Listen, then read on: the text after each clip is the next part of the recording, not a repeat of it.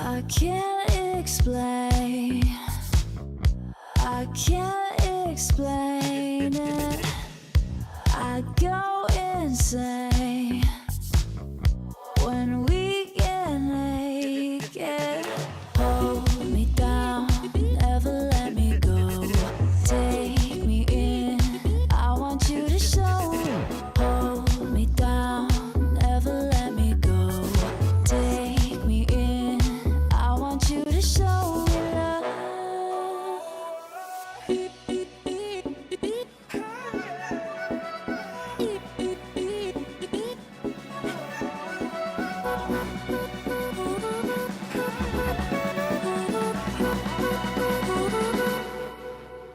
Don't give up on us, don't give up on love. Don't give up on us, don't give up on love. Hold me down, never let me go. Take me in, I want you to show. Hold me down, never let me go. Take me in, I want you to show me love.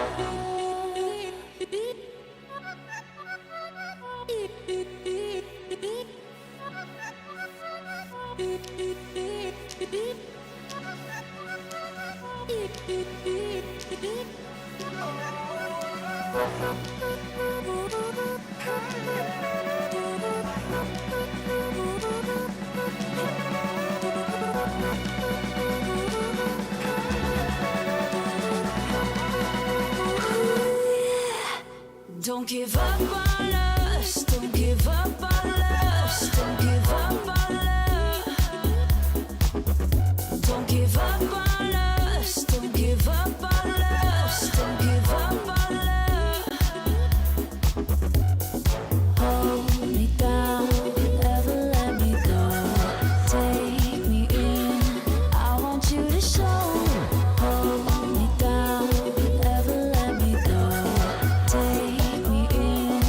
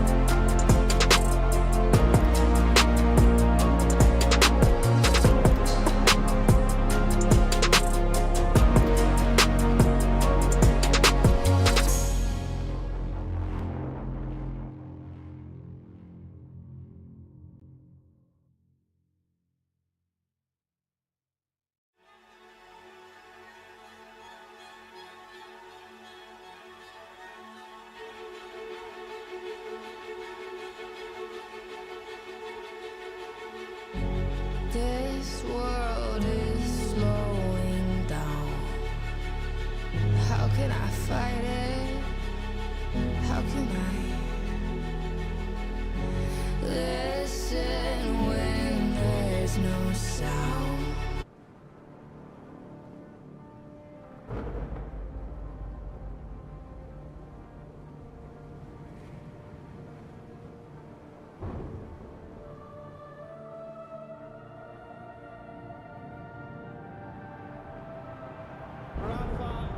Making history. Absolutely phenomenal.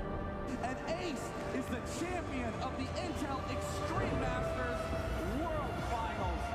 Storm's still not quite done. MC is going to take this fight, though. 3 seconds left.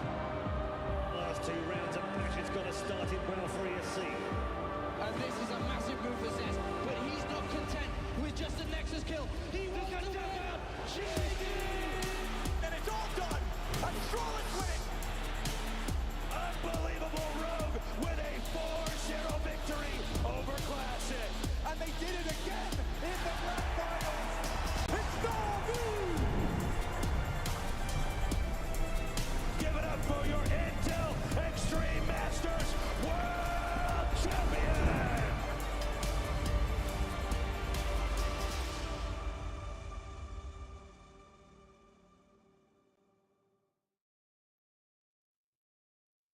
Hello, everybody. Welcome into the IEM Chengdu qualifiers. We're here, of course, for the European region. It is going to be myself, Scriv, and Naokai to walk you through the action here on the C stream for today. But there's lots of Counter-Strike going on. We've got 4 streams today, so there is absolutely loads. 3 days as well in total here for the qualifier. So very much looking forward to getting into this and breaking into it. We've had a few sort of last-minute changes as well, right, with some of the teams who were invited to this qualifier doing well at Kato.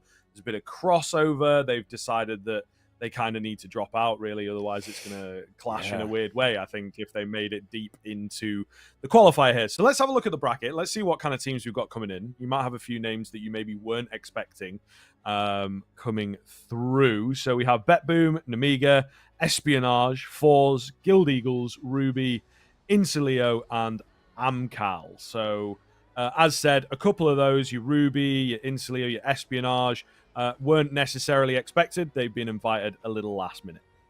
Not even actually Espionage. To correct that, they actually made it through. It's Amcal as well. So this entire matchup during the tail end here were the replacements, which I think is quite interesting because originally this specific matchup was meant to be that we were doing was Falcons versus replacement team. That's what we were given the knowledge of. Yes, and then we came in towards today, and then Falcons dropped out, of course, with kind of their run coming through. Eternal Fire and Big Clan, same for them. I'm quite surprised Big dropped out. I don't actually understand why. I feel like Big, this is a really good opportunity for them. This is a side who, I mean, you know, not to beat around the bush, desperately need as many officials under their belt as they can get. This is a, you know, an underperforming side, a side who are trying to make this team work, and it's not quite clicking. I felt like this would be a good opportunity for Eternal Fire and Falcons. I feel like it's slightly understandable with how deep they went in. But yeah, so it was Falcons, Eternal Fire, and Big Clan replaced by Ruby, Insilio, and Amcal. And that was kind of made essentially public as about 35 minutes ago. So this, coming towards this game for both of these two sides, we're going to be looking at the Insilio Amcal game. Very little prep on each other. These two sides probably won out. I'm assuming they've probably played each other quite a lot in terms of prac and scrims, but, you know, very little sort of knowledge there in terms of who they were facing off against each other until essentially last night / this morning. For Guild Eagles, probably same for them, as Ruby were brought in, obviously very last minute as well. We take a look, at, of course, at the coming up of what we're going to see for this specific matchup here on the C stream. It is going to be Insilio taking on Amcal. It's two of the replacement teams facing off against each other. They've been given a lifeline, a second chance, and now it's time to make the most of it. Yes, absolutely. I mean, it, for me, feels like a really big opportunity now for these teams to, you know, make their way to a huge LAN, to be honest. And there's a lot of space there. So I think that they will be very thankful to have come close and now to have a really good chance at it. Also, we've got a great number, I think, of recognizable names that have been on the precipice of making it into the bigger events, right? A lot of CIS representation here in the qualifier as well, so that'll be really cool. A little bit of sort of that national rivalry in a way. But yeah, or regional, I should say, regional rivalry. But yeah, so I think it will be a really sort of interesting qualifier here, and a great game as well to kick things off. Amcal, a team that I think are, again, going to have a lot of eyeballs on them. We'll probably keep saying it about these players for a long time. Nickelback, one of the great in-game leaders of the Tier 2. Forrester and Travis, absolutely brilliant riflers. So, and then this Icy kid, relatively new on the block, 18-year-old Kazakhstani, and he's really putting up some numbers. So I'm very much looking forward to finally seeing him on the server. Yeah, all I'm saying is, if you want to learn a little bit more about Icy, just give me 2 days for my bold predictions video to come out. Icy made the list. This guy, man, I've been keeping an eye on him for a while. The run he made through the open qual was unbelievable. For the RMR. I'm going to have qualified to the RMR as well. So this is a side who have the potential to start the year with 2 different LAN events, which would be unreal, right? Going from the RMR in Bucharest in Europe, and I'm pretty sure I'm right in saying Amcal are actually in the easier side of the bracket as well. Obviously, that's kind of how seeding ended up happening, but I'm pretty sure they're in Group A, which means they're on the easier side. And yeah, for Amcal, man, this is a really good opportunity to prove themselves. And if they can go from doing the RMR in Bucharest, then flying up to Chengdu, China, that would be incredible for them. This is a side, like you said, I think a lot of eyeballs on them. They've been playing very, very well recently. We've already seen kind of the numbers on the server, but they continue to impress, right? You spoke about him already. I really like, what Nickelback continues to do with every squad he works with. No matter the changes that come through to the team, they're very, very solid. I mean, we've always kind of loved that core of Nickelback, Forrester, and Crad, right? All the way back from the Entropic days when they were the best team in Tier 2, back when Elian was untouchable. And, unfortunately, we kind of, they're the of old now. We don't really hear too much about, Elian anymore or whatever they're doing. But Travis came in, did really well. Of course, he was been around for a while, playing in teams like OneWin, for example. But Icy's the unknown factor. He's kind of the new boy on the block here, but I've done my demo reviews. I've looked into him. Yeah, he's seriously good, man. Seriously talented. A very, very good, self-reliant kind of rifler. 18 years of age. Before this, he's been on a Vanguard for a little bit. He's a talent. He's a real talent coming from the Kazakh region. So I'm really excited to see what he can do coming through towards this qualifier. In this game, Amcal do come in as the favorites as well. So whether they can make a deep run here, that'd be really good. But Guild next is not an easy opponent to face off either.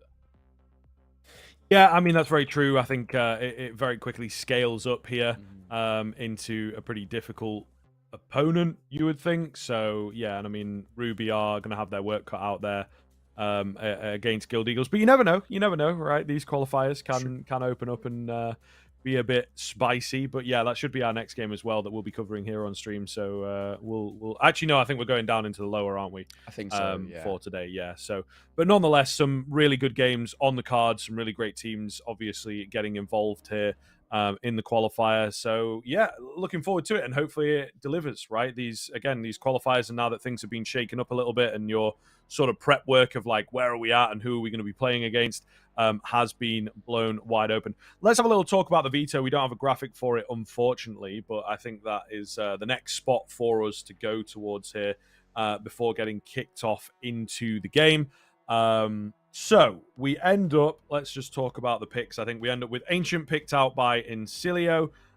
We have Vertigo picked out by Amcal, and then we have Nuke remaining if it is indeed decided. So Ancient, Vertigo, and Nuke, I think, for me, feel like some pretty solid maps. I'm glad. I don't know if you saw the stats come out of Kato. Inferno's been played once, so that's cool. No one seems to be playing Inferno at the moment, so that's kind of nice. We end up with some pretty explosive maps. But yeah, the Vertigo is the big one that sticks out there. Amcal, really, really solid on that at the moment. Seems to be a map that they're trying to make a name on at this point. So undefeated in 4 at the minute. Meanwhile, on the other side of things, Incilio actually have quite a few options. They seem pretty open to all the maps apart from Inferno. Yes, exactly. And currently, Amcal have a 6-match win streak. They're looking pretty good, man. I think there's a lot to like about this side. I mean, they've even come off the back of a win over Astralis. Like, granted, that was like 3 weeks ago, but you take them all the same, right? Taking down that level of a side is no joke, and that was in the closed qualifier. I mean, I guess thankfully for Astralis, they ended up making it through. But Amcal topped out the closed qualifier B. They were the #1 team there, which I think is really showing, what they're about. And when you consider the other teams that were in that qualifier, Eternal Fire, Astralis, Spirit, I mean, already it's hard to scale. Maus, Heroic, I'm just reading through this list now. There is some big teams that made it through, right? And Amcal were number 1 on that list. I think it does say a lot about how good this team actually really have been as of late. They're on a 6-match win streak, but they haven't played in about 3 weeks in an official. So what is kind of the prep here? Something I want to just bring back to, just because, you know, I'm a hater, right? I hate Inferno.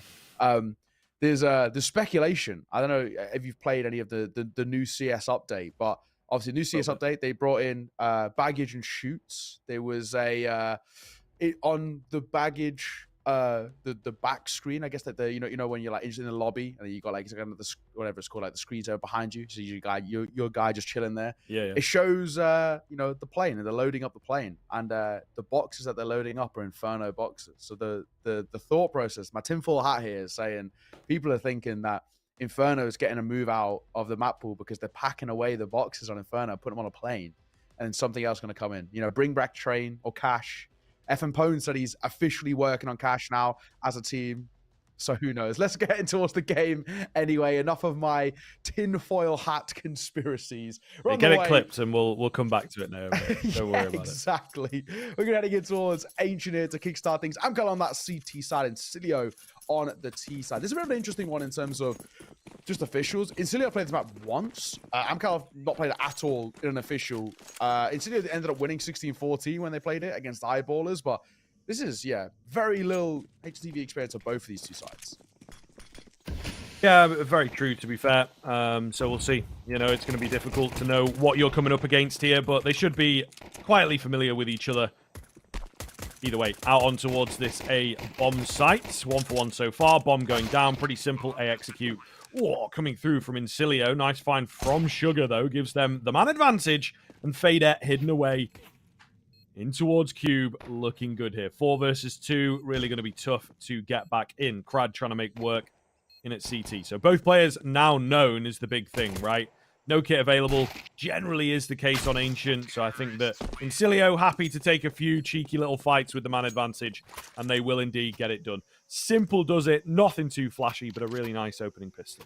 Yeah, I think when it comes down to it, you know, they realize that in these sort of kind of early rounds, there's no point trying to be too audacious with it. Just set the tempo nice and early. Get a little kind of early fight coming through. Just make sure you're warmed up, right? Test the aim. And it works well.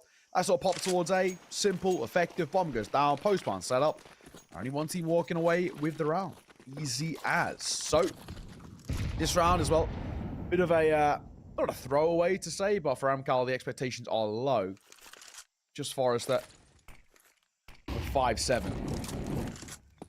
He's alone here as well, so it's not going to make his life too easy towards A. But he is getting the full rotate. The pack of Amcal are moving over. Oh. FPS going to get tagged down a little low here. Just got to be careful. Obviously walking into the stack. Nice nade over the top. Softens a lot of them up. This could get dangerous. Oh, another dink landing. Another frag as well. They will manage to pull away, though. Thankfully, they did not commit too hard. Didn't get that bomb past the point of no return. So they will be making a hit on B. Easily going to be able to get the plant, but no utility remaining here now. Yes. That's definitely interesting. So we'll see. We'll see. These Galil fights could go their way. You never know. The MAC-10 taking an early charge. There goes the first, though. Oh, a little bit of a trade move here. Yep, lovely stuff. Icy in for the frag. It's just FPS remaining, and he loses his head to Forrester's Ferrari Peak. That is ridiculous, and a huge eco win for Amcal.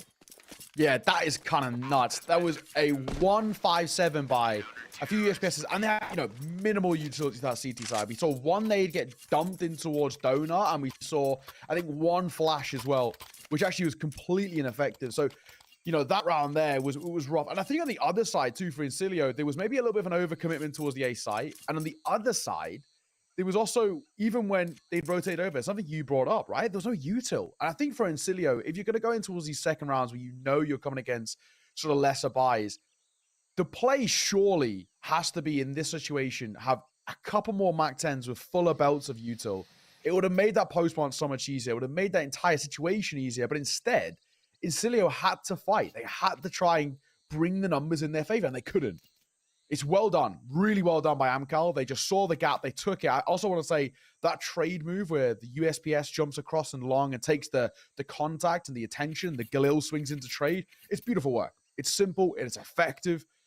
Very fundamental Counter-Strike, and Amcal have made it work wonders here. We do have another tech pause. It's fortunate signs when you see back-to-back tech pauses. You know, we saw one off the back of the first round. Now we see it again here. So hopefully it can be sorted in a second. We have been given the word that it should be started momentarily. So never fear.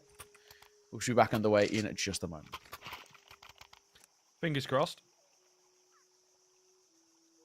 Looking good, though, as it does seem. Yep, everyone's starting to buy up and the timer goes down. So back into things here. See what Amcal have got on the cards for us with this follow-up round. I think it is going to get a bit interesting with a round like that they've just managed to win. Incilio certainly in position to keep this madness going, right? Decent amount of utility brought up here, so I would imagine they have a plan for this round, not just going straight in for, you know, Mac 10s or trying to force the Galils out. They have indeed sacrificed the weaponry to create space with the utility. In towards A. Not wasting any time, though. They're certainly interesting. Getting the util over the top. Decent nade onto Forrester. Flash goes in from the CT side. Looking very good indeed. Superior weaponry. Proving why it is so strong. And that should be the round, to be honest. You're probably right. But the remaining two of Incilio, unfortunately, not a lot to work with. I mean, granted, when you're Incilio in this situation, you kind of have to force buy. You know, you've just been, not even force bought upon, but you've lost your force buy. You kind of have to double down because of the, well, double eco territory that you're in. You get one. Might give him a little bit of space. No recoverable weapon just yet as well for Fader. It's going to make his life a little bit awkward. And with 45 seconds left remaining, they are just going to slow things down. Was tempted by a swing there, Nickelback, but he opts against it. And Icy should get a freebie here. I think if I'm right in saying we're playing on the new patch. So it makes these swings favorable to the guy holding the angle, but Icy can't double it down. Bomb spot and so much damage done. Pip actually might just keep hold of the AK. Or maybe not. Never mind. Just going to be better than Nate. All right, never mind. Scratch that. It's going to walk into the HE. Fair play to Strav. But yeah, go back to that. I think we're playing on the new patch. At the moment, I know IEM Kato, they voted that the playoffs are going to be played on the new patch. So my assumption would be that we are here, which is good. I played a lot of it last night. First time I got to try out the patch, and I got to say, it is a market improvement in my opinion. No, I don't get wide swung and die randomly. If I'm holding an angle, I win the fight because that's how it should be. It's good. They've really done a massive thing to deny Pika's advantage. The only people who could nerf Donk was Valve himself.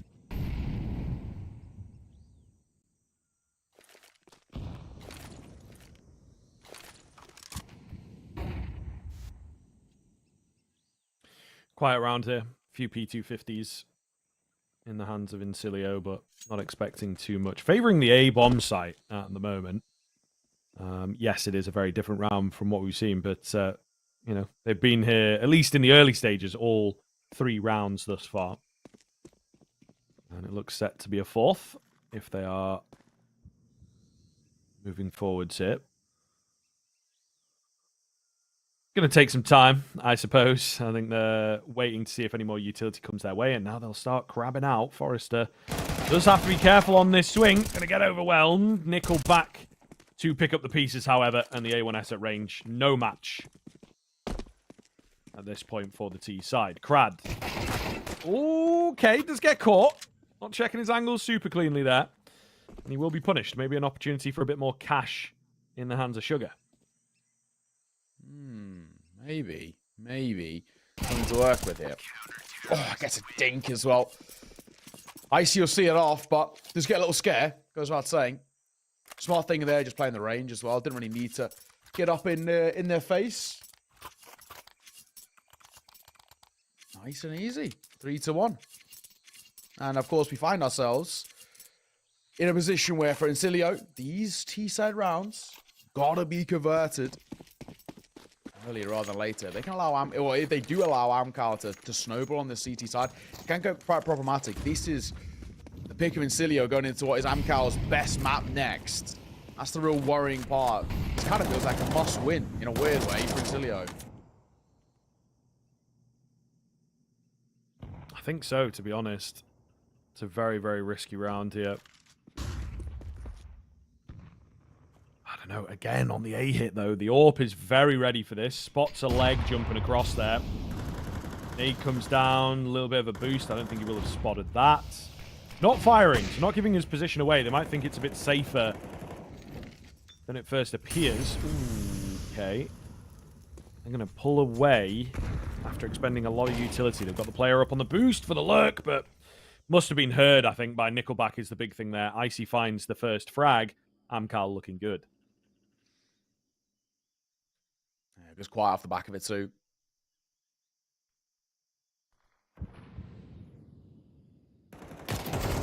Really not a lot to offer. The Krieg working there. It's the AK to find the kill. Space towards mid. Oh, missed shot. Hang on a second. This is definitely open for both sides to work with something there. You got Incilio with map control. And Amcal right now with the HP, and that makes these M4s more scary.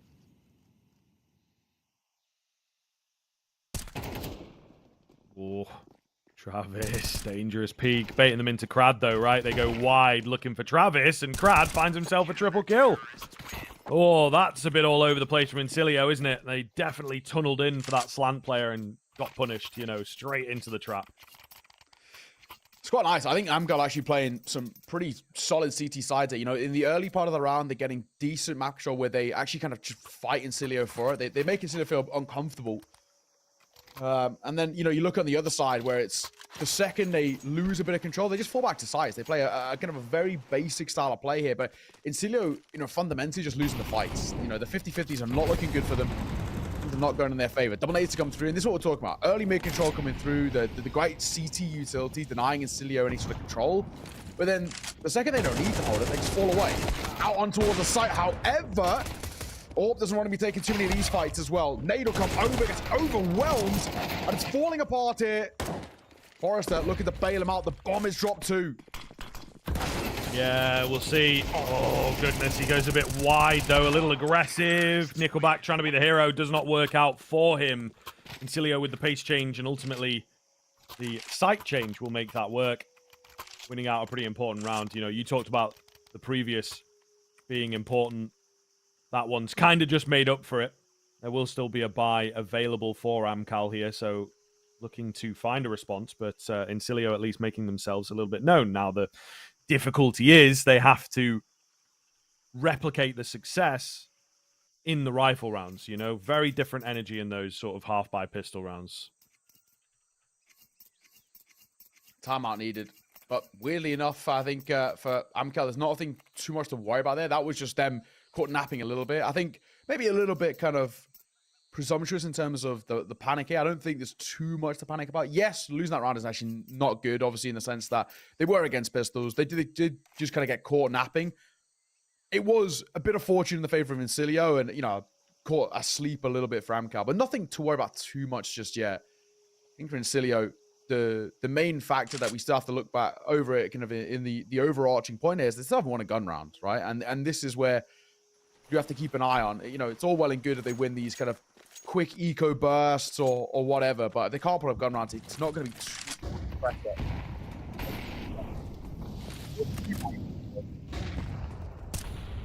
To worry about for the moment. For Incilio, that was a bit of a lifeline. Once again, Fader going back into the Krieg. Interesting. The Krieg's getting a bit of use here. Flash over as well. The AWP posted. One spotted. Travis only goes 1 for 1. The trade is there and good. And nobody there to trade out Crad. That's beautiful work. Yeah, really solid. Nickelback. Oh, a bit of a dangerous angle here. He's got to be careful with how he plays this one. The AWP brings off a shot, and now he's a little trapped in. Flash goes round. Makes a step, so they will know that he's in towards that cubby area, but he's looking for some support here. He's going to get it. Icy with the easy frag. Just 2 remaining then for Incilio.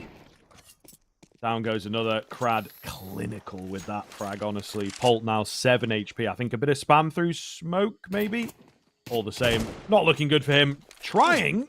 and succeeding in the headshot angle. Surely not long for the world. Yeah, Icy will take him down. There were bullets on the way. The nade was going to get him. Yeah, 3 ways to die there. Either way, Amcal right back in with a 5th. It's got to be said as well, for Amcal in that position, everything looked considerably better. You could see just how kind of hyper-focused they were on denying Incilio any space to work for. I really like as well how Crowd played through sight there. Nicely done. The lack of trades were pretty worrying. I think Incilio's spacing let them down quite considerably. And then coming in towards this round, you got an AWP and an AK. It's all Incilio got to work with. And aside from that, it's not great. Basically, it's a weird situation. But I think they're on towards Crad's nothing to turn your nose away at. Maybe Amcal can pull off another one of these, or Incilio, may I say, can pull off another one of these rounds.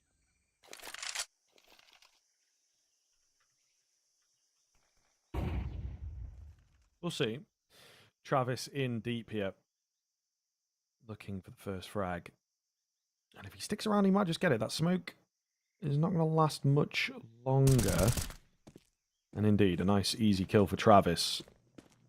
So, Amcal happy with that. Jump spot in towards mid for Crad. Oh, and the peak. Are you kidding? This guy's crazy. Huge frag, though. They recover the AWP, but, you know, they are losing numbers left, right, and center. That one was in a main. Just Pult and Fade out remaining. And they might just hold what they have, to be honest.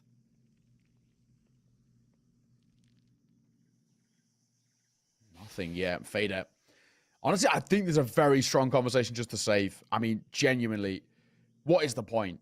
A 2v5, and you've got an AWP that you can't really invest into next round, and an AK that is so valuable. I don't really see the point at all in giving this a go here. I mean, it looks like they are just going to call for a full save, which is nice, and they probably are going to be given the luxury of that. But I say that. There's a hunt here. Flash is good. Now they're panicking. Now they're starting to work it. Down goes one, and the AWP's staying alive. Brilliant hunt. Flawless round by Amcal. And this is why this side are so kind of feared and kind of revered in a way in kind of the tier 2 scene right now. They play some really nice Counter-Strike, and that is textbook.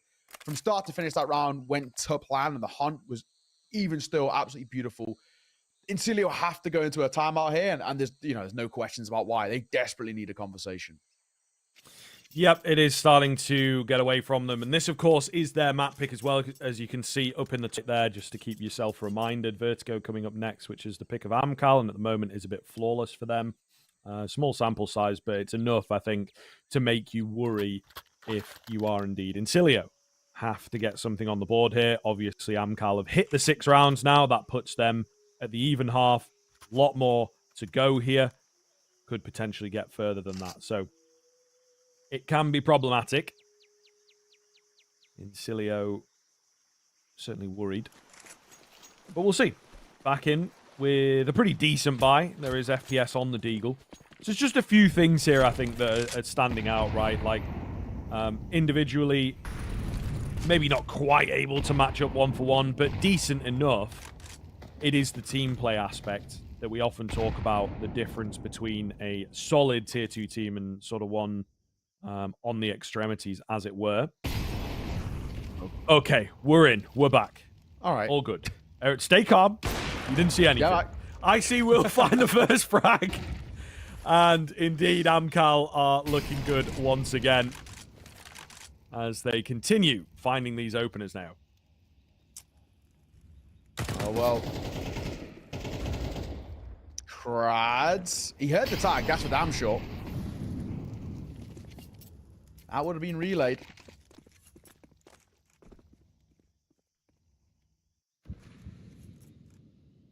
What is happening in this round? Incilio look so lost. Nothing to go off. At the moment, it is... yeah, it's pretty unfortunate. I think Incilio are really in a bit of a rot here. And the fact that this is their map pick is incredibly concerning. Oh. Nice one from FPS. Maybe leaves Forrester a little bit vulnerable, but as you can see, Crad is in behind with really solid timing. Drops the bomb. Going to get the second as well. Master of the Krieg. As it is just Sugar who is this late flank Trying to work his way in, but now he's got to win the round. 15 seconds. They seem unaware, but with now only 10 seconds, I don't think you can afford to be walking here, big man. Round is not going to work for him. I think he conceded that a few seconds ago, so saving the AK is the best hope. That he should be able to do. But Amcal just continue winning, and pretty dominantly as well. All their players are positive right now. Crad and Forrester and Icy looking really good numbers-wise, so I think this is going to be a hard team to stop this afternoon. They're in a lot of trouble in Cilio. It goes without saying. I mean, again, you look back in towards this next round number 10, and they've got an AK to work with and basically nothing alongside it.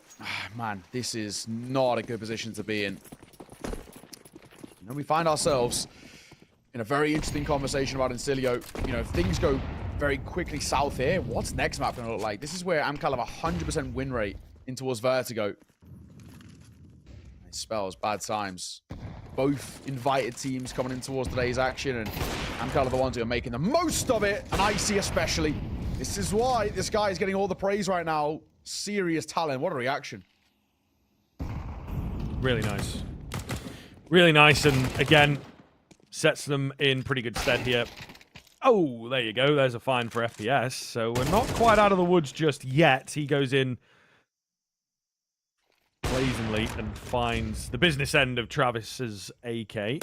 Just Polt remaining then. Nice find, but traded out. It's just looking all too easy from Amcal. To be honest with you, like, these rounds are no contest right now. 8-2. This is rapidly running away. But I don't know. I don't really doesn't feel like there's anything to say about Incilio. While the team play's actually been okay from them, fundamentally they're just not hitting their shots. It's just they're just losing every aim duel. You see an Icy given open fights. Like, it's an AWP not being flashed off an angle. I mean, credit to Amcal, just not putting a foot wrong right now.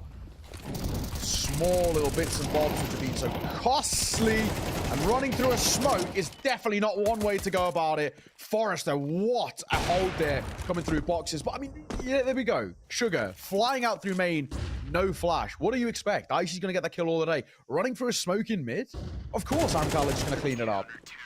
And Travis makes it a pretty easy round, all things considered. But I mean, that's the difference here. Amcal, the teamwork and the synergy is great. Everything's working. They're flashing for each other. They're supporting each other. Spacing is perfect. Incilio running through smokes, you know, running out of A main, no flashes, and running as well. So Icy can hear the steps the whole way. I mean, of course the fights are going in the favor of Amcal. There isn't really a competition. Yeah, I mean, I think it's pretty difficult here. They're just trying to match up individually, and as said, I don't think that that's the way to do it, but they also don't have good enough, like, team coordination, working through the trades, setting themselves and putting themselves into a good enough position. FPS left on 1 HP. Maybe this is the round where, oh, we make a difference. Icy with the flick, however, he's got different ideas. This guy is on it right now. 13-3, not died for a long, long time. Brad will push forwards. This could be a big kill. Sugar is ready for the fight and going to win it as well. Also on 1 HP. So somebody somewhere is preying on the downfall of Amcal right now. 2 fights that end in a 1 HP Incilio player. Man advantage looking good. Also, because he is 1 HP, it does make this quite doable. Forrester has the opportunity to clean up. And considering, you know, Sugar's on a Mach 10, there's no way at range he's going to have any sort of chance here. One thing I don't like is how I'm kind of now starting to split up. In this situation, when you've got a numbers disadvantage, you've got to stick together. But they're peeking it all up again. Oh, Icy just getting free raid. Swinging onto sight. Oh my god, what is that for Icy? What a flick, and he makes it 3. That is monstrous. What a way to end the half. 10-2. We need to calm down. We'll see you after the break.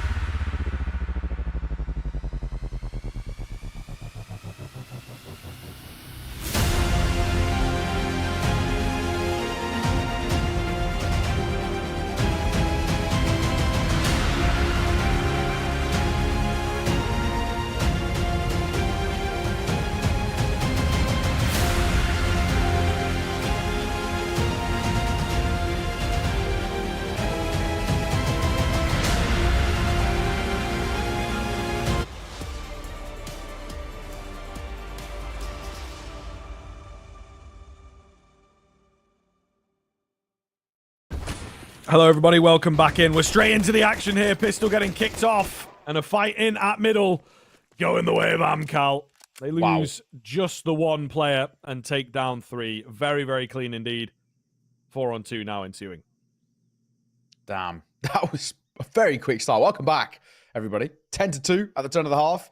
Icy finished the half with a bonkers 3K on towards the side. That second flick was insane, and well, they're making sure things start exactly the same way. Icy finished 16-4. Well, actually, technically 16-3 he finished at the end of the half. Living up to the hype, living up to the expectations. This is why this guy is a god.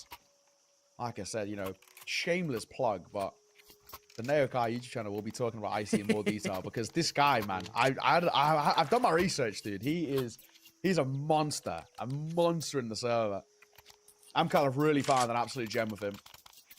So, we find ourselves at a very interesting crossroads where I'm kind of 2 rounds away. Incilio have opted for a force buy. So lose this, and they've essentially lost the map in rapid fashion. Yep, not going to be nice from here. Ooh, okay, for a Pult. There's a bit of a flick there, and we'll take down Crad early on. However, a lot of information, right?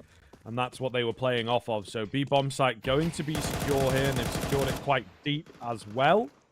Plant will come in, and this is where it gets difficult for Incilio. They're looking for a way back around. Forrester going to find one out towards CT. Flash over the top is ineffective. Still, 3 versus 3, totally doable here. The bomb really ticking down. They've got to pick up the pace on the Incilio side if they want to go for it, and they don't fancy it now. Replenishment of the smoke there, I believe, will keep them at bay. That's going to be that. Oh, a little bit of a catch at the end, but they're not going to be winning the round. Tapping away. Ah, not so. Yeah. Oh, there it is. Fadette with the double kill. And setting up another as well as Crowd is left incredibly low. They crunch together. Really nicely done here by Incilio. And they will net the round. 12-3. They'll take anything at this point. Man. This is, for Incilio, a breath of fresh air. You got to say, you know, it's... You take the small wins here. For Incilio, we need a long old run of these sort of rounds before we even get remotely comfortable about what we've seen. However, we now find ourselves at a position where for Amcar, they've opted to go for a force buy. I think it's the right decision. They're in double eco, so they kind of have to anyway. Bringing quad leagues to this round here. Cilio can put a 4th on the board. That would be good. So they start chipping away at the deficit. There's something to talk about for the CT side. Not a bad start as well. Icy gets caught. Also, shotgun, not bad. The Tech 9, better. Made that. Oh, nearly 2. Hey, that's a lucky man to still be alive. Forrester. Him, not so much. Yeah, they're all getting picked apart here. The pistols getting small consolations, but nothing really too amazing.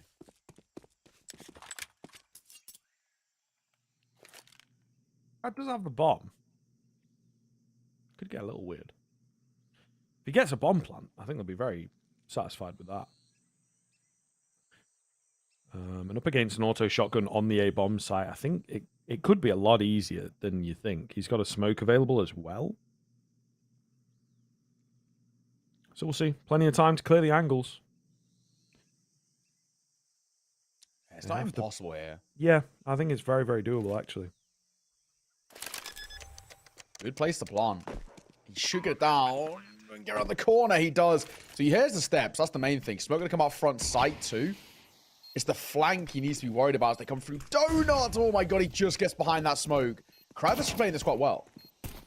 Thus far, we'll see how it goes from here on in. There's the big headshot. The other two are low. Oh my goodness, into the 1 versus 1. And he's going to get it done for the win. That's unbelievable from Crad. Oh my lord. That is just insane. That is crazy. I mean, that first kill, that's the hard one. And then we're going from there. You can see it, can't you? And Crad just brings it to reality. Absolutely wonderful 1v3. Man, that is bonkers. Look at the 2 ways they close out the halves. You know, the first half, Icy, 1v3 with the AWP on the side. The second flick being borderline unseeable. And then Crad, that is just wonderful. What a way to finish the map number 1 as well. And for those who are only just joining us, that was Incilio's map pick. So now worrying times as we're heading towards map number 2. Vertigo is coming up next. It's Amcal's pick, and they've got a 100% win rate, and they've just destroyed Incilio. Safe to say, times are tough. We're going to throw this one to a break, however, when we are back. Map number 2 on the way. See you in a moment.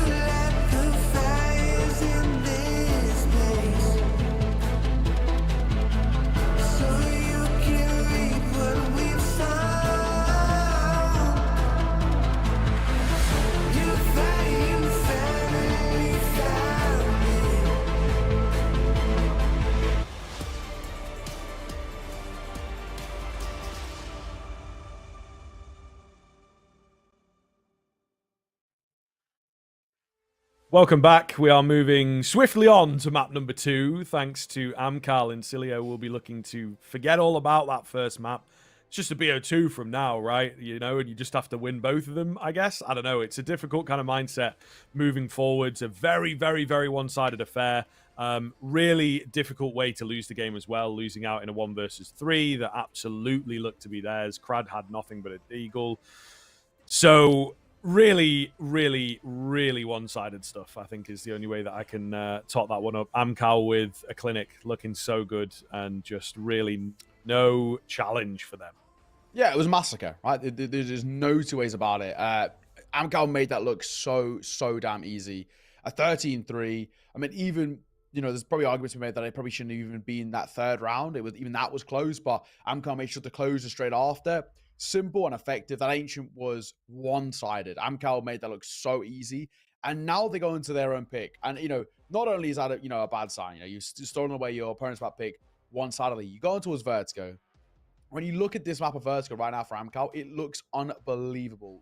4 for 4, 100% win rate. They've already beaten Cilio on it as well, not even that long ago. In the open quals for this tournament, they beat Cilio on this. So, you know, they've done it 13-11.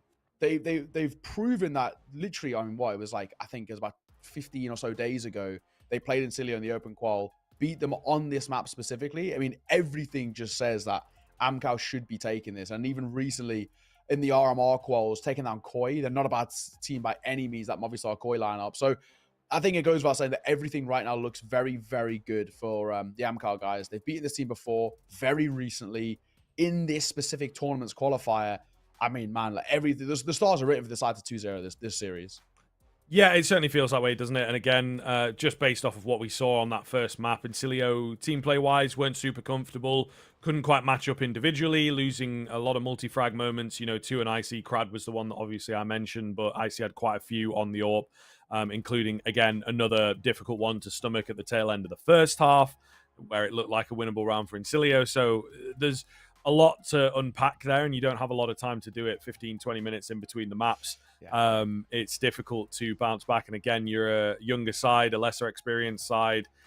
Keeping in the right mental is a real challenge for sort of any caliber of team, I think. But yeah, if you look at kind of the age of some of these guys, I think that you will be feeling for them at the moment. And it's going to be a challenge moving forwards, you know, to keep it together ultimately. So yeah, I think that there is a world in which they can just bounce back, no pressure, no holds barred, right, and just go wild. But even that, I don't know, is necessarily going to work. Amcal just looks so clinical, and I think that they're playing absolutely with the winner's mindset. They look like they should be able to compete for that qualification spot, to be honest with you, if they continue playing like that. Yeah, this is, you know, Amcal top 30 team. This is a team, in my opinion, who deserve that in every single way. They have played and looked absolutely fantastic so far. I'm hoping that they can continue things. I mean, it has been a really, really good showing. The only real question marks is maybe whether Cilio have learned anything from that previous game, and maybe that might change things for them. You know, they looked at the demo, looked at the tape, and thought, okay, this is a gap in which, you know, at 13-11, it was a close game last time out, so maybe they've still seen something. It's possible. It definitely is possible. I think that there is a world in which these guys are able to sort themselves out, right? But I don't know. I just think that with the way we have seen them in that first map, I think that Amcal are incredibly impressive and just continue to look that way, right? IC is an individual that we've been quietly hoping will continue. And again, they've had a bit of a shift up here. You know, you have the main core of one win. Crad's been sort of in and out with these players a little bit, you know, was Forza for a while there and then back in, and is now looking towards, I guess, a bit of a fresh start. One of the best role players within the scene, to be honest with you, but obviously knows these guys from the Entropic days, right? They're really, really comfortable with one another, and it just kind of shows on the server. It seems to be a bit of a weird thing, I think, with these players, though, is that they start off very, very well. The first sort of 3 to 6 months of where the team will be at, it's like, okay, cool, these guys are fragging, looking good, looking confident. Then they hit a bit of a brick wall, and, you know, maybe communication breaks down. Maybe it is something to do with where they're at organization-wise as well. I know that that's been a little bit weird, or different opportunities crop up, and you get a piece taken away from you, and they just can't quite find the stability. So they'll keep trying, but hopefully they find something that sticks. And maybe that comes from, if you can imagine, you've got the RMR, and you've got Chengdu, right? These can be really, really good springboard kind of rounds, kind of tournaments, I suppose is the word that I'm looking for there. So I think I'd be very curious to see how this team does. And again, still relatively young, these players, right? Feels like they've been around for a long time, but Forrest is only 24, Nickelback 26, they still have a good few years left to keep trying and keep pushing towards that top level. And then obviously the big one is Icy being the young gun. Yeah, exactly that. And when we get on the way in towards Vertigo, I think that will be a test. The only thing I do worry about, maybe a little bit in towards Vertigo, is just the fact that it's not very AWPer heavy. AWPers do struggle on this map quite considerably. I think that's probably going to be a big thing for him. Maybe I want to see how he gets proactive as an AWPer. You look at this map as a whole. There's only very, very few places where an AWPer can really step up. Mids being one, and over towards ramp. Even B stairs can be a little bit awkward. These days, you can smoke, flash, and molly out on towards B without even being seen, so the AWPer can't really get any sort of mileage.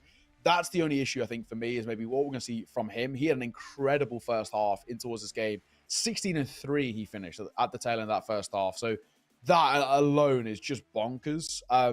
If he continues playing like that, I don't think Acilio are going to have a chance. I think it goes without saying. And then you also got to add that Crad. We saw how he finished the game.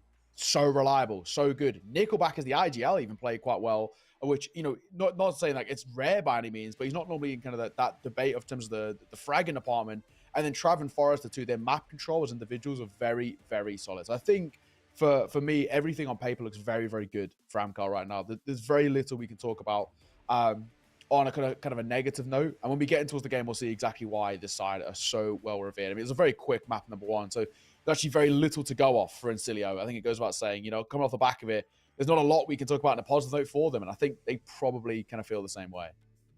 Yeah, I think that is very true. And again, it's just so hard as a team to find the balance, to find the mentality to believe in yourself. You have all that difficult stuff that comes in the back of your head where it's like, man, maybe we're just not quite good enough. You're getting on a little bit in years, and maybe you're not. You want to see. We are indeed ready for the game here, folks. Thank you for your patience on that one. Getting into the action. Amcal, I suppose, the one thing working against them here, as you have mentioned, starting off on that T side, is a bit more challenging. I mean, let's see if it is a challenge for them. They haven't had one yet, so maybe something to go off. They are hearing all of the sounds here. They're going to go for actually a big A stack. It looks like Amcal is going to fight off the rip here. When they did this on their T-side pistol in towards Ancient, they want to do it again here, and it started well. Oh my god. Carnage. Forrester finds the first, and they're forced so far back onto the site already. Yep, looking good here. Sugar will find one with the nade, but they're just getting overwhelmed right here. Travis and Crad to find the final couple of frags, and Amcal kicking off their campaign on Vertigo very convincingly indeed. Not even needing the bomb plant, which again is something that's a little out of character for T-side Vertigo. Usually you get that utility down, you plant the bomb, and you play in the post plant, but they just are able to find the early frags. Yeah, they honestly, they just don't really care. I've got to respect it, I really do. Nice and simple stuff. Amcal continue as they mean to go on, really, in the way in which they finished map number one. They're taking control towards map number two, exactly the same. Travis, its own smoke, he's going to play behind it. Such a gamble doing that as well. These days, it's normally held for. But Sugar understands he doesn't want to be overwhelmed, so it'll be the right call for him individually just to fall a little bit further away. Spraying down is easy enough. Nickelback will find that first, scaring them off at the B-bomb site here as well. Travis closing the gap to seal the deal at the back end of Gen. Looking very good indeed as the kills just keep on coming for Amcal. Crad with his late move towards middle means that they will probably take this one flawlessly, in all honesty. Pip remains alone, holding the angle, but unable. He lands the shot. It needed to be in the noggin, unfortunately. One more chance, but he is not going to survive. So, looking very good indeed. Encilio will hold for the save here, giving Amcal a lovely buffer of rounds to begin. It's okay. It's all right. Cal, nice and simple. But of course, that was a force pipe by Ancilio. So they can't really do anything towards this round. They've shot themselves in the foot. Just a little bit. We shall see maybe what the future looks like for Ancilio, but really he's not expecting all too much in this round. Molotov up towards short. Nice and simple. They're going to play around the smoke here towards stairs. And, you know, even simple things right now, Ancilio not even going for kind of a random smoke. The swing is so questionable by FPS. He's heard the entire way running through that Molotov. So for Forrester, just the train is crossing on the angle. And in comes all the util. I mean, it's so easy. It's so simple. Yeah. As you would expect in a round like this, but still looking pretty good in the concept of a dry run, I suppose. Pip alone once again, this time on the P250. So, you know, he's looking for these late round frags, has yet to get on the board, but there's a couple here, especially Icy, that he could drop.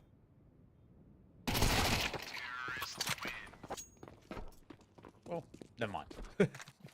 Travis, we'll see off Pip. A little bit of a kill bonus. Nice and easy. You'd love to see it. Simple as. 3-0. First full buy for Ancilio. Goes without saying, I must convert. This is a side who are in a lot of trouble. They have to kickstart this CT campaign immediately. If they don't, they're going to be really falling behind rapidly. Flash in the corner. It must still be caught by a flash either way. And Amcal on this bonus buy. I'm just going to slow things down. I like the way they're playing this. They don't need to do anything too insane just yet.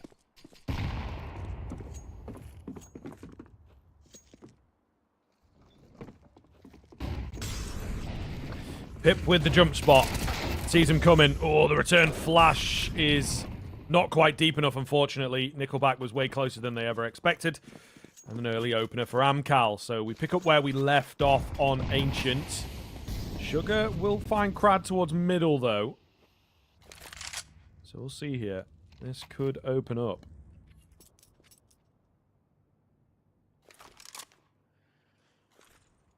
4v4.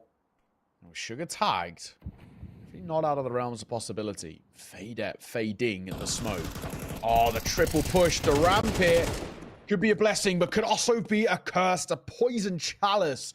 The first kill tempted them in. They walk into the stack, and Sugar's left all alone. Honestly, I think Sugar's got to save here. I don't see the point in giving this 1v3 a go.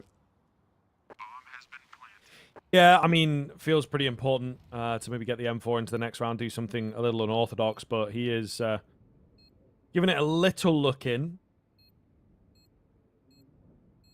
Nothing presenting, though, right? Like, if there was an early kill to be found, maybe it would convince him to keep moving forwards at the moment. Just, you know, around for exits. Battling to stay alive. Nickelback gives his position away ever so slightly. Sugar. Okay. Just playing some mind games. To be fair, they will absolutely lose their marbles when they hear the smoke coming in, but there was no kit around is the key thing. There was one close-ish to the site, but not close enough. Yeah, trying to tempt them there into going close to the bomb and maybe see if he could drop anybody to the explosion, but it doesn't happen. That was a bonus round for Amcal, converted with ease. That saved them for... It's a small silver lining. It's nothing too great to work with. I mean, Ancilio, it goes without saying that this is already looking exactly like Ancient. Amcal are a different beast of a team. There's still yet... There hasn't been a competition. So there's yet to be anything, really, to go off where we can say that this has been good.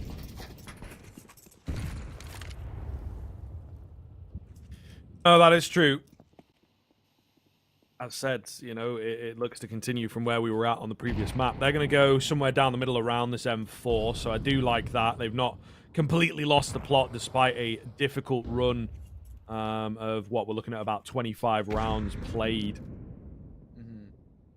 So, oh! Hello? Where was that? He just slipped off the map, I think. Yeah, I'm not really anyone around him. Is that that's the side of B, isn't it? I think. I think so. I think maybe trying to jump up on the railing. Possible. Yeah, possible. Like just below the stairs. Yeah, yeah. Okay, well that's interesting. Could make a difference here. FPS and Pip will actually chime in. So we've got a pretty solid man advantage.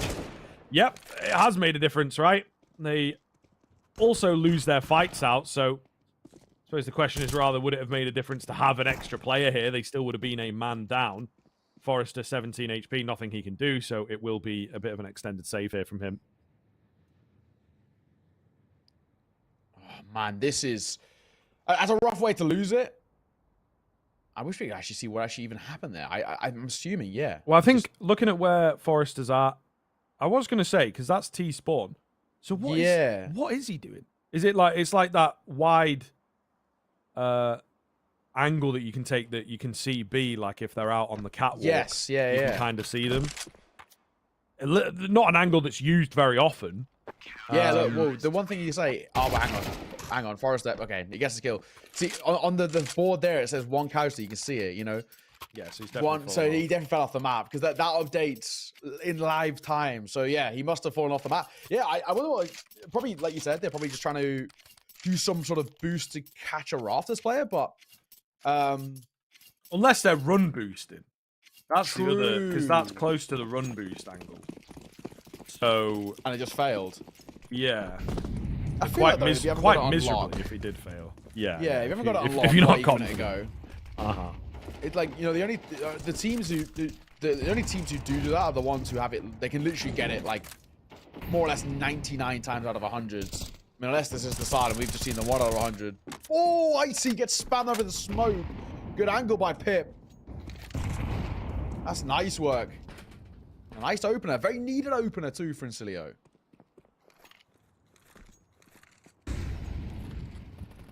So they could be onto something here with the win in the previous. Obviously, gifted it a little. Still did a decent amount of work to get it, though. So it will have up their confidence. FPS, lovely little angle here. They come walking straight into his crosshair, and he is sticking around. Nickelback has to be very careful around this corner with the bomb. Not looking good. 5 versus 3. His FPS. He also himself has to be careful not to give away this pivotal position. Forrester has crept in. Free kill on the first. Unsure of where Fader is at, but has a decent idea. Nickelback with the perfect timing to strike. Still has the bomb, mind you, but he'll keep on fragging, apparently. He will eventually fall, not expecting Polt to be there. Travis all alone against 2. Certainly not out of the question. Again, he will look to close the gap and catches them a little unaware. Some of these peaks. Spots the barrel of the first. Polt just round the corner. Will go down. Oh, but he can't get Fader. I was close. It's a very, very solid try from Amcal, but we are happy to see Incilio stringing a couple together. Oh, man. Incilio, this is now what we need from them. Just something to go off where we can say, all right, there's a conversation to be had here. You know, consecutive rounds escaped them in towards Ancient. It just wasn't a thing. Already looking a little bit clean. I mean, granted, Icy gets pretty unfortunate. Into that round, just spam down through the smoke. Nothing you can really do. Can't really escape as well because when you're tagged, you're so slow. This ramp control is much better by Incilio. They really did struggle with map control actually in towards Ancient on their T side, but also on their CT side as well. And now it's considerably better. Deep ramp smokes coming through. The Molotov behind it as well to give them room to work with. I mean, this is a nice setup that they've been going off.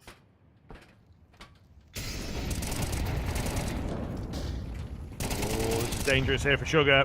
Does well to find one, to be honest, and able to drop back and take another fight. All right, Incilio looking good. Can they keep the hold coming here? It looks likely. Sugar on for the ace. Right place, right time for those last 2, but all the same, Crad with it all to do here, spotted out. And it's Fadet to take him. Ace denied, but another round for Incilio. And now the back of Amcal has been nicely broken.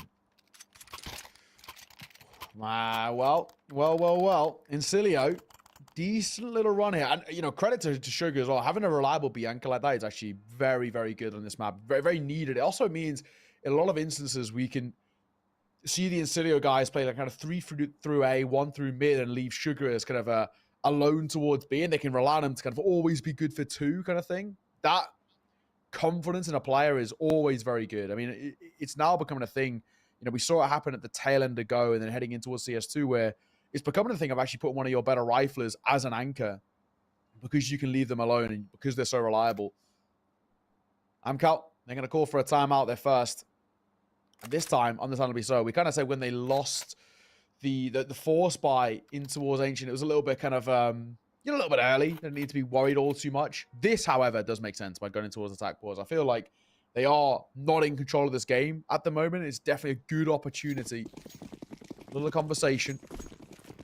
Just make sure that they can smooth things over a little bit. From my understanding, Amcal don't actually have a coach. So, I'm assuming this is just basically then Nickelback entering the conversation. I used to have a coach registered on HLTV, so...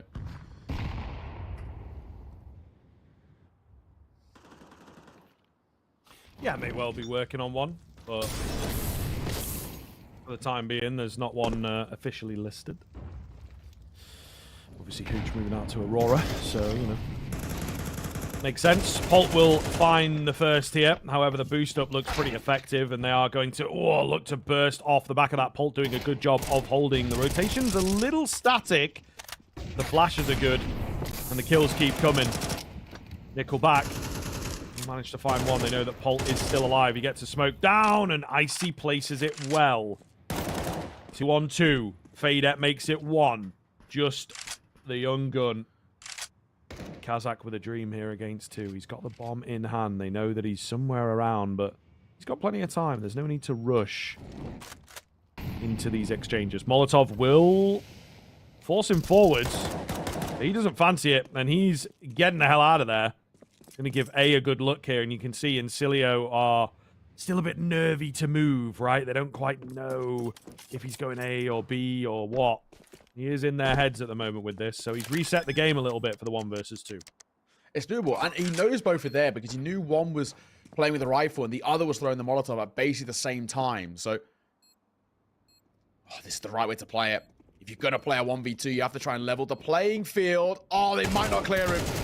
1. Not quite the second, though. He maybe should have let them cross, but that's the benefit of hindsight talking. Nice effort. Just unfortunate execution there. Cilia will tie up this game 4 rounds apiece. That was considerably closer than it maybe looked initially. But it's an unfortunate way to let things slip there.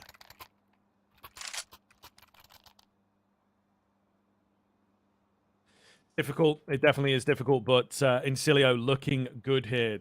Damn sight better than Ancient, that is for sure. So, see whether this continues for them. Amcal definitely hitting a little bit of a wall. There's obviously a timeout taken before the previous round. Are they talking heavily about what to do in that round, or maybe in the follow-ups, or maybe just a general change in the vibrations? We'll have to see as we continue the buys on the Amcal side. Spray through the smoke. Getting close.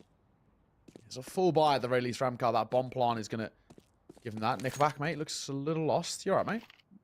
What's the plan here? What's he looking for? Looks like he's dropped something, like looking for like some util or something. He's got the bomb on his back, so it's not that. Now they group up. After the initial confusion, they're going to look over towards ramp once again. At times, this is vertigo to a degree. It can feel very much like kind of a site over and over again, the old A-site simulator, but Cilia are away. So we're going to come down towards short, and that clock being chipped away. We're inside of the 45-second mark now, too.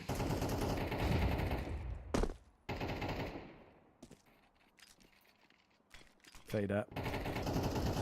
Chilling at the back end of the site here. The utility. Ooh, comes over. Pip in a dangerous spot.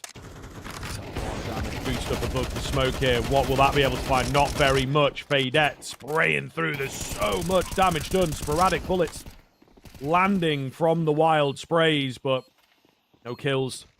And that's, of course, what they need here. Incilio might have lost confidence as well. Yeah, they're moving back here now. So Amcal takes them a long, long time, but they'll regain their lead. Yeah. Did took a, a real while to get going before we got to a point of being kind of confident about this side, and now it looks a lot better. I mean, it's a much better T-side round. Nice shot from Sugar, though. You'll at least get something, a little mini trophy to take away from him from this round specifically. He's going to be that 5th put on the board here. And Amcal, relatively inexpensively. No one going down to the bottom of the tail end there is good as well. I know crowd was very low. Forrester not exactly that much healthier either. But it is going to be that 5th put on. They reclaim the lead. And this is the thing as well for Incilio. While it is actually decent that they made a bit of a resurgence themselves, they don't actually have great long-term econ. So each and every round comes with a bit of an asterisk around it that if they lose this, they're in a lot of trouble. This is somewhat similar. Got a double MP out of an AUG out alongside the M4 and the AWP.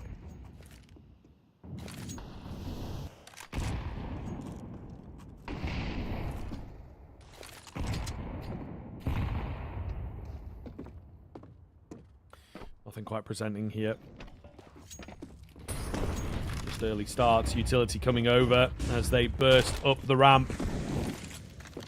Very well done indeed. Trying to eliminate anyone out towards the sandbags. There is no one there. It's Polt that finds the first. Getting adventurous in mid there, I believe. So, an advantage in Cilio. And it has put a break on the Amcal move. They're still going to commit in towards A, although they feel a bit compromised. Dry swing coming in here from the CT side. Goes south. 2 kills for Forrester. And it swings back in favor of Amcal. Just briefly. Sugar, big moment, can't find a follow-up. And thus, Polt and FPS will have to hold the line. This isn't looking good. Not looking easy. 2v3, but not out of the realms of possibility. Forrester's low.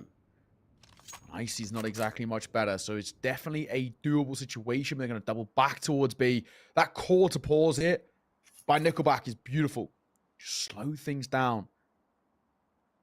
Looks like they force a rotation away. Molotov going to come over, and they should be fine here. Get a bomb down and set themselves up into a post blonde. Looks good from here, as they will indeed get that bomb down. Are Incilio even going to try and go for it here is my big question. I don't think so, yeah. Moving to save. Unfortunately, FPS will carry that all in town, but Amcal have hit the groove again. It's certainly not as convincing as it was in the early rounds, but they are looking good and just edging out the lead, right? I think proving why they are the favorite at the moment, able to stay in contention and not lose complete control of the game. Yeah. Well, the big thing I guess you could say as well for the remaining 2, if they can stay alive, keep hold of what they've got, that would be a silver line. But Amcal finding that 6th is all that really matters. Of course, now, we kind of talk about Incilio and what we've kind of seen from them. I don't really have all that much to work around. I don't really think they want to force, even though forcing around an AWP isn't exactly the worst thing in the world. I just think forcing in this situation is not going to help them at all. Stay around that 2K mark, have a buy-in towards the next. That's easily going to be the better decision. And of course, for Amcal, it kind of unfortunately means for them they can just continue to pull further and further away. They are going to call a timeout, of course, before we get into that situation. But at the very least, it's Amcal on a very nice resurgence. They've guaranteed the bare minimum a tied game at the end of the half, but the way they're playing, honestly, I expect more. And they win this round as well. There's a good chance they can make it an 8-4. All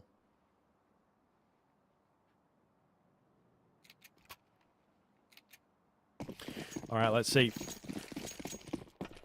Amcal in prime position, like you say, to have themselves a pretty solid lead. Not as smooth sailing as the first map, that is for damn sure. Incilio have warmed up to their ways, but can they keep it competitive here? FPS tries with the AWP to take an early peek. Molotov gets in his way and he has to drop back.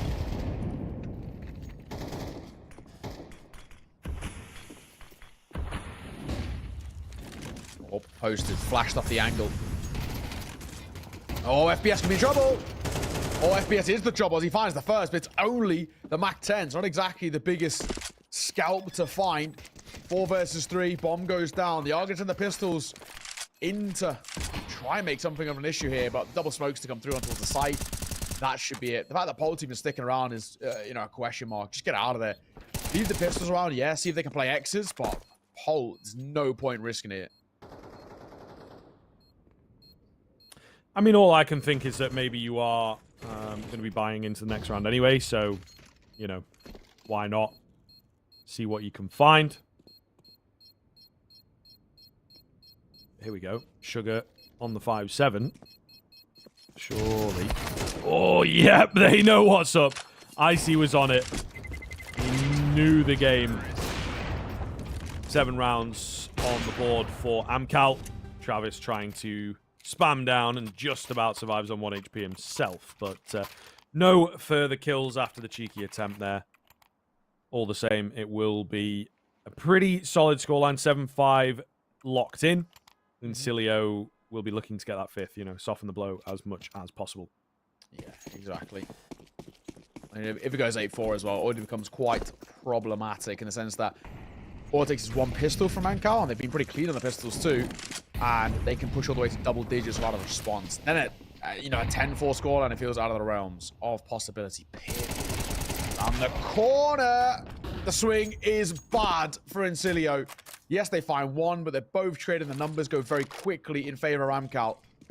And actually, for the most part, pretty much unscathed. I mean, Nickelback's down to 82, but he's not exactly, you know, dying by any means. It's pretty nice, I think.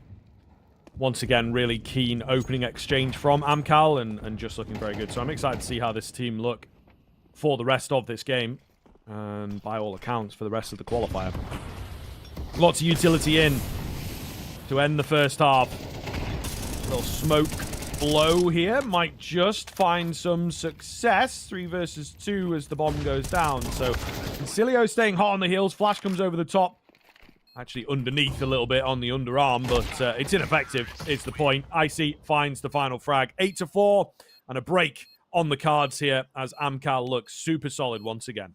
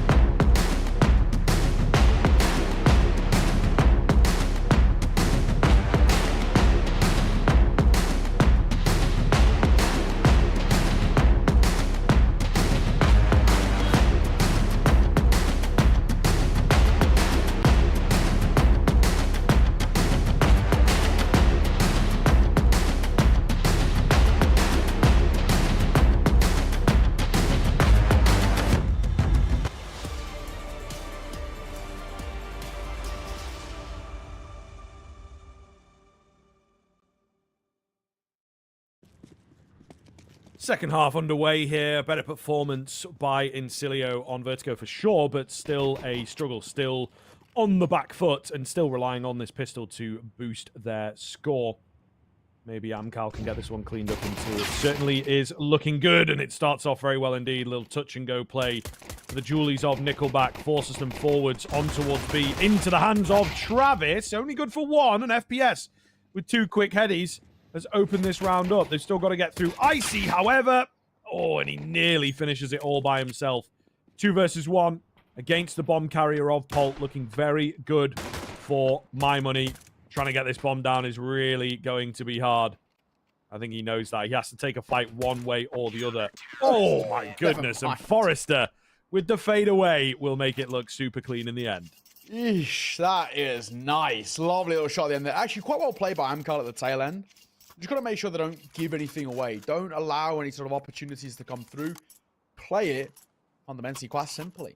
Nice and easy. And like we said, if Amcal find a pistol off the back of an 8-4 half, that's when it once again gets quite worrying and problematic, where Amcal should here get a 10th, and at 10-4, Incilio need a really unbelievable response to even have a chance. Travis, good start. Sugar, him dropping as well, and nobody else there to trade. A very easy man advantage taken.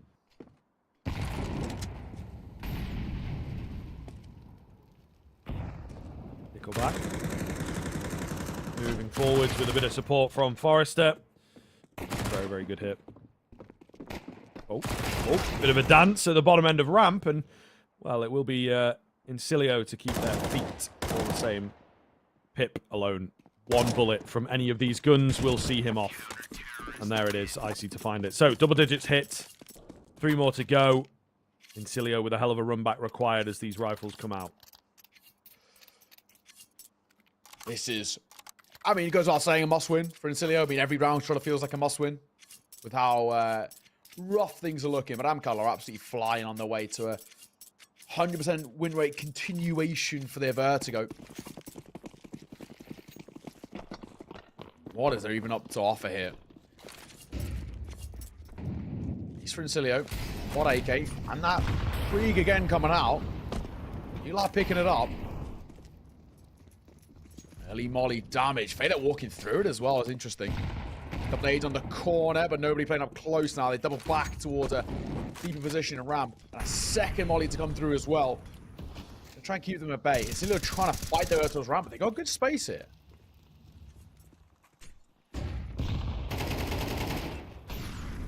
Fine from Icy, though, to kick it off. Nickelback going to get another. We're on Forrester, who is just lost in a smoke right now, trying to chime in here, and he will do so. 2 remaining for Incilio, not looking good at all. He will push in towards the site. FPS trying to do his best, but he's the last one left. Okay. Let's give him some respect. He's found 3. Head on a swivel. And this has caused Amcal to get a bit nervous. The remaining 2 are separated. How much damage has been done to this guy? Not really sure. The one big thing is he does not have the bomb at this current moment. He's working on finding that. He's so nervy, isn't he? There's no idea where he's from arm. Amcal, he's running low on ammo as well. I think FPS heard that, hence why he goes for the swing. He knows that. Well, Forrester, you know, he knows that FPS actually has to tap his way down to a fight. So, big swing coming through, and Forrester going to probably 17th kill of the game so far. What a game for him. 17-5. Travis not too far behind. 12-5. And Nickelback on 14. Everybody stepping up in a big way. We're going to see Incilio call for their 2nd timeout, but that was their probably first of 2 full buys if things continue on this trajectory in their second half. And man, they're now essentially playing for overtime. Amcal should get a 12th here. I don't think you want to force if you're in Incilio. No bomb plan. There's just no real justification behind it. So then it just locks into place, and Incilio are playing for OT unless they force here 1 AK, 1 Galil, a Deagle for Sugar. And I mean, Fader and Pip don't really have a lot of money either, both on 3K or less. I don't know about this decision. I feel like if you want any sort of chance, at least playing for OT feels like you have the odds a little bit more in your favor, but man, I guess, you know, if something's got to change, it's got to change now. This is a now or never call for Incilio. Lose this, and yeah, I mean, this more or less confirms that Amcal take a very quick series. Yeah, definitely looking that way. But we'll see. Stranger things have happened. They've taken so much damage early on, though, before we even really hand off to each other. Absolutely ridiculous. So it really all comes down to this, and it's not started very well at all. A lot of pressure in towards middle at the moment. Icy is the one to hold this. Does have to be careful not to give his life away quickly. Boost coming up here as well. FPS didn't spot anything, but he's been heard. Now Icy gonna fall back and play via CT. And this is all about waiting for information. He's just playing our sound cues. Forrest, they do the good work. There's the first. Nicely done. And they know that's an AK as well, so now they've got to expect a force fight, surely. One would think. Travis playing a little safer. Yeah, moves off of his angle. Going to give them the space and the respect to absolutely secure this round. Because that's what comes in as well. It's like, okay, be careful that they've got to buy. But if we win this, the game is ours. So this is a really important round, guys. Let's not get overzealous. Let's not get eco-hungry. So they definitely have that energy about them on the Amcal side of things. And Cilio, meanwhile, one flash remaining, my guy. This is not the best look at all. Smoke will go down. They'll start to try and find the head. Travis with a little bit of an off angle, actually. Aggressive. Works out. And setting it up for Icy on the double. 12-4. Incilio, man. Not even a bomb plant. Yeah, I know. It was a Hail Mary of a round, and, you know, the attempt there to try and make something work, you know, I can say nice idea, but I don't think it was. I kind of disagree with the idea of force. I think they would have been much better having a full buy here. They are going to force again, of course. We're going to see one AK out for Sugar and Galil's along the rest. The worrying thing, I guess, is probably the fact that the likes of Sugar and Pip both don't have head armor, so it makes his M4s even scarier than they usually would be. Missed there by Trav, but it's all right. Not too problematic. Nobody's in there. So early up towards ramp. Big nades as well. And the Molotov in front of it as well. Instantly have been put into their place already. And now they start the 4-2. Forrester finds one. The nade's great too. He might not expect someone so close, but the setup is beautiful. I don't know about you, Scrib, but I think this is game. Yep. Feels that way. Looks that way. FPS and Sugar with the impossible task. I think they're aware of at least one more player towards ramp. Both of them are in fact there now, trying to team up, group up, working their way around. As the reloads come off, does not happen. Icy finds the double to close it. 13-4 when it moved on to the CT side, especially. Incredibly dominant there. There wasn't a lot of room to maneuver, I suppose, for Incilio, but all the same, Amcal looking very, very good. And I think, again, comes down to an individual kind of level that we were talking about, the brick wall effect on that CT side. They just couldn't pinpoint an area to abuse. And again, didn't look all that comfortable on Vertigo as a map in terms of, you know, your basic executes. Your bread and butter, I think, was kind of missing from Incilio there. Yeah, I mean, even just the raw fundamentals. I think mechanically they weren't there. Amcal, they didn't even play too complicated of a game, and they made it look so easy, right? You know, just taking these 50-50s, making things look super, super simple. And, you know, 13-3 map number 1, 13-4 map number 2, 7 rounds all the Cilio got across an entire series. That's one of the most dominant games we've casted in our entire time in CS2 here so far. I mean, that was just lightning fast. I mean, what a performance from them. So simple, and Amcal, again, just maybe just proving again to people who maybe still doubt this team how good they actually are. This is a team that are playing at that kind of tier 1.5 standard right now, qualifying to the RMR. They're now trying to make a deep run here. I mean, this is really a team that I think people are still sleeping on because the organization's pretty new to the scene. You know, they only got brought on in towards the team basically the tail end of 2023. So they've only been in, you know, part of them just under 3 months. People still haven't really heard about Amcal just yet. And maybe the more casual viewers are none the wiser in a sense, but they'll get to know, right? This is a side who are playing very, very good Counter-Strike, and I think at the moment really can take some scalps from some slightly bigger teams, and I think they'll probably get the opportunity to do so as well. If Guild are able to take down Ruby, they'll move on and play Guild in that next stage, and right now, not looking good for Guild. They lost the first map in double OT, 22-20, so maybe maybe Amcal play against Ruby and Guild up at the lower bracket. Who knows? Either way, we're going to be jumping over towards the lower bracket after this. But I mean, man, what a finish for Amcal. That was really good. If they can carry it on, I think they are a dark horse in this tournament. Yeah, there's a lot of great energy there. I think they look absolutely fantastic. Again, as talked about, these players know each other very, very well.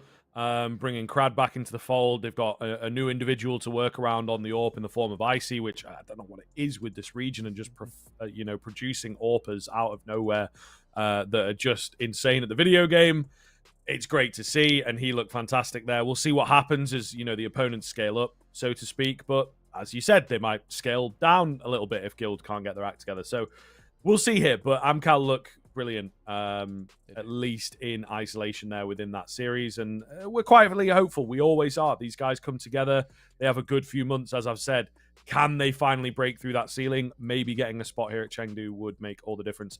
As Neo kind of alluded to, we are going to have quite an extended break here on that set schedule at the moment. So there will be a game later on, looking at about 2.5 hours for game time to get started. Maybe a little bit earlier for us on cameras there, 2:20, 2:15. So stick around, keep it open. But there's plenty of Counter-Strike going on. There are 3 other streams available that have still got games going on. Guild and Ruby, only just finished their first game as we are finishing the series. So that kind of puts everything into perspective as to how fast it really was. All the same, enough yapping. You go watch some more Counter-Strike on the A, the B, or the D screen, and we will indeed catch you here in a few hours.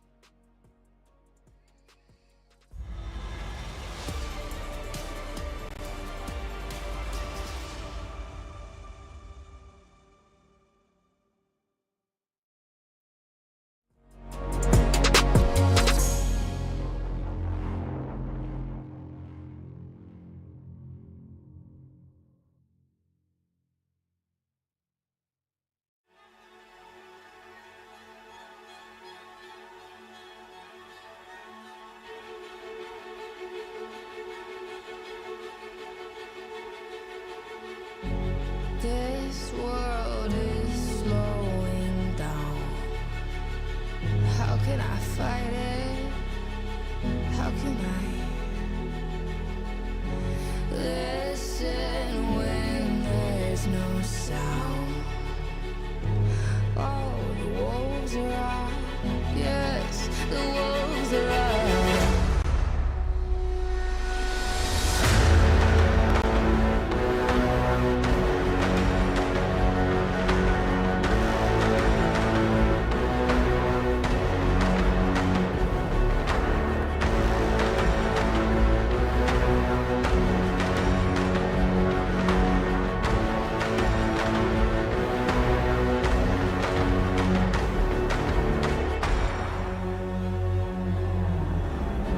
Hold on to what you found.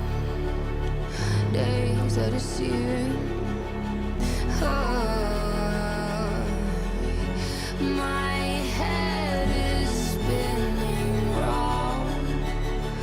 Oh, I hear you now. Yes, the wolves are out. Inside of our reality. Satellites singing serenade. Send out a signal, please remember me. Send out a signal.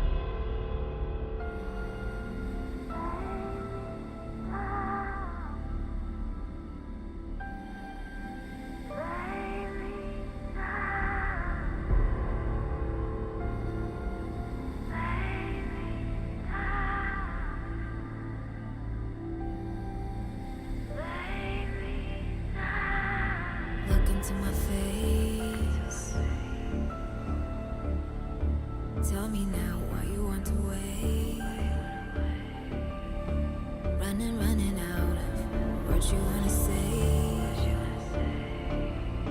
I've been looking for you, looking for you, looking for you.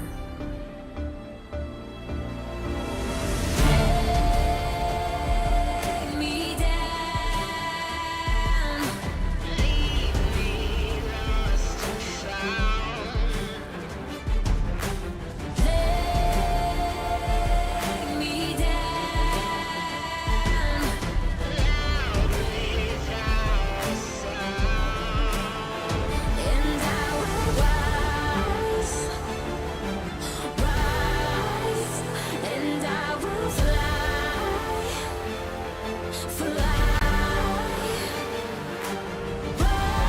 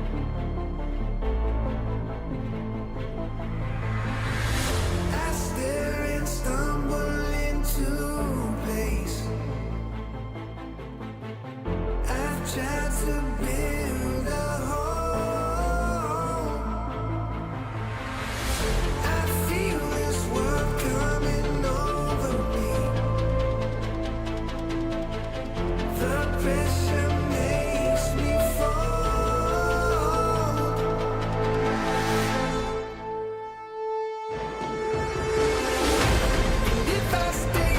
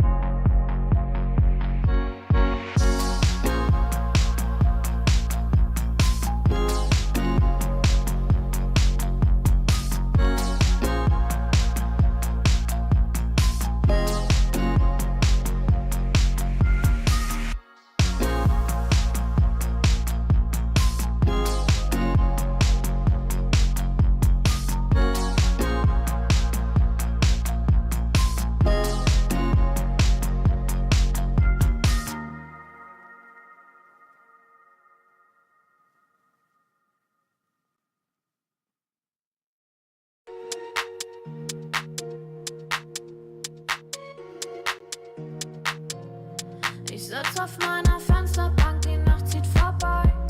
Ich blick über den Tellerrand, trinke Sekt auf Eis.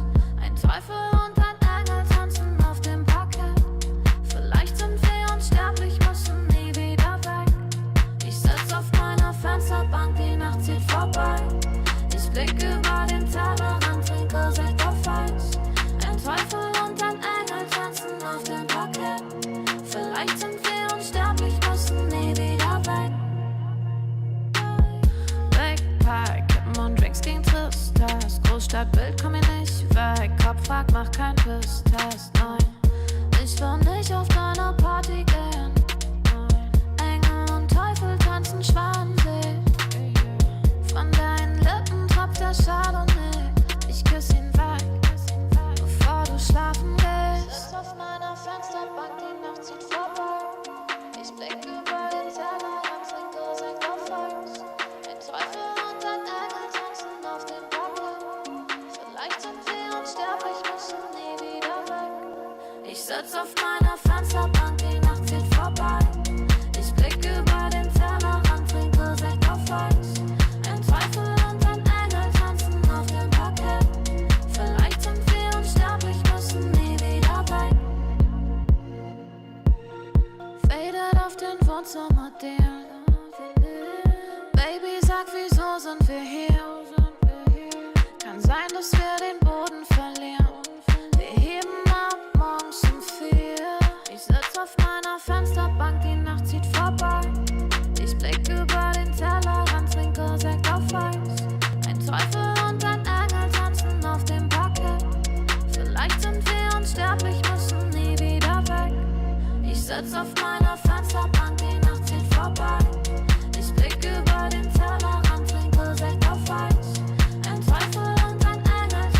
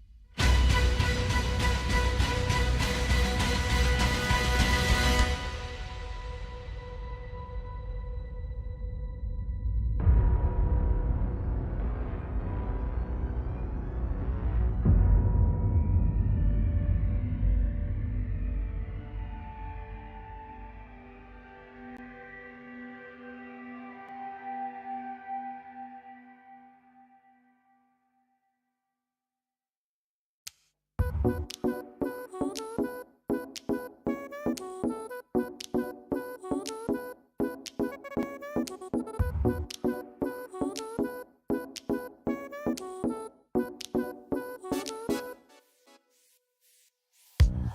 can't explain. I can't explain it. I go insane when we get naked. Hold me down, never let me go. Take me in, I want you to show. Hold me down, never let me go. Take me in, I want you to show me love.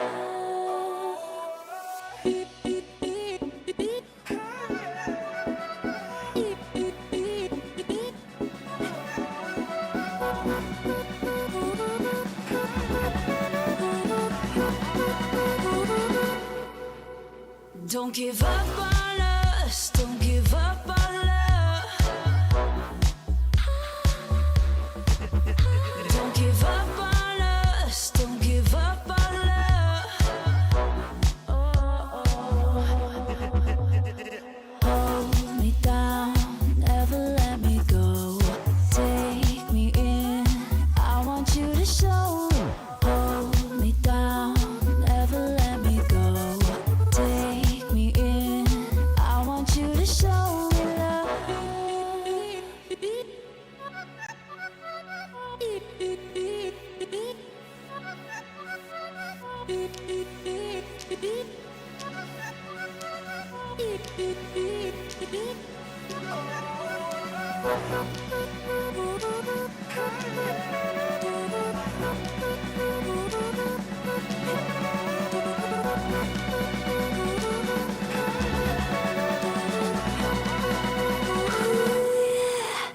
Don't give up on us, don't give up on us, don't give up on love. Don't give up on us, don't give up on us, don't give up on love. Hold me down, never let me go. Take me in, I want you to show. Hold me down, never let me go. Take me in, I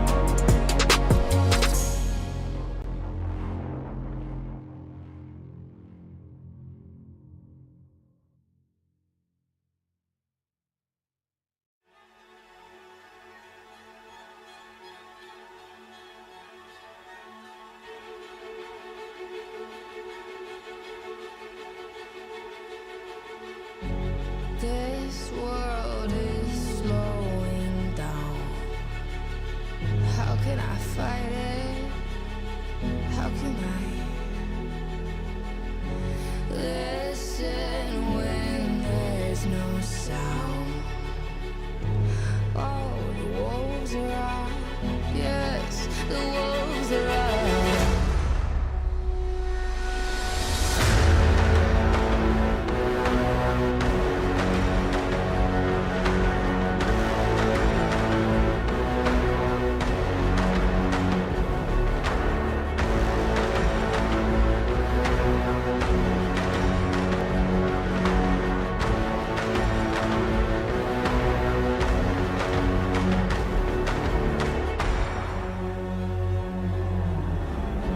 Hold on to what you found.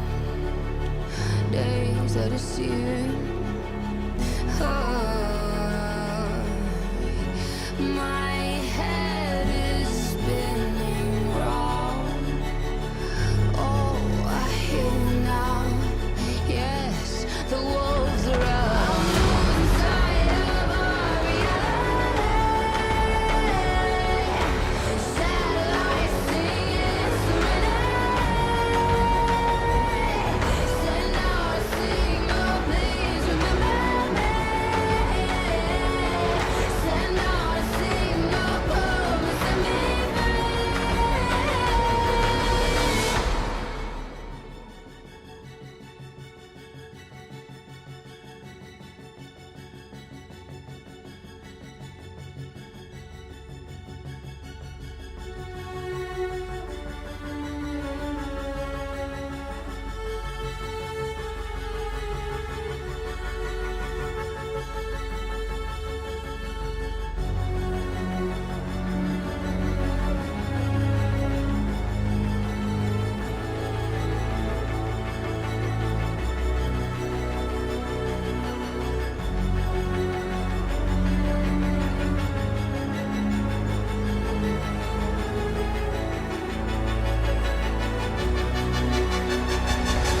I'm losing sight of our reality.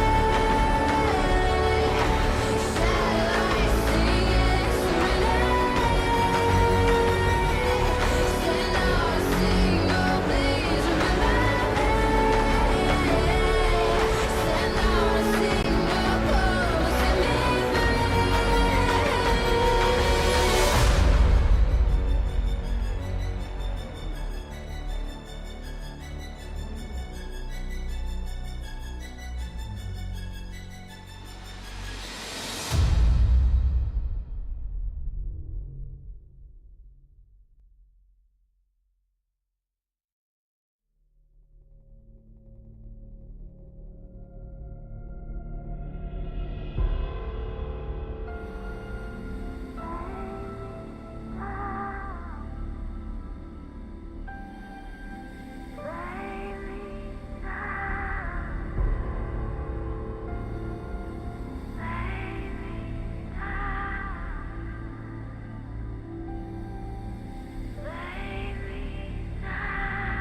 look into my face.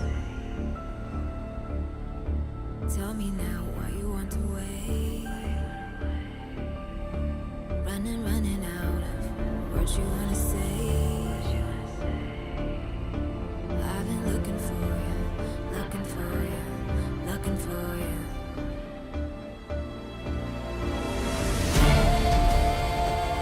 Take me down, leave me lost and found. Take me down, loud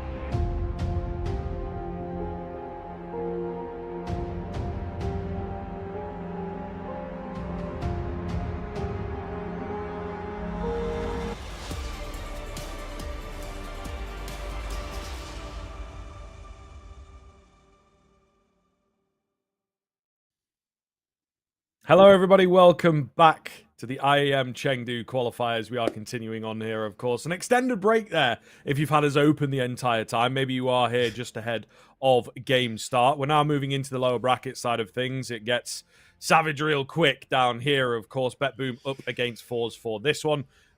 Should be a banger matchup, actually. We had a pretty one-sided affair on the top side. Let's have a check-in with the bracket, Nao, and then we can kind of talk people through how we ended up there.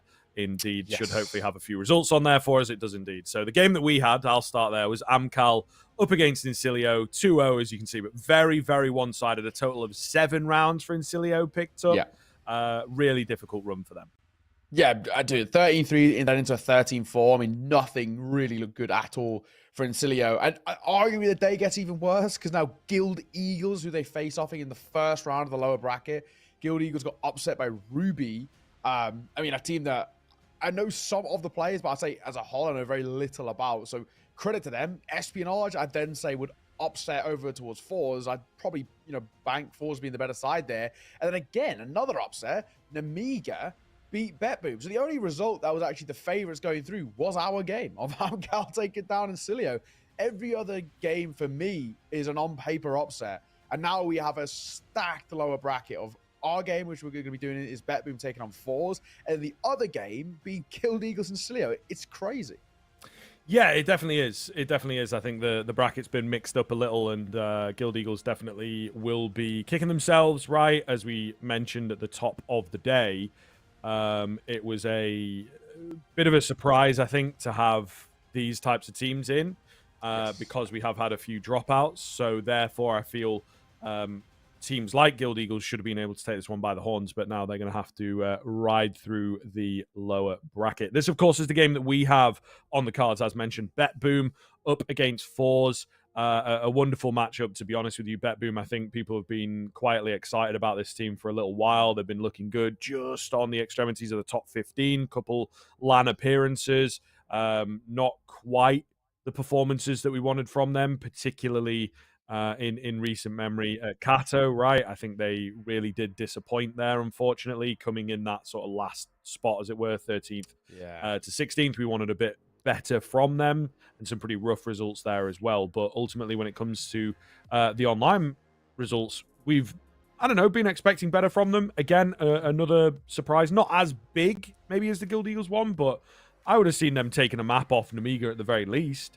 So yeah, maybe still reeling from the poor performance at Kato.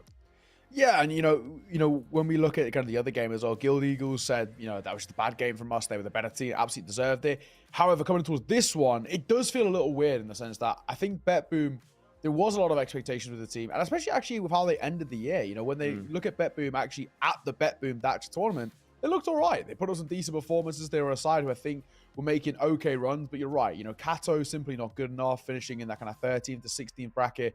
Not great. And also the fashion in which they lost as well. Yes, it took a map off C9, but at the moment, that doesn't really mean anything, to be perfectly honest. And then their opening game against Turn of Fire, just getting battered 13-1.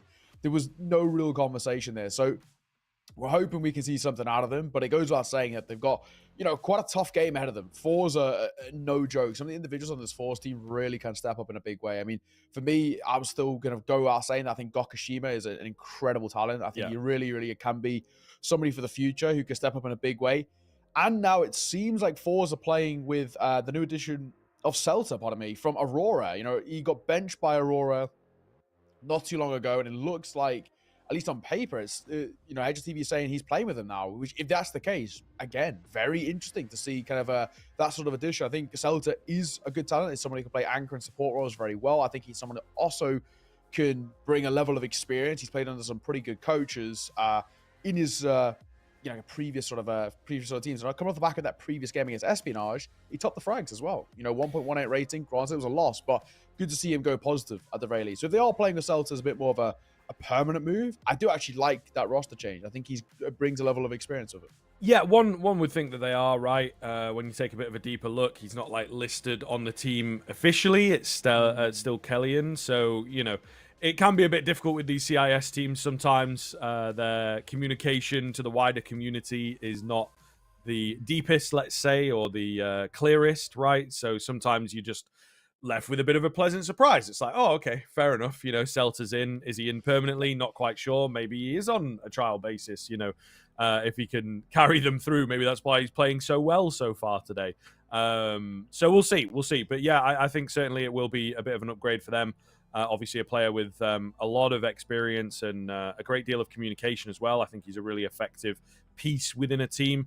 Not necessarily the highest fragger in the world, but he can indeed bring a team together, right? So we'll see whether he can do that on the Forza side of things. Obviously, a really big shift within this team when they removed Jerry. That is, to be fair, in the time period of the team, not all that long ago, just towards the tail end of last year, really, that they officially dropped him. So very, very interesting time period for them. I believe it's Shalfie, isn't it, who is learning and trying to improve as a bit of an in-game leader. But ultimately, I think that this team, for me, has a real strong talent and some great consistency. That's one of the big things, I think, with this ilk of players, is that they're not quite breaking through the ceiling just yet. But when it comes to the matchups, you can generally tell when they're going to win, when they're going to lose.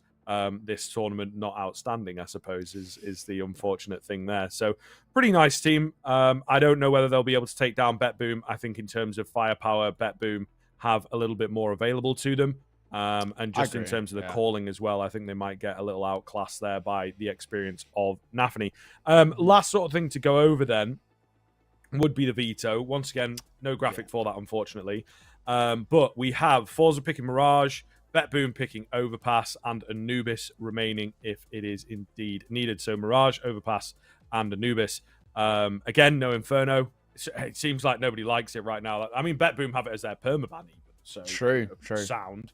I'm sure you're very happy about that. The Mirage, a bit of a punish pick. So we'll see how this first map goes down, actually. It could be a real difficult one for BetBoom. Yeah, I definitely think there's, there's conversations to be had both ways. I think, you look at BetBoom and you mentioned about the kind of just the calling difference and the firepower difference. I'm really looking into kind of individuals like Chiron, see what he can do to find some form here. But you look at the veto as well, like you're mentioning. I think this opening map on paper for me feels very four-sided. When we've seen fours all the way through the likes of, we've done a lot of ECL, we've done a lot of these qualifiers. Mirage is always the map this team go to. Even under the likes of Jerry's tenureship, they were playing this map a hell of a lot. So there's always been a scary side on it. The caveat being, though, that everybody knows Mirage. So, it's basically whoever steps up on the day can really find some form of BetBoom's. Teams that they play against are of a slightly different caliber. I think it's another thing to kind of be brought in towards this. They normally play against a considerably better opponent, you could probably say. When you look at kind of the recent opponents over the span of the last few months, we're looking at 9, VP, MIBR, some of the better teams, even like some OG and 9 Pandas, who are kind of the upper echelon, I'd say, of the tier 1.5 right now, compared to fours who are a little bit lesser in that sense. Then you go towards map number 2, much more even, I think, in the sense that I overpass. However, I think BetBoom look quite confident on it at the moment, so that's probably one thing to mention there. And then if we get to an Anubis, if we're needed for that decider, very even, very difficult to call. I think fundamentally for me, the big thing is that Mirage pick. I think it is still a bit of a gamble, just in the sense that I feel it's a real world in which if just BetBoom come out the gate swinging, an individual like Chiron or, even just any of the riflers, if Zorte as an Orba steps up in a big way, on a map like Mirage, this is maybe where things get a little shaky, just because it is a bit of the Pugger's paradise. Whoever individually feels hot on the day can really make the difference. Yeah, it's a difficult one for me, though. I think BetBoom, definitely the mentality around this team at the moment is not fantastic. It looks like, with the way that Kata went down, as we kind of mentioned. Usually I would give them a good chance when it comes to the online games, when it comes to them having like the confidence built up, I would kind of give it to them. But I don't know. I could see fours potentially at least taking this one the distance. Just had word in my ear there, unfortunately, that we are going to have to take a little bit of a short break. Maybe some issues getting into the game. Not too much information with that, but we are indeed going to hit a break here. Hopefully back with the Counter-Strike soon.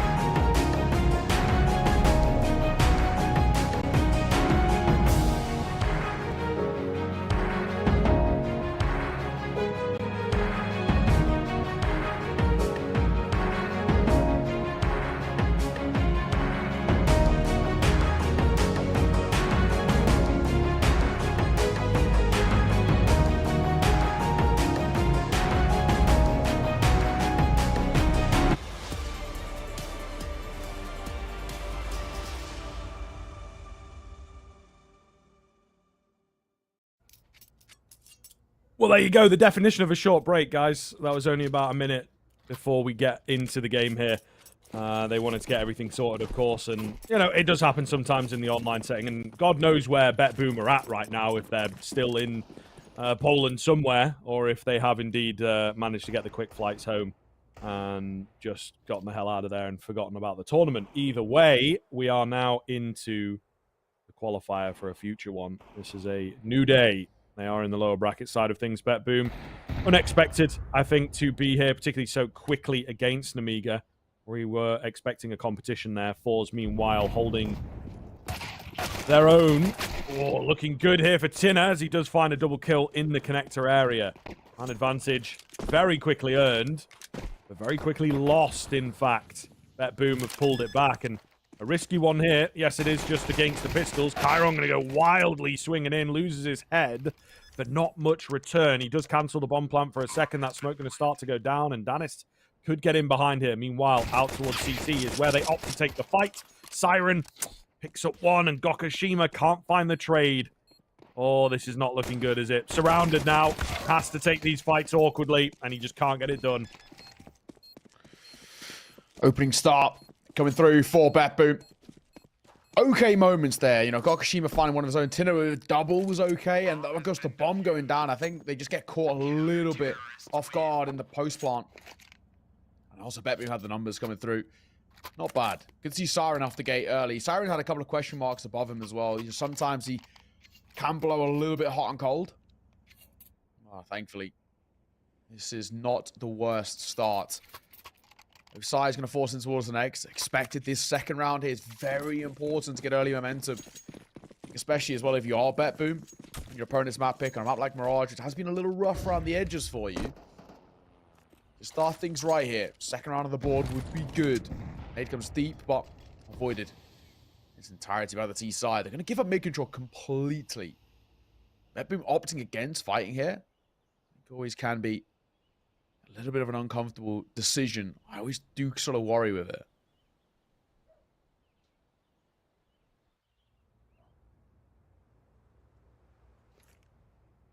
Slow build up into this round for sure. Not really much in the early stages here. I think they are just waiting to see what kind of temperature it's going to be from fours. Strong rifleage brought up by BetBoom. Not a lot of utility, right? They are expecting the fights. Doesn't necessarily mean that they're going to win them. Chiron tagging a couple down. Actually takes the player at the back through his teammate. Just can't connect onto the one at the front. Oh, Danis showing his position, trying to get his hands onto the M4, and I think he's kind of softly conceding this round, really. Yeah, a bit of a fight on towards Gokashima, but I was going to say, as he gets smoked up, it actually won't get smoked up. They're going to keep hold of the U-turn, and you're right. It's going to fall away. All play from fours.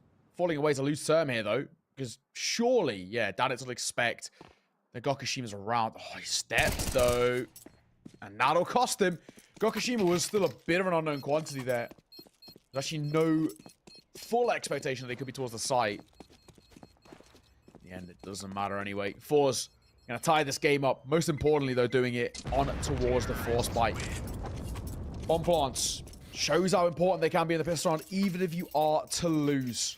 And BetBoom, they're going to... Well, I mean, I think there's... You know, the traditional thing here is to force buy again, right? Kind of go back-to-back in the force buys. There definitely was a conversation to be had about maybe playing a little bit of a lesser one, because they could have essentially full barred in towards the next. But I would have meant individuals like Zorte would have had P9s again, probably. And nothing really to go. So they're going to force back around this AK. Also, they want util next time they have a gun round. So it's sort of understandable. Fours, though, good opportunity. Very good opportunity. Could make it a second on the corner. Well, there's the gun.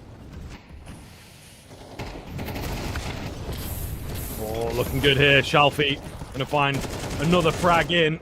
Very clean stuff here as they entry their way through on towards the A-bomb site. No sweat at all. Just Chiron going to be remaining. Beautiful response in these couple of rounds from Forza, showing, I suppose, why they are comfortable on this one, right? Why they're able to just play their own game. That bomb will go down, and that should seal the deal. Chiron just I think, hoping someone comes his way, and then he can nab an AK, get the hell out of there. But Fours should be able to play this one nice and safe. They do have Tinner in deep. What's happened there? Celta's just taken a bit of random damage. I think from a teammate spraying through a smoke or something. Either way. Round is going to be over and Chiron sees 0 action. I was hoping somebody would come through jungle. How wrong he was. He should be okay for the bomb run, I think. You know, he's going to take a hefty chunk of damage, but he should be fine. Nonetheless, yeah, it's just about, in all fairness, but he's okay. I think probably the half armor keeping him alive just a tad. Nice second for Fours. Bit of a weird decision as well when you're done it. So kind of the only rifle there, and the AK chooses to play up close. It's an odd decision because you really essentially are the win factor in that round, and playing in such a vulnerable position like that is such a weird thing. You normally would want a 5-7 playing up close like that, and then the AK can trade from range. Couple of gaps opening up in towards the Bet Boom playstyle so far. Celta eats a grenade. That's unfortunate. Straight to the head. Oh, that's what you okay. want. Up close. Yep. Bit more coming. Oh, no.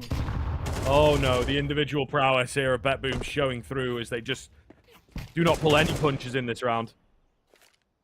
3-on-2 very quickly. So not out of the question, but the big one is, of course, one of those players that went down for Fours is a bomb carrier. So that's not ideal. They know where Shalfie is at. Unsure of Result. And he's just going to go walking in, hopefully catch a fight in his favor. But it's just going to be so tough from this position, man. Really, really difficult to know if they will be able to get this over the line. Shalfie, with the flash in. This could be a nice little move, to be fair. It's effective onto one. Oh, the spray downs from both are so rough. However, it's now just Shalfie trying to isolate the fight onto the pistol, overwhelmed from the side, and that is a huge, huge blunder from the T side. It is. I mean, that is... losing those sort of rounds never really should happen. And that's why you want to play those 5-7s up close to Ram. That's what they can do. That one bullet headshot at close range is brutal.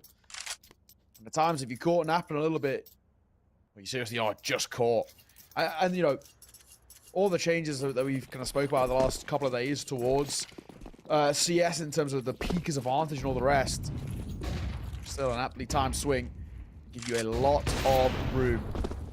Ollie towards top boxes. The boosted orb of Gokushima. Lucky to still be alive.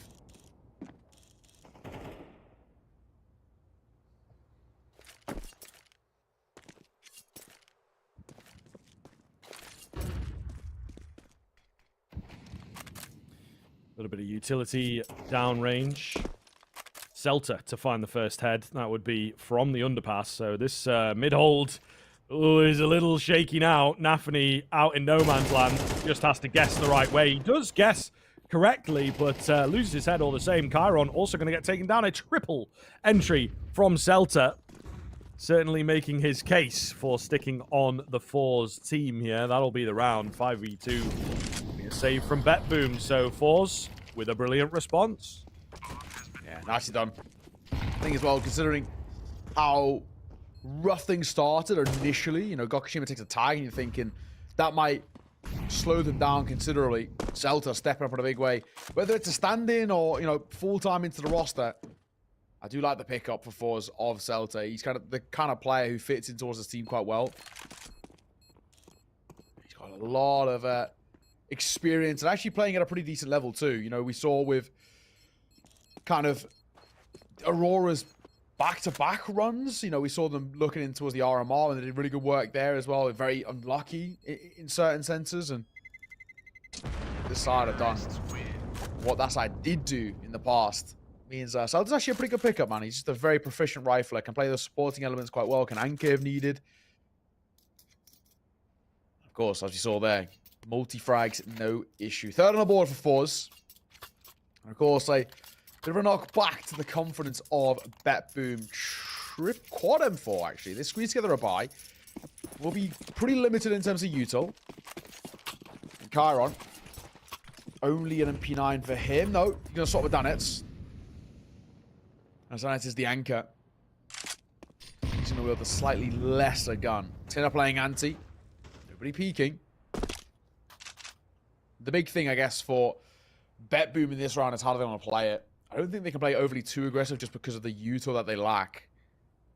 I'm going to say a lot of this for retakes.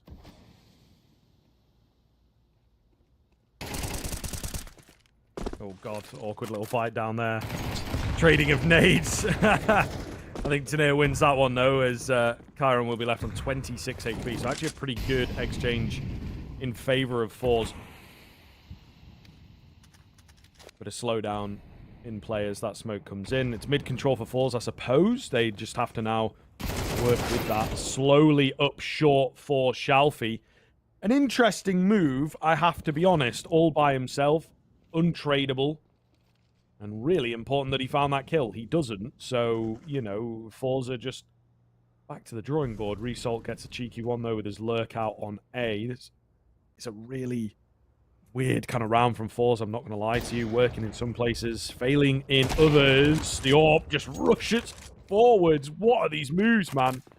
Absolutely wild. 4 versus 3. Chiron with a rush of his own. Goodness me, I've got the hiccups, apparently. All the same, moving in towards the B bomb site. They'll try and get themselves going. Oh, Siren. Trying to find that first fight. Celta is probably going to be the first contact. And the swing is good. Down a 4. Celta's traded. Then Tina will do exactly the same. Fours. Lock in a 4th. Lovely work, man. Fours the Seaside so far. Looking pretty damn excellent, I think it goes without saying. This is, you know, a couple of hiccups at the earlier part, but now they are most definitely in control. This is Fours putting up a very solid little position here. The T-side is starting to rock and roll, and considering this is, you know, Mirage, whilst it's a Pog as Paradise, everyone knows and loves it, it is still one of the most seed-sided maps in the pool. I think 3rd overall, just behind that of Nuke and Overpass, respectively. So, who's about saying that? This is a little worry. I've been looking a bit shaky. This round, I'm not expecting too much either, to be perfectly honest. Yes, a lower buy, but we have those sort of 5-7s and the flashes that can gimmick around in their favor, so to say. Indeed. I think I am back in action. I don't know what happened there, man. I just out of nowhere started having the hiccups mid-round. So that's cool, I guess.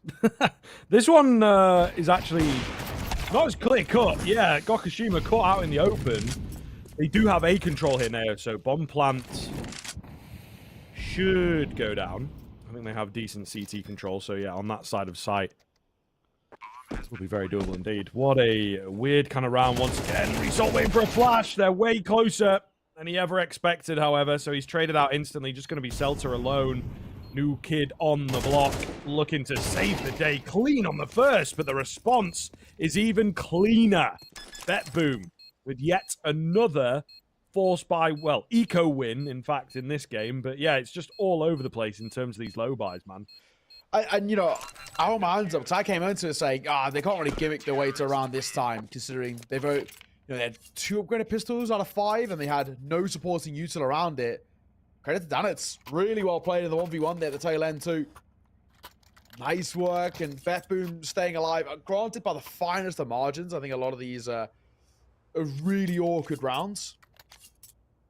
And they can't last. You know, BetBoom is still yet to put up a gun round. They're all weird and wonderful ones, but hey, they take it. They will absolutely take it. All by, out again. Both sides got an AWP. Shima and Zorta is going to be an interesting fight throughout this game. Chiron needs to get out of there. Could be in trouble. Siren keeps him alive for the time being, but Chiron overswings. What a mad round again. It's Danis, though, that finds 2 to bring it back in favor of BetBoom. No idea where to look or if the carnage is over. Gokushima moves in quick from shorter. Lovely little burst leads it in a 2 versus 2. Up on the cross, though. That'll drop the bomb. And Celta is once again left in the clutch. He has been seen this time around, so they know exactly where he is. Siren low, and Zorte with a full reposition here to just go and join his teammate. Oh, Celta with the open plant, but Siren is so scared, he doesn't go for the peek at all. It would have been a free kill. It ends up being nice and easy anyway. Celta was just not ready for the short presence, full stop. And that will be BetBoom evening things up. Yeah, do you know what? I think I can kind of understand Siren there a little bit just because of how low he is, right? I think the worst situation is to thrust your AWP into a 1v1 when, well, he is the AWP on the retake. So, while he lets the bomb go down, and even if he had a little peek as well, he probably gets the kill. I think, overall, that shows that they actually are kind of calm-mannered. I think especially when you look at this BetBoom team, I think Kyron can get a little bit too overly proactive at times. Having a couple of those sort of maybe slower tempoed guys is probably a good change of pace, so to say, for BetBoom. We are going to see a pause here called by Fours.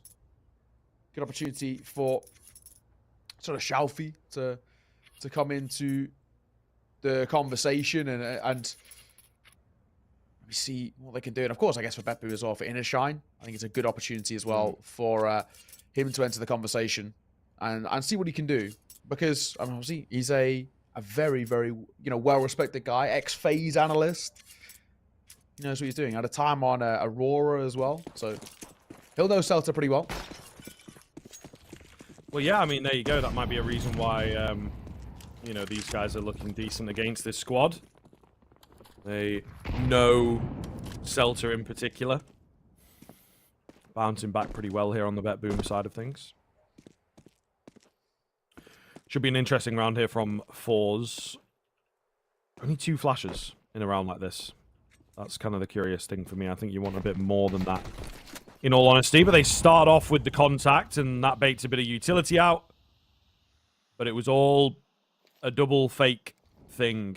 I don't know. That was kind of wacky. There are some moves in this game so far that aren't making a lot of sense. I get it. There's a point behind it, but it's not changed anything. You know, I guess BetBoom used some utility, but it's not like they're going to go, oh my goodness, it's a fake. Everyone rotate A. So you're still just kind of in the same position as you were 30 seconds ago. Either way, they will now burst forwards. Chiron, lovely position for him. He's very ready for these fights. So well read. Leaves it down to just 2. Danis low on ammo, so does have to give up the position ever so slightly here, but retakes in nicely. Shalfie has chimed in towards mid for a couple of kills. Any more for him here is the big question. Ooh, okay. Tapping away. Down goes Shalfie.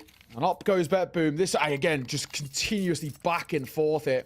Seeing BetBoom and Fours off the back of the pause. BetBoom will claim back around. And I don't know, this is just carnage in the server. Neither side actually playing consistent or comfortable Counter-Strike.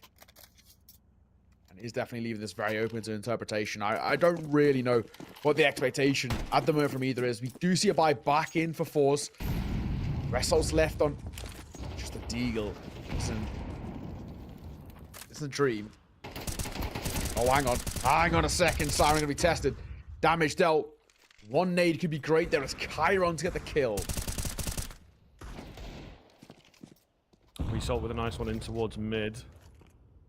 Going to net him a bit of an AK as well. Siren, it's a risky move, man. But he will get the frag. So BetBoom in the ascendancy here. What is the move? Smoke goes down towards Palace, and Fours again left guessing for ideas. Well, that's not going to help, is it? Cells are falling. 2 remaining. Make that 1 remaining. Trying to fade the smoke there, Zorta. So Gokashima, as Zorta picks him off, may I say. And for Gokashima, I mean, he started off alright towards the game, but honestly, so far, Gokashima seemed more proficient and actually more scary on the rifles than the AWP. On the T-Cell Mirage, I wouldn't even mind seeing him just wield it a little bit longer. I think for Shalfie this round is about saving and I guess for Fours to try and see what they can do. Of course, the Fours, they've got a very noticeable coach themselves that are fierce. Someone's been around for a long, long time within the scene. He's also been on this team for ages too. Him and Shalfie, both been on Fours for 2 years, 3 months. Over 639 maps he's been with Fours. So he definitely knows the ins and outs of the team and the organization, but My God, results are needed for them. And of course, this is sort of last chance saloon, right? This is lower bracket. Double elim, but this is their last chance. Lose out in the lower bracket here. They are in a hell of a lot of trouble.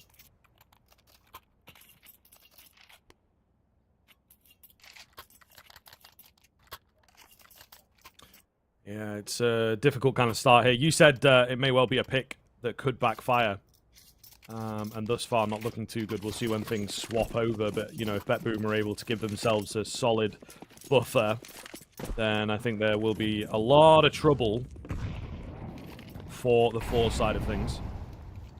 And there's a fair chance, isn't there, that they're going to give themselves a solid buffer. Shalfie has an AK, does Resol, but Shalfie obviously is full spent into this round, so the econ, the past few, has been really troublesome from Fours.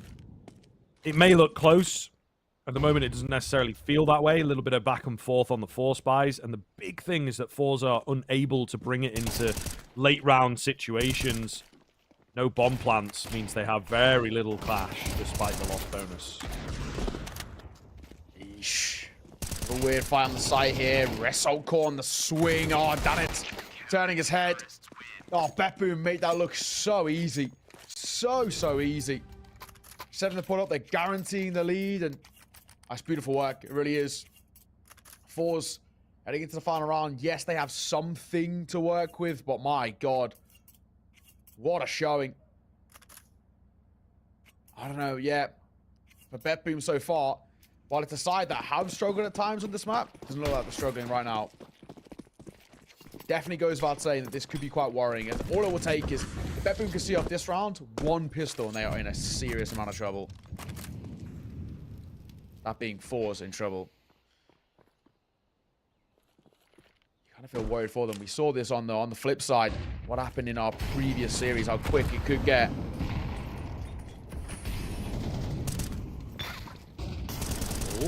Anthony forced into the fights here. Nearly finds 2, you know.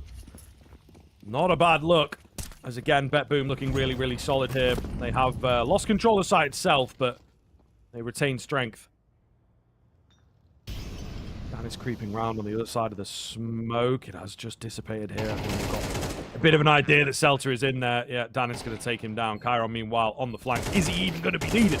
He spots the final player and takes his head clean off. A fantastic run of rounds there from BetBoom towards the end. Took them some time to get in their stride, but once they did, absolutely unstoppable, it has to be said. 8-4, we're going to take a break. BetBoom looking so damn good.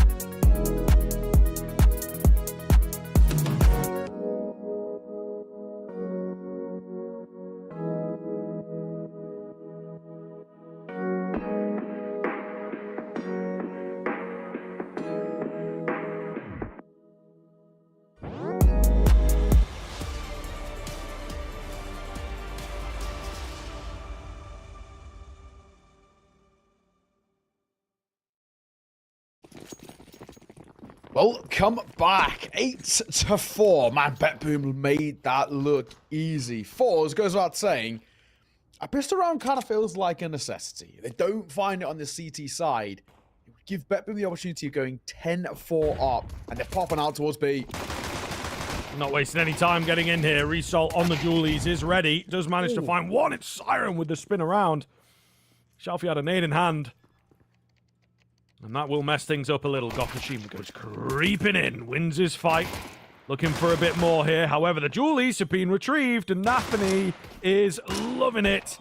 Low on ammo, though. But they will manage to find that all-important kill. And the one tap from Zorti is just ridiculous. 9-4.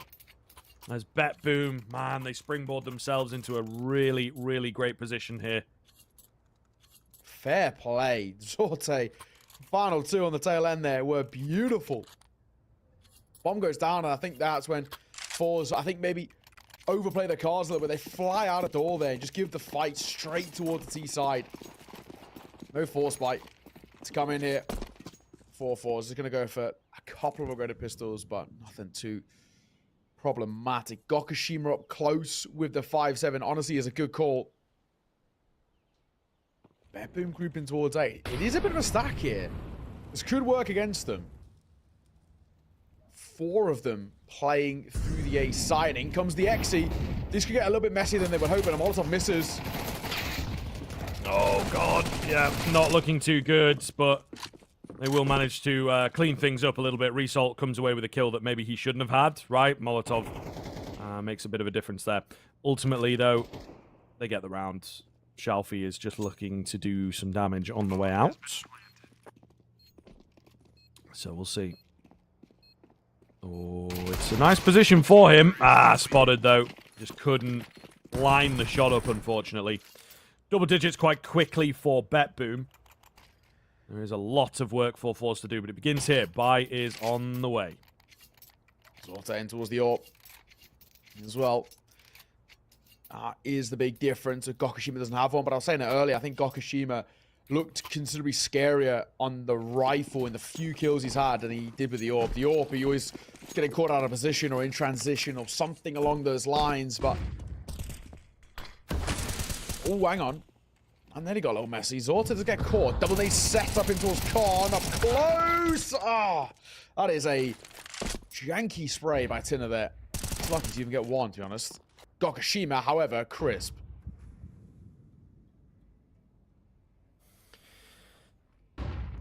Where did BetBoom go from here? Lots of utility still available.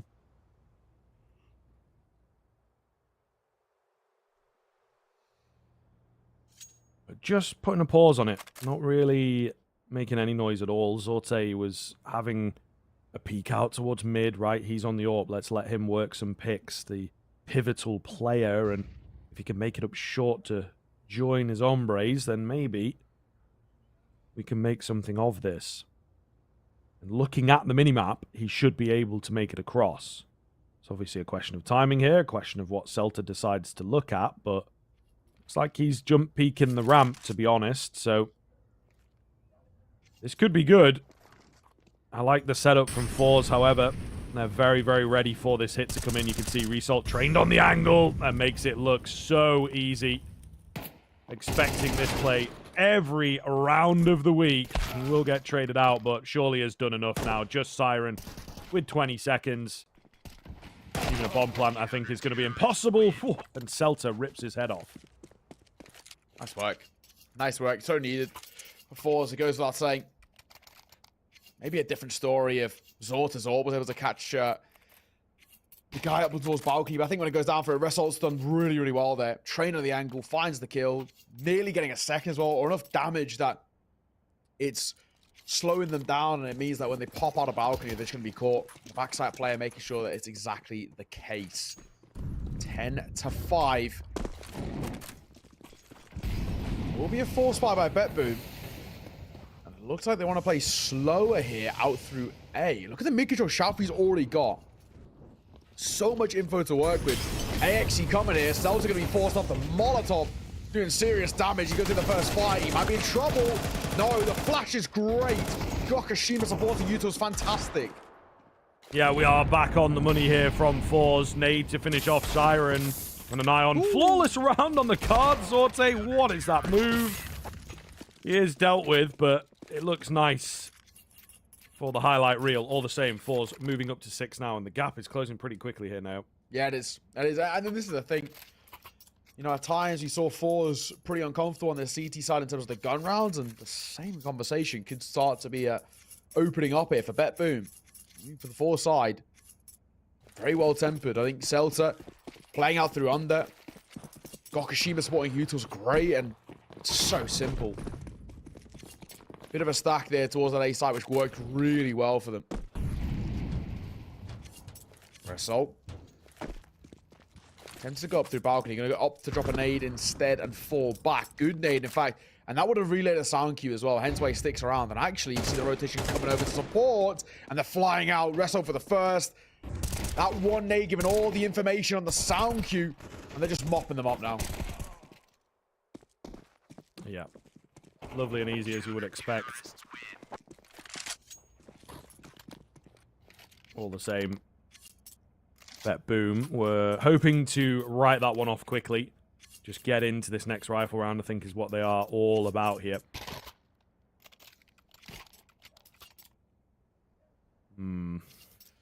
It's pretty tense. It is pretty tense, you know, because there's only, for me, it feels like a couple of rifle rounds in between the 10 rounds that Bet Boom have. So they have to put up a bit of a defense of the score, if that makes sense. And as they say, the best defense is often a good offense, and they're moving in so very fast. Gokashima, however, cannot miss right now. Beautiful no-scope. Will be taken down, but he's created enough chaos, maybe even for his own teammates, though.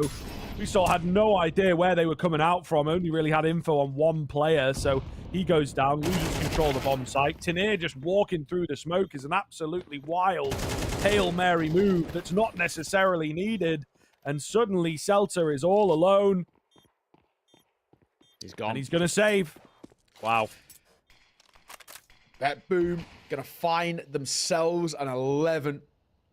And you know, when you look at that round in compared to the other rifle round, much better in terms of how they set themselves up in the post plant. If any of those three were to die there as well, they'd have been insta-traded. But I think fundamentally that round for me feels like it comes down to Force's mistakes. Like you said, kind of phasing through the smoke there. Is it necessary? It feels a little overzealous, maybe. All things considered. Goes back to being an uncomfortable situation for Fours. You got Bet Boom 4 rounds ahead, 2 rounds away on their opponent's map pick. And then, of course, they got Overpass afterwards. Bet Boom's pick. For Fours, very rapidly things can start to go south. Do get a little worried, a little uncomfortable about what's opening up here. Yes, there's a buy in place, but to a degree, it feels like this could be the last full buy for Fours if things continue at this trajectory. They lose this round. I think Bet Boom just close it. It is entirely possible. Tinir will find the first, though, there. Answering back with some aggression of their own. Molotov in to push him out. He's not quite done with the fight just yet, is he? He's still sticking around. Oh, he will, however, get taken as he tries to escape. Big kill there from Nafany. 4 versus 4. And mid-control now for Bet Boom. Smoking towards window, running towards con. That should give the confirmation that they're going towards B. Hence why Results rotating over towards kitchen. This is good mid-control. I've got a minute to work with. Bet Boom are in no rush. 4v4. Trades generally better for the T side. And now Fours are playing a 2-2 split. Which means wherever they go, they should just be able to trade their way in unless a bit of magic comes through. Got in the pot of 1. Nice flick, and it goes untraded. Nice shot from Gokashima. Trying to cross back towards CT to give him some room. Get another hit. Misses his shot, and he's spammed down. Now things get nervy. That was the right idea. That was the right idea, to be honest, but I just couldn't get it. However, it's Celta's position, isn't it, that we were expecting to be massive. However, they have watched for it, and Mr. Shalfie is late to the party. He was boosted up on the sight box. He was really hoping for a fight. He stayed there for a while. You know, he was Maybe thinking a lurker was on the way, I think, is potentially the logic. Not the case. Bet Boom, they keep it simple. They just work the picks, and pretty much everybody getting involved in one way or another. Really, really solid. Yeah, no, agreed. Really nicely done. There's that 12th, and like we spoke about, look at the funds. Look at the econ of fours. So little to go off. The richest man on that team having 400. Maybe a little bit more now. Yeah, there we go. All right, cool. Bit of kill bonus of the MP9. Insta-traded. Not an issue for Vetboom. They buy in, or can get drops in. Siren's got 7.4k and an AK, so he can drop over no problemo. And Zort's got plenty of money. What we're trying to say is that this feels like the beginning of the end for map number 1. Fours would need a real miracle here. You got Gokashima on a scout, a triple MP9, a Result wielding just a Deeg. Try and save face. Definitely goes without saying this is not a nice position. A good tag with the scout, though. I'll take that all day. Gokashima. Whoa. Dangerous peak. Surely going to go down as well for that. Yeah, can't get the gun out fast enough. Can't get away fast enough. So he's done some damage, but he does go down early, and that's not really ideal. Also, they're starting to figure this one out, it feels like, Neo. Not wanting to commit too deep. Smoking a flash here for the CT side. Oh, yeah, got to be careful with these fights that you're taking, fellas. That's the bomb that's gone down as well, so don't want to lose too many bodies. Meanwhile, they decide a quick move towards B might be a smart play. Seltzer at range on the MP9 makes it interesting. No. Good catch from Shalfie. 2-on-2, the jumping MP9. There is some logic to it. Highest jumping accuracy in the game. All the same, Tanir, 13 HP to now save the day and save fours on their own map pick. They are both back turned to him. Oh, he's going to play it cheeky. Has to take that frag as the turn comes in, but he's now got himself an upgrade of a weapon, and Siren left guessing. Where's he going? What's the play? Is he low? Is he playing aggressive, right? Siren's a little panicked here in the 1 versus 1. Yeah, plant for CT, I think is the right call. With how low Tanir is, oh, my Siren is panicking a bit here. With how low Tanir is, though, this is the right way to play it. Tuck your head in towards Palace and just play for the bomb. He doesn't even have a kit. Hang on a second. This is really going to be awkward. No kit, no smoke, no util. He's got 13 points of HP to try and save face it. Time ticking. Tanir. Body shifting his way forward. There's no point. You've got to go here. And now the feat, though, is interesting. From Siren to tucks his way onto the 10-second mark. And that is going to be the game. 13-7. Bet Boom, take map number 1. Steal away Forza's pick. I said that pick can be awkward. Going towards a Mirage. No matter who you're playing against, I just always think it's a little bit of a gamble, especially if the team do play it. Whether or not they're successful on it is a different story. I just think because of how puggy it is, whoever shows up in just the raw mechanical argument on the day is the better side. And well, they're taking it. It's not a good start, Scripps. No, definitely rough. Definitely rough. You know, when you're right now, you are indeed right. That's one of the things I've learned over the years. All the same, we'll see now. Four's going to have to bounce back. Not an awful map, right? I think that they certainly can make Overpass work, but it's not going to be easy here. Bet Boom in prime position to stay alive and knock Fours out. All the same, we've got to take a break before we get into that second map. Stick with us, folks. We'll be back soon.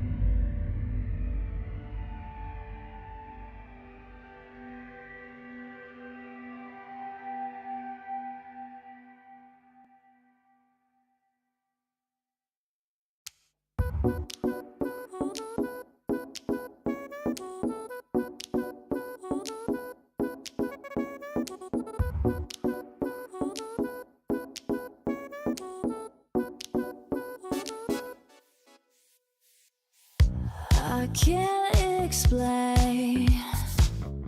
I can't explain it. I go insane when we get naked. Hold me down, never let me go. Take me in, I want you to show. Hold me down, never let me go. Take me in, I want you to show me love.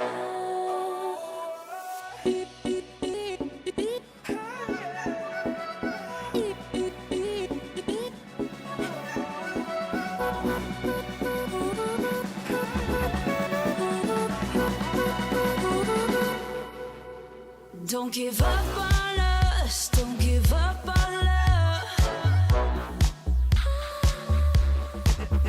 Don't give up on us, don't give up on love. Hold me down, never let me go. Take me in, I want you to show. Hold me down, never let me go. Take me in, I want you to show me love.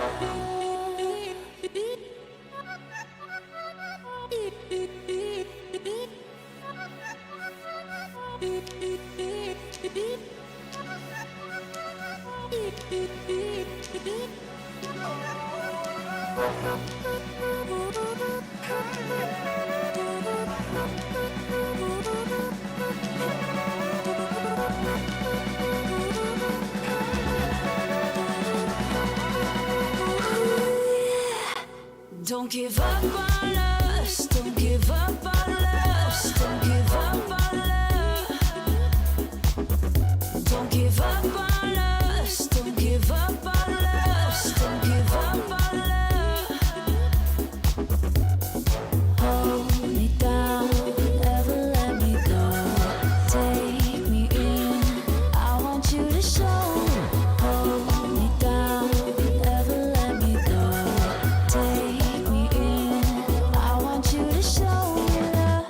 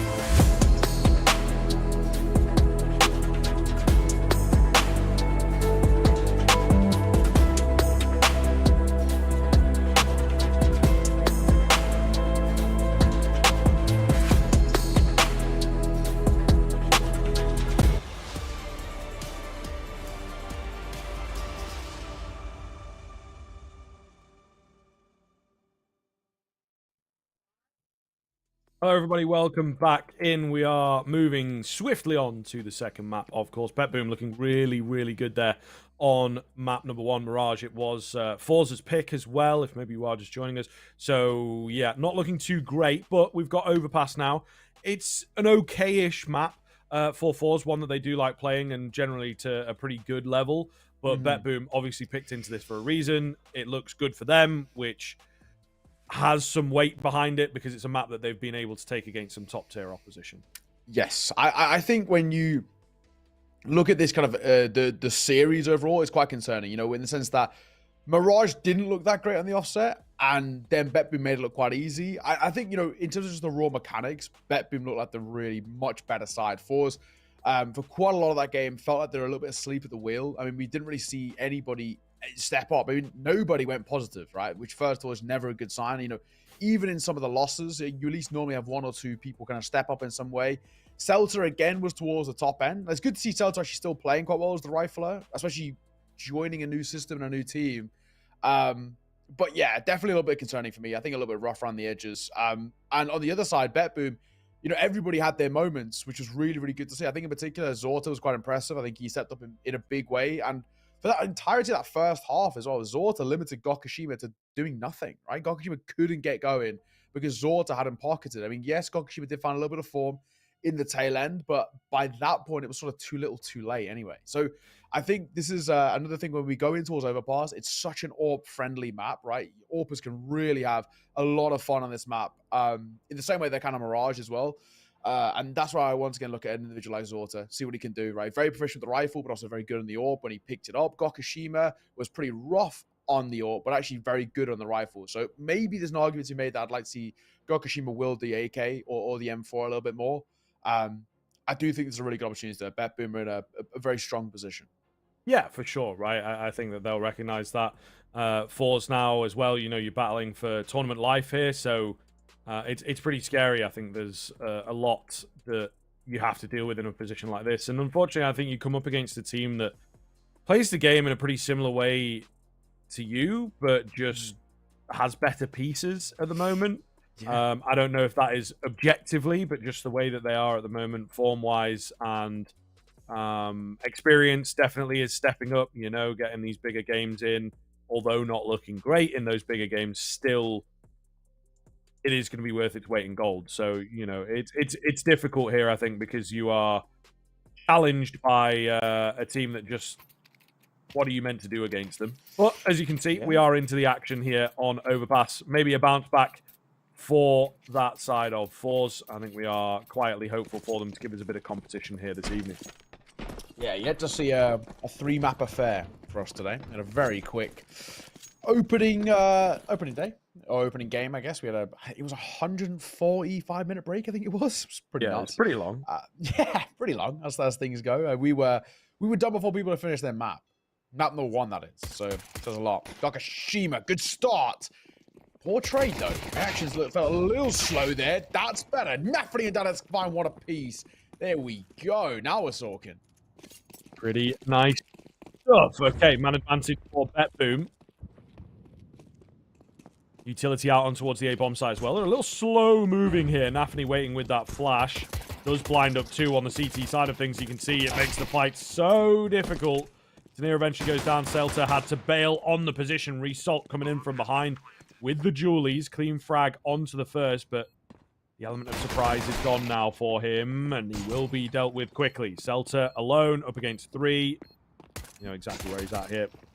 Ooh, okay, nice find onto Nafani, to be fair. Looked like he was round that corner, but not the case, apparently. Zorte on the P250, though. He's a bit of a master with that pistol. Either way, BetBoom going to find the first round. Yeah, not bad. Not bad. I think for BetBoom, especially with how a little bit rough it started, right? I think when Kyron gets dropped there by Gokushima, you do get a little worried that they could just get picked apart because of the numbers game, but a good response, Nafani and Danitz combine, and then they can just pounce on towards the site. So BetBoom finishing map number 1 and continuing as they mean to go on in towards map number 2. Good start for them. Fours can't really bite. You know, Fours get the luxury of a CT side start here, but the luxury of the opposition, I just think, complete control of tempo. Resto going to play up close here. A little pop flash in the corner. Oh! Maybe, I'm going to say, Nafani, after he got the lifeline of staying alive momentarily, he just try and run away, but he overstays his welcome. A little bit out towards long, and he doesn't get anything, you know, rewarded for it. No kill. Yes, a bit of damage, but no kill for it. However, with a quad stack long, that only means one thing. No one's home towards B. Make your way here. Smoke will come through. It's a nice little heaven smoke you can drop as well. You line it up with a yellow pole. Bounce it off. Bit of a Nara here special. I think you meant to throw it a little bit deeper, but all things they're all right. Yeah, should be fine. In come the boys, however. Gokushima going to find one. So, I mean, any damage that you're doing here is pretty nice. Galil now retrieved as well, but nothing more than that. Still, 2 kills on a full eco, especially for your AWPer. Now actually gives him the option to go for the AWP, and indeed he will. So, that's something that they might not have had on the cards. Yeah, minus 600 there would have been just shy of getting it. So, very interesting now that they indeed have an AWP available. Well, yeah, we take it. AWP out for Gokushima. Like we said, he Didn't have a too good a run with the AWP in towards map number 1, so looking for a much better showing here if he can. Tinner taking only damage. Molotov to give connector control to Danitz. And Shalfie kind of against his will has to sort of give it to him. Swing around the corner, Shalfie. Good response. Immediately reclaiming that. They're going to pop towards B, and it doesn't work well for them. Nice look here. Mac 10 traded quickly. It's Result at the back of the site, who looks solid. That will seal the deal. Just Sorte remaining then. The fast play here from BetBoom. Bit of a test of the water has not worked out. In fact, it's gone really poorly. Sorte, I think he's just hoping to take a gun or two away from them, but they're pretty tentative as well. He's not gunning for a fight. They're not gunning for a fight. So he might just turn tail and save. Shima. Oh, he spots the toes and he does tag him off, but fortunately doesn't make too much of a difference. He's still alive. But now Zorta really can't save. That's the real issue. You have to die before time. We've got 30 seconds to work with. Why he's giving himself a chance. He does get one. He can take a silver lining, but isn't too much of one. No bomb plant, though, is the thing that changes things. Because for BetBoom, some of them have money, others don't. Others being, like I said, Chiron, who did only have a pistol, drops it on over. And he gets dropped an AK. So him and Nafany swap out. Nafany, who had the kind of $5,000 or so in his pocket, picks up the AK. He'll drop on over the AK to Chiron, who swaps him with the Tech 9. Or spy for BetBoom. We had a weird situation at the start of Mirage as well. We had just 4 spies for the first like 6-7 rounds, basically. Man, Gokushima actually to the front of the map as well, going to find the first. Finally, that'll all start to get some good usage out of it.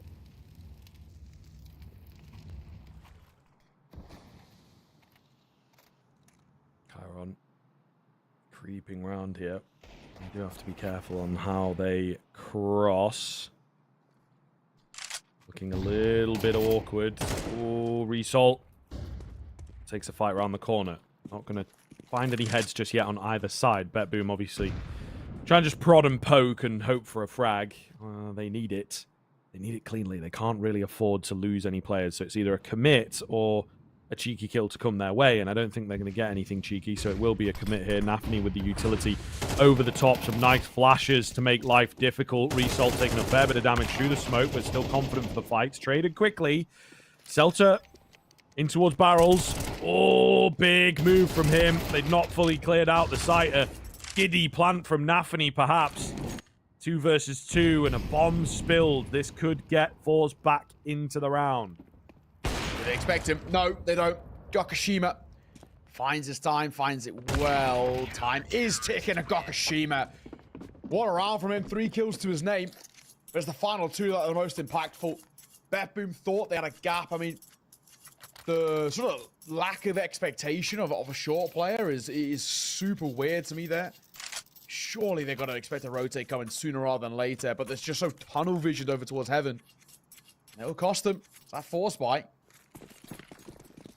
Really is a little bit weird. And it comes back to bite them here. Fours should get a freebie of a 3rd.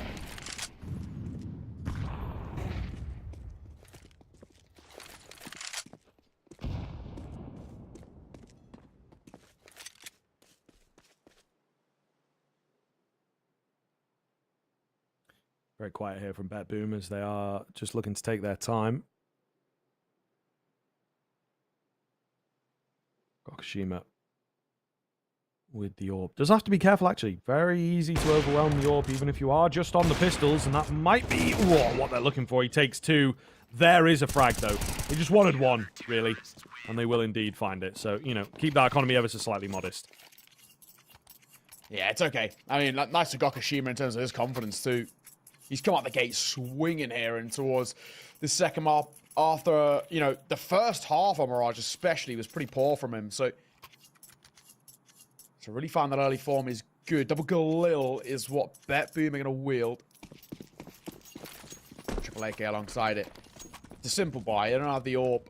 to wield here for Zorte, but goes without saying, they can't allow Force to continue chaining rounds together. Gokashima, confident peek from him, might get caught in transition. The nade buys him time as he falls away.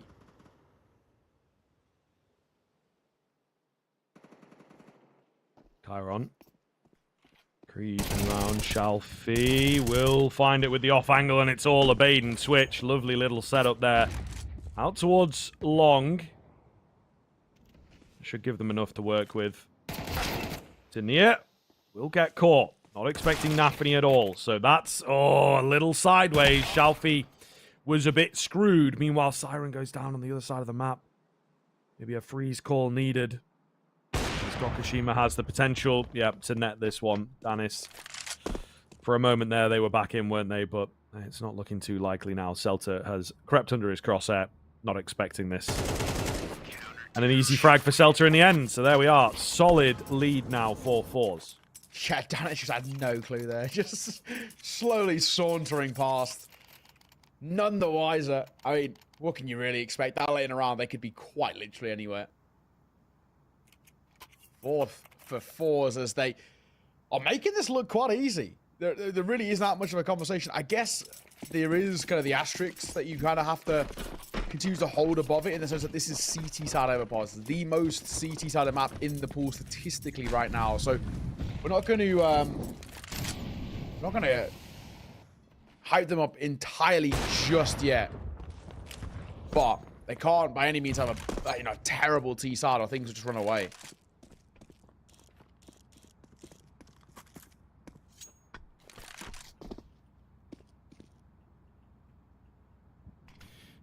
Shalfie waiting patiently here. A little bit of utility for Bet Boom, so they do obviously have a plan for this round, I suppose. Maybe a boost over that smoke they've just thrown. Nade onto it. Oh, could be risky. Shalfie, gonna lose his head. Maybe that's what they were hoping for. All the same, man advantage for Bet Boom. What can they get done with it? This could be big. There's a flank coming in onto this long player. It takes Gokashima Siren a couple of shots to find it, but all the same, he will net it. 5 versus 3. Retake looking a little tough. There's no flank. Result is so late from B. Maybe thinking he's heard something or just not wanting to give his position away. I don't know. It's difficult here, but this looks very, very good for Bet Boom. It does. Give it a little swing, Nafany. You know you want to. Test him. Let him know. Show him. Give him the little Nafany special. Steps. Oh, well, that felt like the Nafany special. You hate to see it. Retake's coming through now as well. It's falling apart so rapidly. Siren. Right time, run plays. He misses the shot. Oh my god. Thankfully, damn it. Bails out Siren. They all die.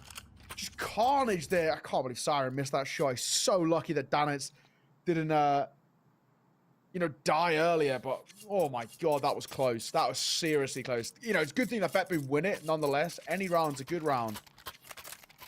That's a real sigh of relief. Thank you for BetBoom. That was an Ecos. They got plenty of money to now invest in properly, the actual investment that they cared about. And Zorta can still keep hold of the orb. So, the worst thing, and he dies to the bomb at the tail end. 4-3. What's felt like quite a one-sided game so far. It still is only a one-round game.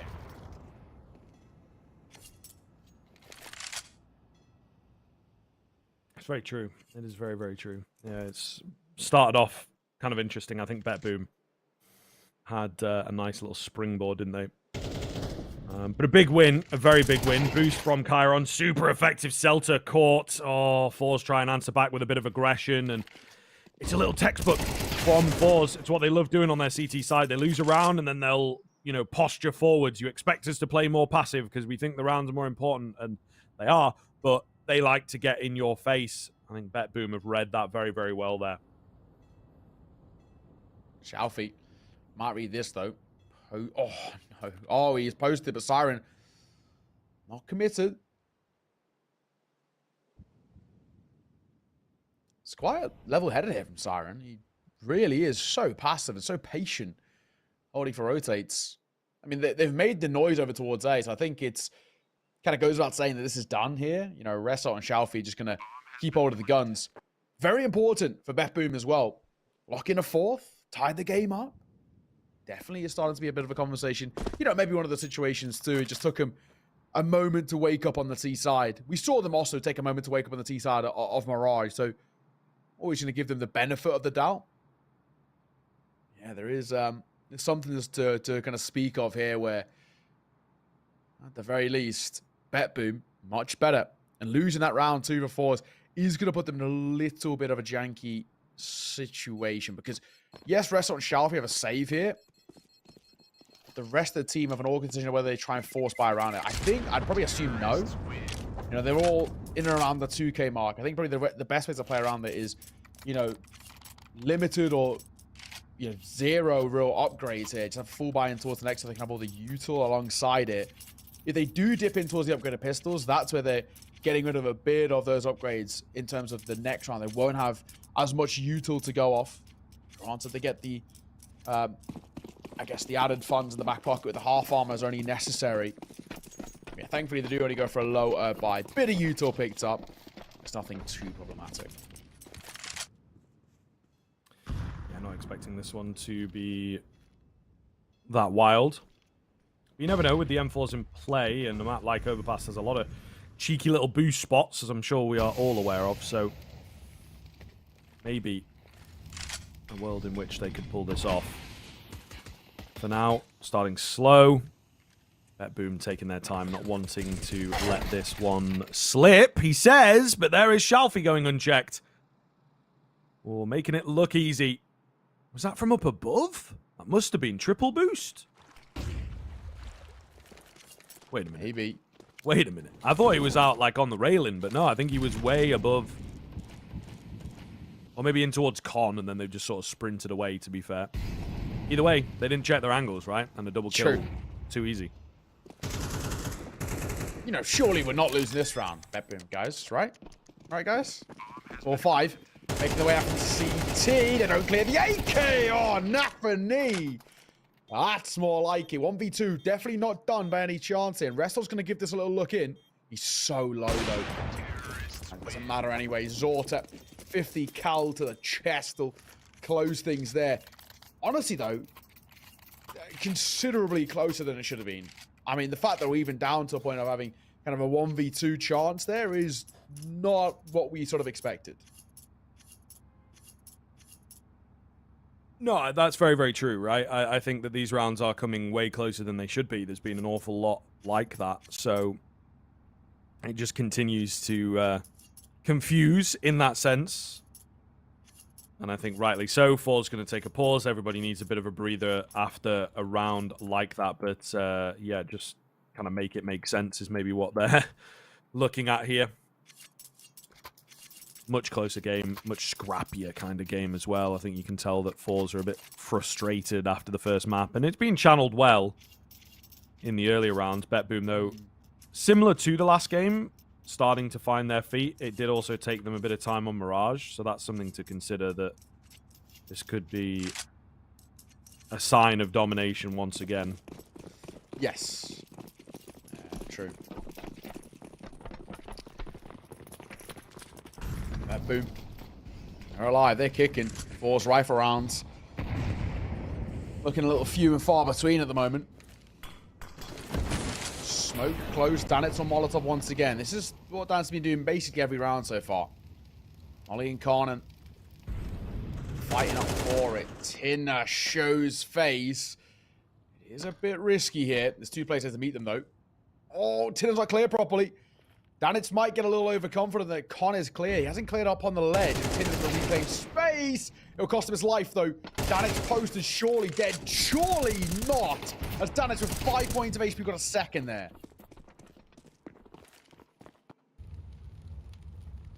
Still, BetBoom in a positive position as they look to move in towards B. It does hang on a bit of a knife edge. Result with the wide swing despite the low HP, but it's all a bait. Celta traded quick. That's not what they wanted. Resalt's position going to be known now as well. Nade onto the smoke to try and create a frag here, and Gokushima will work his way out. Oh, they're so close. So close to being seen. Smoke going to go down, and he spots him In towards the site he will go. This is definitely on 2 versus 2. Nafany and Zorte just taking their time. However, and it's Nafany for the double spray down. The IGL himself making himself known. Once again, a couple of really big moments from him in the past few rounds. Yeah, fair play. Nafany leading by example here, the IGL. Lovely work, without a shadow of a doubt. 6-4, that 2-round buffer zone. Probably extended a little further here as well, considering it's only an MP9 and a few upgrades in the pistol department for Force. They are letting it slip. Nafany looking really reliable. And more than happy to wield the lesser weapon. We've so often seen him now with a bit of money, even off the back of decent rounds, dropping over the good guns sort of to, you know, some of the more reliable, I guess, in a traditional sense, the more primary rifles on the team. And he's happy to wield likes the MAC-10s or the Tech 9s when the opportunity is there. Gotta respect him, especially when he's in form as well. Keeping that level of modesty is good. Leading the charge towards A. Nobody's actually on A. I've got that kind of banana and bathrooms control. Gokashima, get your gun out, fella. This fight will come closer than you think. Oh, he's going a little unchecked, but no, Danis comes round eventually. He was sort of lagging behind the action. They will find the all-important player. Everybody else stacked up, of course. Should be the round. In fact, it will be the round. I think they are giving this one up. So, BetBoom moving up to 7. That gives them the advantage into that second half. So, again, looking really good. And again, taking some time to get rolling. It's just a question of if we have a repeat half or if maybe Fours can bring it as close as possible.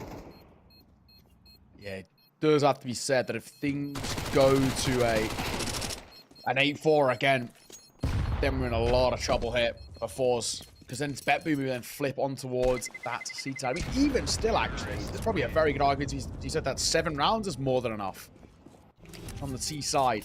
Most seed side of map in the pool and the T side are guaranteeing a lead. On most metrics, you'd say 7 is plenty. Double AWP setup for Force. First time we've seen this coming through. It's Result to try and pick it up as well. He's had a, you know, I'd say a quieter game, definitely by his standards. I can understand it without a doubt. Try and see if he can use it as a crux to get him back in towards the game. I want to go quick towards Monster here. Danny down in front of his own smoke, but he gets caught. Fragging away here, Result in for another one. Looking good for Fours. As BetBoom have picked up the pace. Shalfie gonna fall. Chiron, there's so much noise going on around him that I don't think he's been heard here. That is a difficult fight. Nafany, again, looking to him to be the hero. Zorte with a wild spray down through the smoke. Can't find anything. Nafany, meanwhile, has fallen in the interim. And there were 2 AWPs ready for that frag. 7-5 at the turn of the half. A nicer response from Force, but will it be enough? Find out after the break.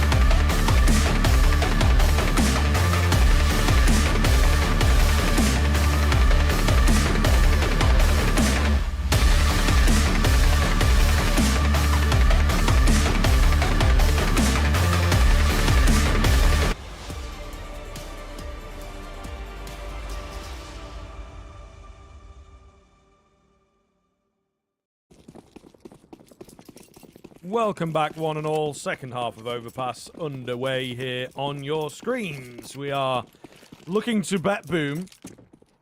Wondering if they can find the 2-0 here on the CT side of their map pick. Into B they come. Siren ready with the Julies.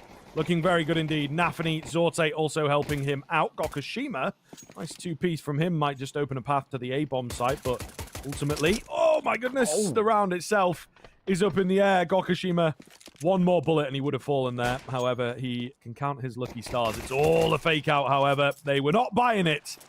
Result does catch one, but not the second. And now Goku by himself. And I think Danis has got his number here. He doesn't even have his gun out. Yeah. So, there you have it. Bet boom. Looking pretty good on the pistols. That's the one thing that you can absolutely take away.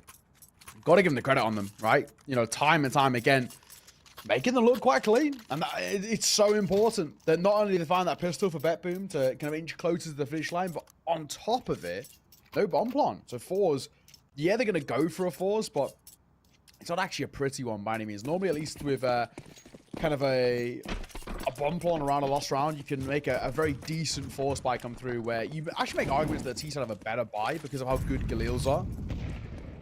This time, not to be. A scout for Gokushima, which he's pretty good with. And all the laurels going to rely on Result and the AK. Oh, it does get tagged. That's quick. It's seriously quick from Gokushima. Granted, not enough for the kill, but makes Nafany a little more vulnerable to the old pistols. Just off for Kyron. We'll find Celta. Kyron. Ooh, a little awkward as he tries to escape there. So even Stevens here. 4-on-4 looking pretty good. Zorte holding them at bay, but there's a lot of bodies around that corner, boss. This could get very, very messy indeed. Well-timed smoke there from Siren to just cover off his teammate's backside. I don't know, though. This might go south. They clear him. Do they think about it? Well, now Siren's been spotted. Actually, maybe not. Flashing the corner is good here. Zorta opting against peeking too. It might actually overlook this angle. See the shadow. No, Reto clears it. He can't make it two, and Siren can't trade. He's low. This is now getting dicey. 30 seconds. Moving in fast. Siren, low HP. Great flash over. Gokushima will take him. 2 versus 2 now ensuing, and it's the MP9s as well. A FAMAS picked up by Shalfie. Nafany's pretty quick behind. So they have to make a decision on the bomb plant. Going to get some utility down and indeed tap in the numbers. Nafany's up long, though. I don't know that they will necessarily be expecting this. So Danis going to have to distract away quite effectively, you would think. No kit, though, for this CT side is very, very problematic. Smoke on the bomb. Tap on the bomb. And the peak to come around with it, but I don't know that they're biting all that much. Shalfie not giving himself away at this point. He will eventually go round. Good timing. Nafany going to attempt a 10-second hold. Denied. And fours win out a big, big force. Yeah, I mean, time was ticking. If there's a kit there, you probably make the assumption that Bet Boom win it because they'll play 2 players. The 2 guys on the retake essentially will contact through into front bathrooms, and you know it'd be quite simple. But that lack of kit actually forces Nafany to stick there. Even though he could have traded out his teammate, he wouldn't have had time to win the round. So, Force, well played. Really well played. I think it's unfortunate Siren playing through Divider, only getting 1. Maybe there's a conversation to be made that when he actually gets flashed over, he should peek with it. Try and see if he can catch somebody, but it's all the benefit of hindsight talking that Force such a needed Force by round win. Of course, you know, the expectation, Bet Boom going to a force of their own, but considerably less weaponry brought to the table. A FAMAS, an MP9, a few upgraded pistols. Fours should make this a 1-round game.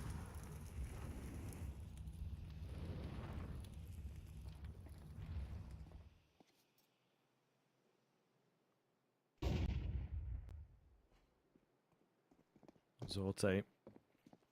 Pretty cheeky spot here. He's going to hear a lot of footsteps around him, so they might just start to rotate up, to be honest. He will be able to drop the bomb here as well. Yeah, going to slow them down.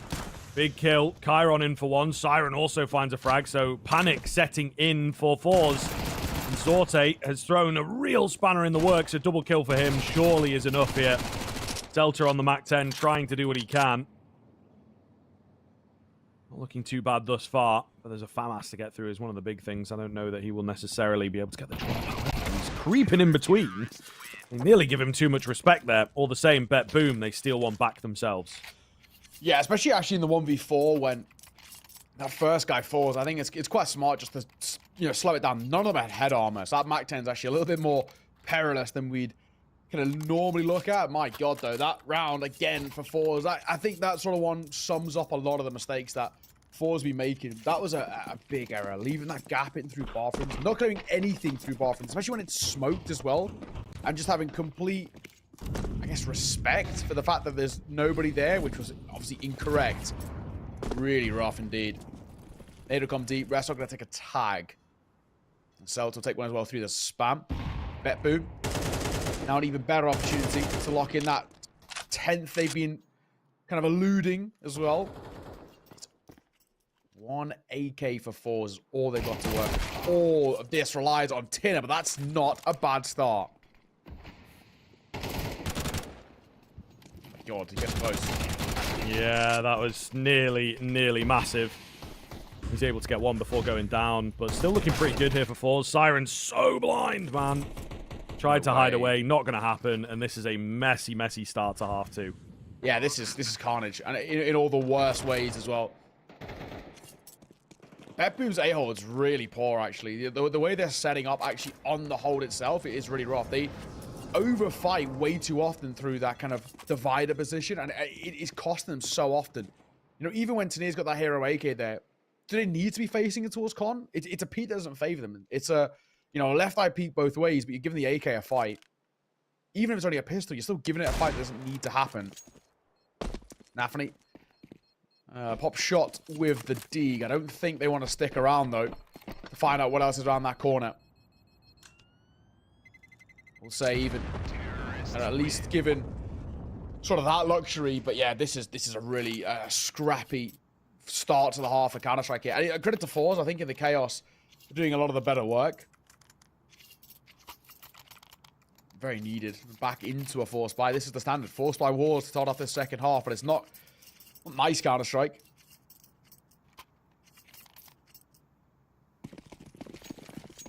Take a look. Got to work with. It's again. Very least a double FAMAS and a double M4 isn't too bad for a Force Buy.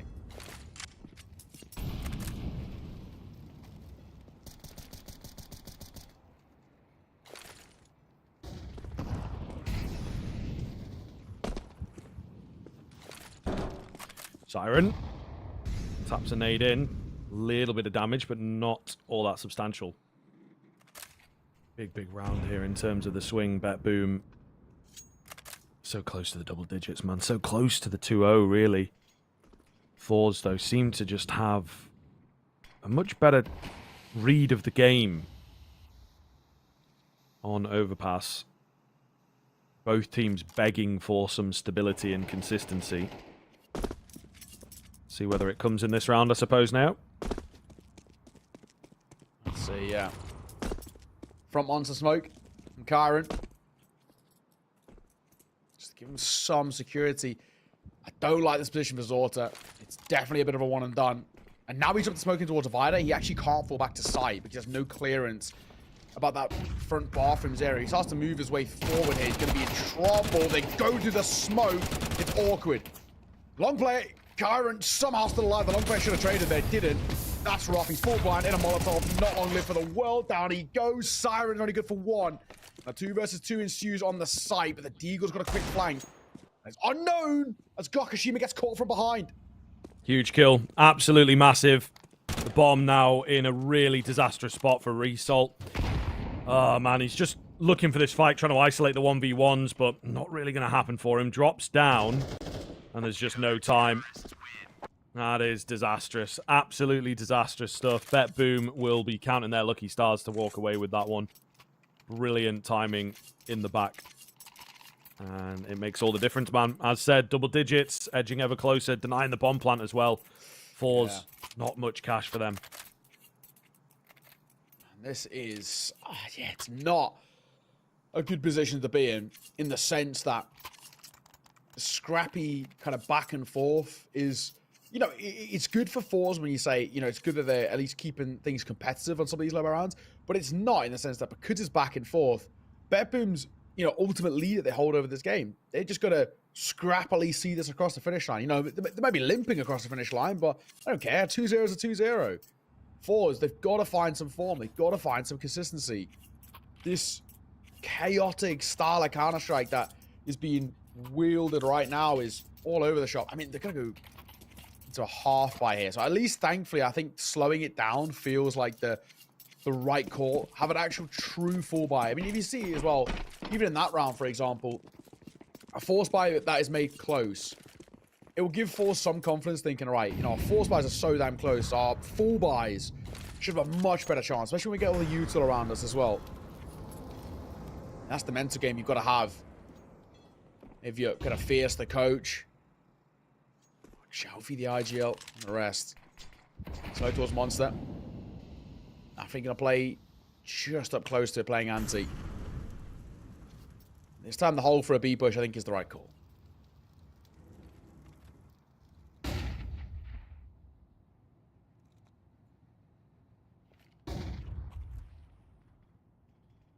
The flash is raining in.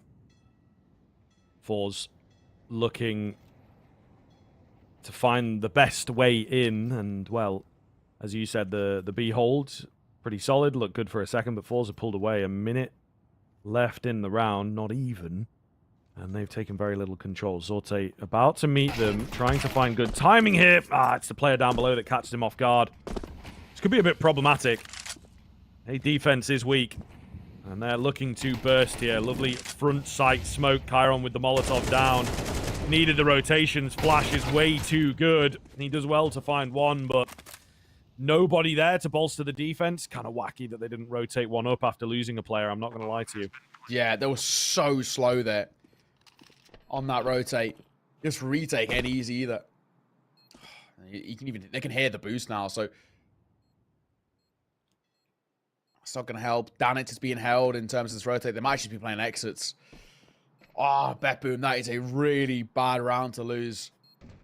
This continues to be just pure carnage. I don't know if they give this a go here. Maybe trying to make it more expensive on the way out, but I think all it's doing is actually hurting the chances. I'm sure Danit's got spotted there as well. Yeah, Tina knows. The MP9 had a look in. Danit will drop him. There's a silver lining. Man, Force running another round, and that time it was on the low buy, not even the Force. Really rough to watch. Neither side looked good in the second half, which is it's kind of crazy to see, especially after kind of how one side of Mirage was, and then how, you know, fairly stable the first half felt. This is carnage, but not in a good way. It's not actually, you know, it's not pleasurable kind of, you know, watching experience here, this sort of Counter-Strike. It is so all over the shop.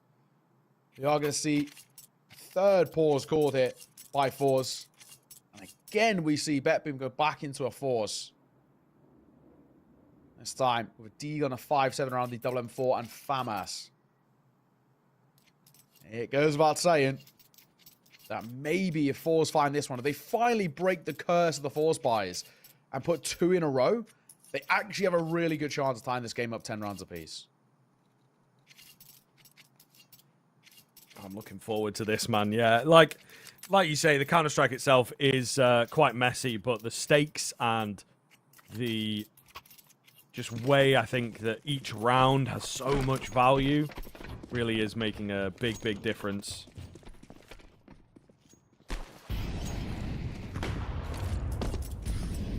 Zorte with an early nade out. Not going to be able to find too much. Decent enough damage. Danis, though, with the kill onto Tania. With the boost up, I want to say. I don't think I saw him run down short. Either way, fight out towards long. That was a big one-man result. He got some bullets off onto Chiron, so certainly could have taken him down, but the power remains here for BetBoom. The control remains in this round. Yeah, I guess just having that numbers advantage right now is that main thing. The only thing they've lost is a Deagle.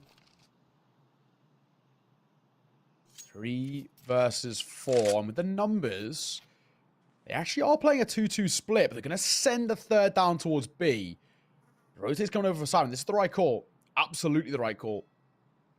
Especially considering Nafany's actually only got 5'7". He spotted one. He spotted one. They don't have a smoke, though, so Nafany's stuck left side. He gets naded. Gonna get flashed as well here. This could be awkward. And a 1-for-2 fight going in favor of the T side. Force of a chance. Yeah, it's big. It's really big here, but they might not be expecting another body so close to the bomb site itself. Gokashima's watching upstairs. Celta going to move in for the bomb plant. Siren creeping in. Oh, it's 1v1, though. Gokashima just a hair of a second before he dies. Gets the kill off, and Celta will convert. 9 HP the difference, but 9 rounds the reward. Man alive. These rounds continue to deliver. That is the definition of the finest margins there for BetBoom. To lose that is heartbreaker, but it is going to force them for the first time, basically, into a true eco in this half. And it will mean that fours have a real chance at tying this up 10 apiece, and they should. It's a double P250. Surely they can't struggle at this one, fours.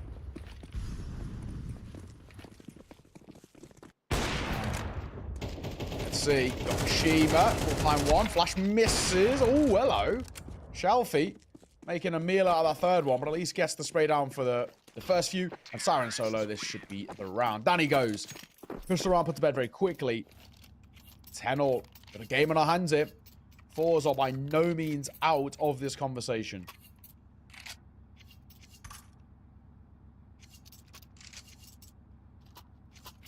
Getting interesting now. The game's certainly heating up towards the end. Anubis, Adesider, and Fours doing everything in their power to take us there. BetBoom, after that first half, it felt like, you know, they had really done enough. They start this one off very well. CT side of Overpass feels like one of the stronger halves of the game to play. They are disappointing a little, and this one does not start well. Resalt goes down. It ends up being a 2-for-1. They went for some mega aggression across the board. Danis going to eat a nade, and Celta may well have heard that. Not sure. There's a lot of sound cues going on there, so he might not have been able to pick it out. All the same, Fours in the perfect position here.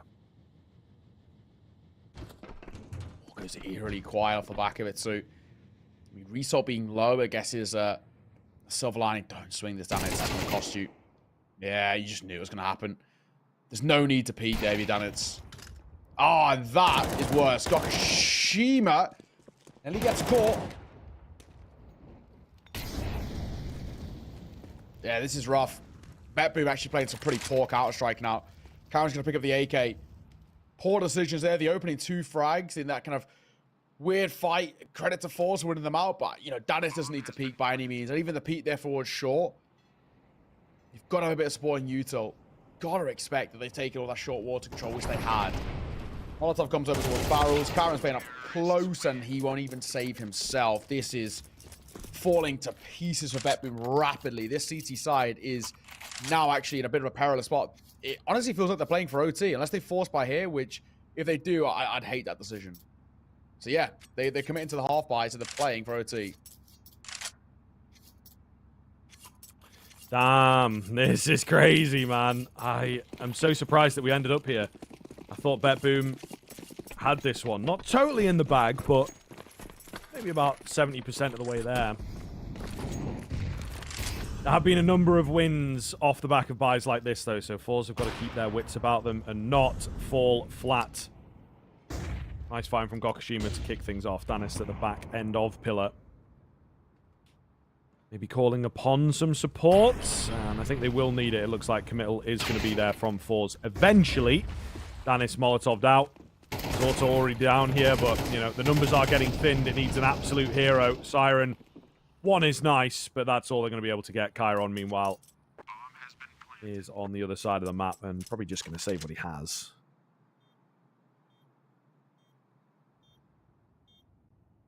Chiron with the MP9. Looks like he wants to stick around here. Might get AK.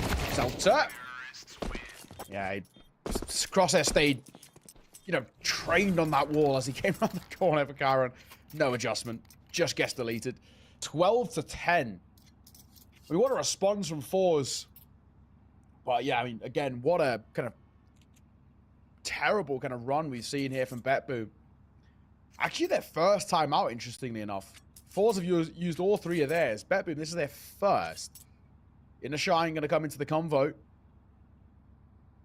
And Nafri going to try and do what he can as well. But yeah, this has been rough, to say the least. And now you got BetBoom playing for overtime. They need a bit of a miracle. Try and make this one stick. I guess while we do have the brief break, some of the other results have come through as well. Amcal 2-0 over Ruby. 13-5, 13-6. Another dominant showing from Amcal again. We're now in the upper final. Looks like currently their opponents are about to go to a 3rd map. Honestly, similar to us. So, who knows? And Guild Eagles also got to 3 maps with Incilio as well.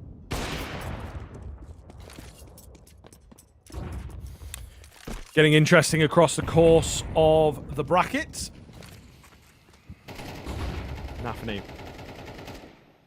playing aggressive once again towards the monster position. I mean, it's a spot that he has really enjoyed so far this half. Not going to stick to it, though. So we'll see here. Smoke goes down. Try and keep them at bay on the B-bomb site. Not over just yet. Obviously, Fours have got so much more work to do if they want to take this.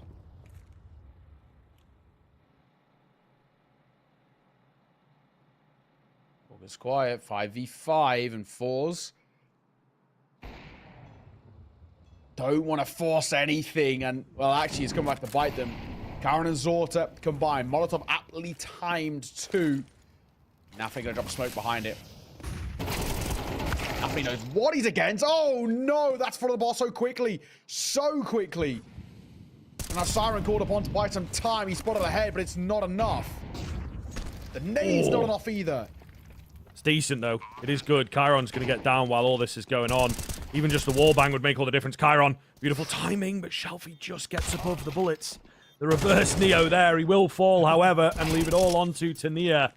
Can't survive long enough. BetBoom nearly let that one slip, but they will keep it together for 11. Oh, damn. Close. And I guess the main thing as well is, with that round being very, very close, the fact that it's actually, for the most part, inexpensive to BetBoom is so important. It gives the opportunity of an OT.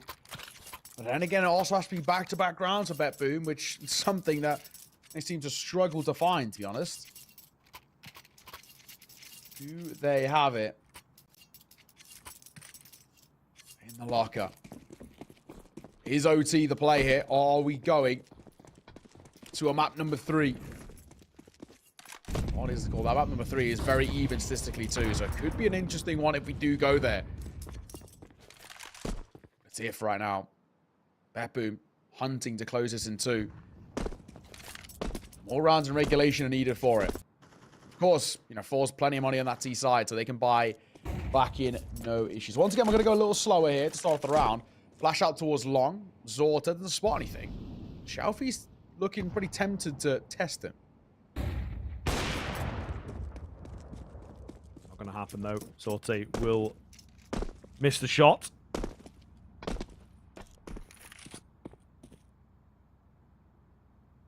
Back to a defensive position here. So a slow creep up from Fours. They show some presence, but ultimately looking to keep BetBoom guessing. Turn of utility. You know, there's something in the water, but it's not quite clear. That bullet whisks past Chiron's head. Goodness me. Traces of the AWP, as big as they come, all the same. Fours still just biding their time. Close. No cigar. Zort. Holding, waiting, finding. What a flick from Zorta. He looks for more. Chiron could be in a bit of trouble here. I think he was spotted crossing from Transformer. The swing out is a bad decision by Tania. I'm not sure what the call is. Celta finds the tray, but he slinks back into the smoke. And the Deagle finds a tag. Make that a kill. Oh, it's falling apart. Yep, not looking good here. As it would seem, we are in for the overtime. Time going to run out. BetBoom will take the round as Result falls, and that indeed is 12-12. A few more rounds left to decide this one. And I think we're all very surprised to be here in the end. BetBoom looking so good throughout. Drop the ball, and then just suddenly able to turn it around out of nowhere now.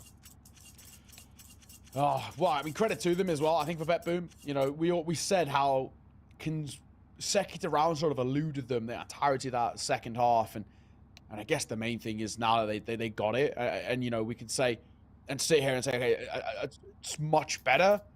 Seems like we have a bit of a tech issue. I think Gokushima, yes, messed up the hood slightly. Yeah, Shalfie had a dropout, I think. Shalfie, yeah. Messed up the hood a little bit on our end, and then obviously trying to get him back in is top priority. So. But it looks like we're all good. Yeah. So just a brief little switch over to get that one sorted. And everybody's back into the action. Mr. Shalfie, yeah, okay, buying up. So we're in the money. And now we shall see how the overtime looks. BetBoom looking to keep the energy up from that tail end of regulation. What do they got for us? We've had, you know, it's good to see momentum actually starting to swing a little for BetBoom because of how just all over the place that second half was. But now it is the point in the conversation where we say, can they keep hold of it? Sorta took a pop shot through mid. Didn't really spot anything. And then it all goes sort of quiet off the back of it. There's a booster come through here for Shalfie. Looking back pillar, doesn't spot anything. They know that they're here. Nades are good. Dan, it takes a lot of damage. Oh, Zorte. Jeez, just very casually, very lackadaisical out in the open, dog. That was very nearly his downfall. But he survives. He gets a bit lucky. I don't think they were really expecting a player to just be, you know, chilling, walking across like that. All the same. Where to now? Siren hidden at the back end of sight. Nafany, Danis here to help, but not the healthiest of players. Well-timed Molotov, well-timed smoke to keep them at bay. Oh, they're looking to burst through, though. This is not good. Straight into the hands of Siren. Trade is there. Nafany standing strong as well. And it's all down to Result. Can't get it done as the rotation stabs him in the back. 13 rounds found by BetBoom. Oh, BetBoom coming alive in the late game. Late game as we head in towards OT, but it's good to see them start that CT side. I think with how... actually, you know, fair, both sides look better on the T side, so I think then for BetBoom, who had a fairly decent T side at the tail end of that half, so of course finishing 7-5 was good for them. It took a while to get to that point. I think 2 out of 3 rounds is the bare minimum it feels on the CT side if you want a chance. Molotov coming deep in towards Monster. Tanair not respecting that smoke. Short water taken relatively for free. The nade's not bad though. Tanair will take a tag, makes them considerably more vulnerable towards the M4s. Again, a slower one here. Oh, the AWP's good. It's training on the right angle. Celtic could be in a bit of trouble. Oh my god, neither coming off healthy at the very least. Both taking serious tags. Both staying alive.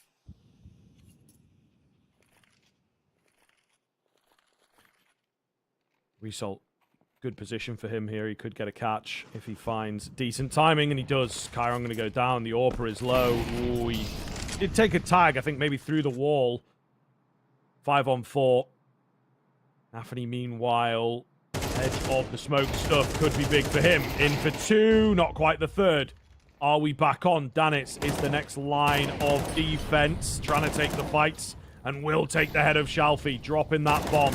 40 seconds and another frag, all onto Gokushima. BetBoom. Survival on their minds. Fours can't really find the same energy. Gokushima's got a save here as well. I know it's OT and you get all the money and all the rest, but back-to-back AWP buys are going to leave you a little bit thin in the old wallet. And you got 700 in the back pocket. Definitely wants an AWP next round too. So he has to just fall away and keep this alive.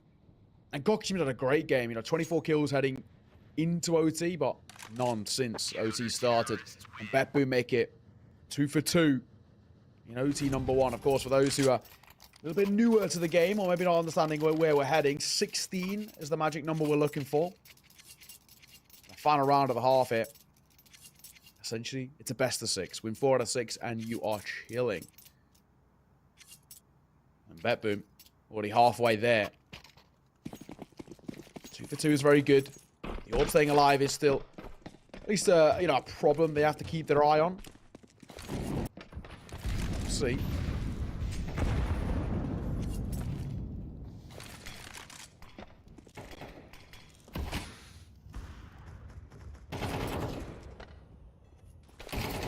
Ooh, Zorte.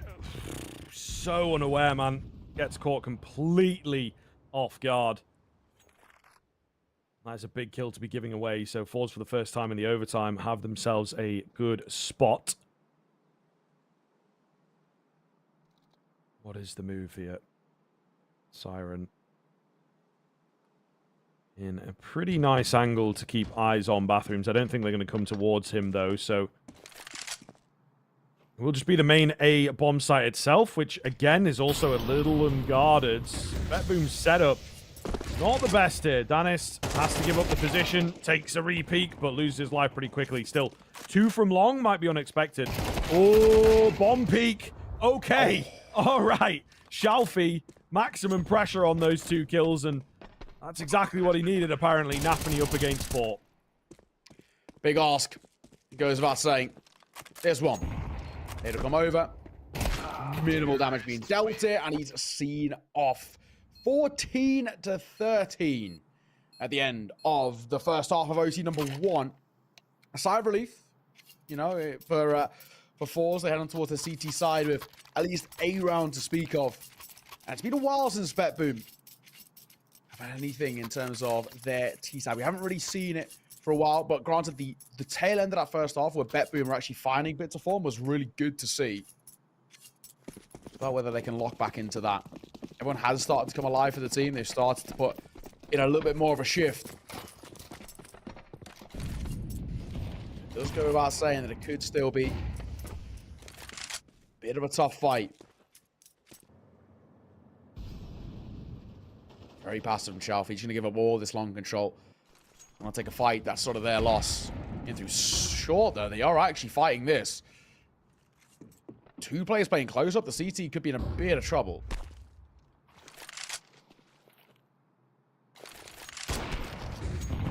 Oh, Zorte, big catch. Really big catch. Result going to take some decent damage as well. So a fantastic start for Betboom into this round. They may well look to continue pressing the attack on B. There's a gap in the smoke, I guess. Celta didn't get that one through smoke. Not quite sure what's happening there, but all the same, 4 on 4 looking a little better for the CT side. Kyron holding it. That smoke fades. Celta then does get a little bit stuck there. Thankfully, he has a bit of util on his team to support him, especially Shalfie, but it's the other side of the map. Oh, Shalfie, good reaction. Danis had such a good opportunity there. Fluffs his lines.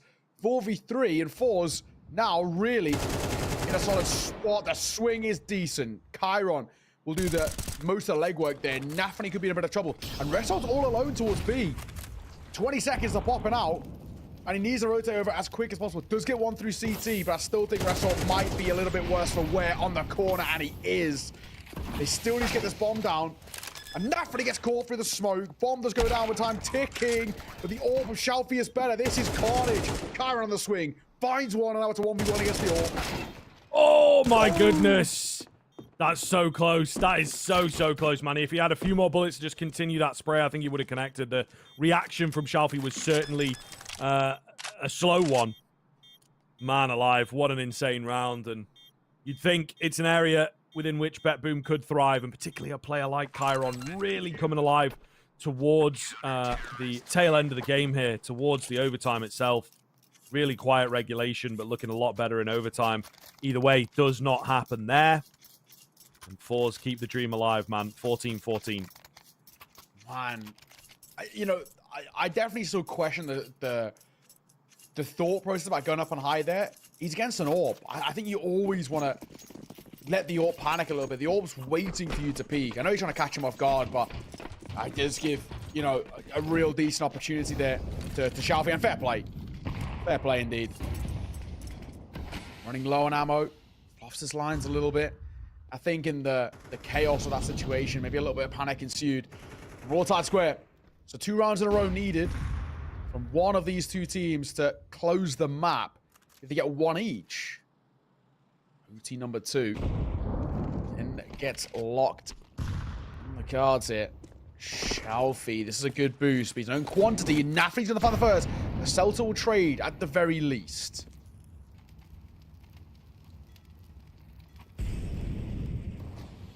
Siren in a pretty good spot here. He's just looking for a head, looking for someone to get aggressive towards him. But it's nice to have the deep, short control. Good amount of information off the back of it. Celta. This could be risky, you know. If Chiron gets into a good spot, he could see the feet. So Celta really committed to this angle. Chiron alone with the bomb. Is he going to see him? Yes, he is, and he finds the kill. That was a little close, though, wasn't it? Still, man advantage. B-bomb site vulnerable. Xiaofi the next to fall. Tanir for a double kill. Trade isn't quite fast enough. Warning Yearly finds 3.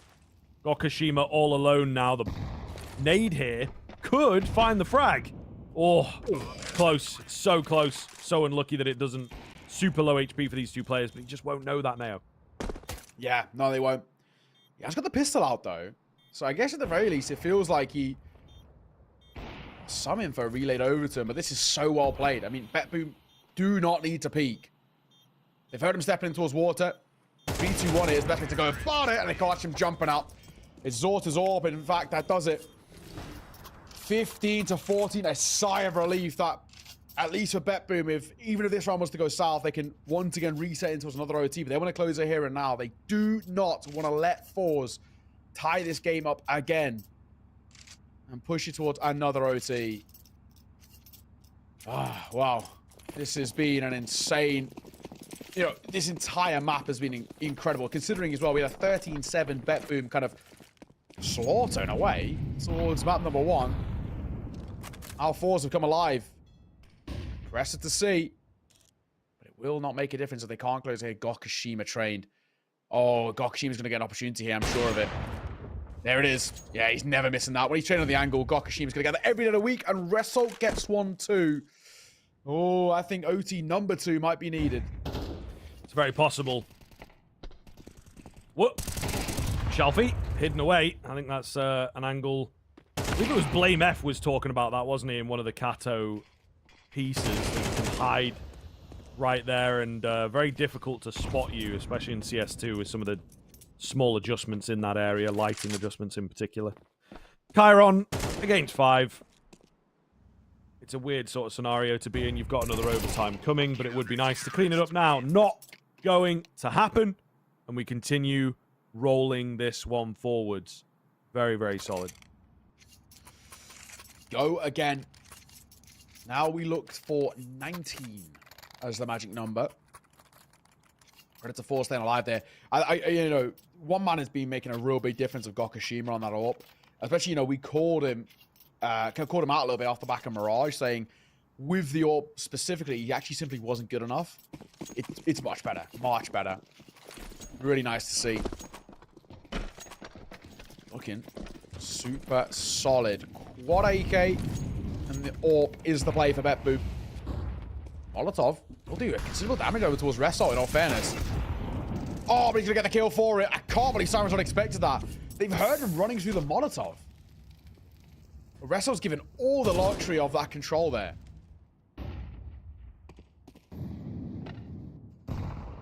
Oh, big nade continues to chip down BetBoom. They're going to move back up towards the A-bomb site and give that a better look, however. Slowly making their way forwards here. Smoke over the top. They're liking this front side smoke on the BetBoom side, I have to be honest. Just denies a lot of vision for those A players, but at the time being, they're moving very, very slowly indeed here.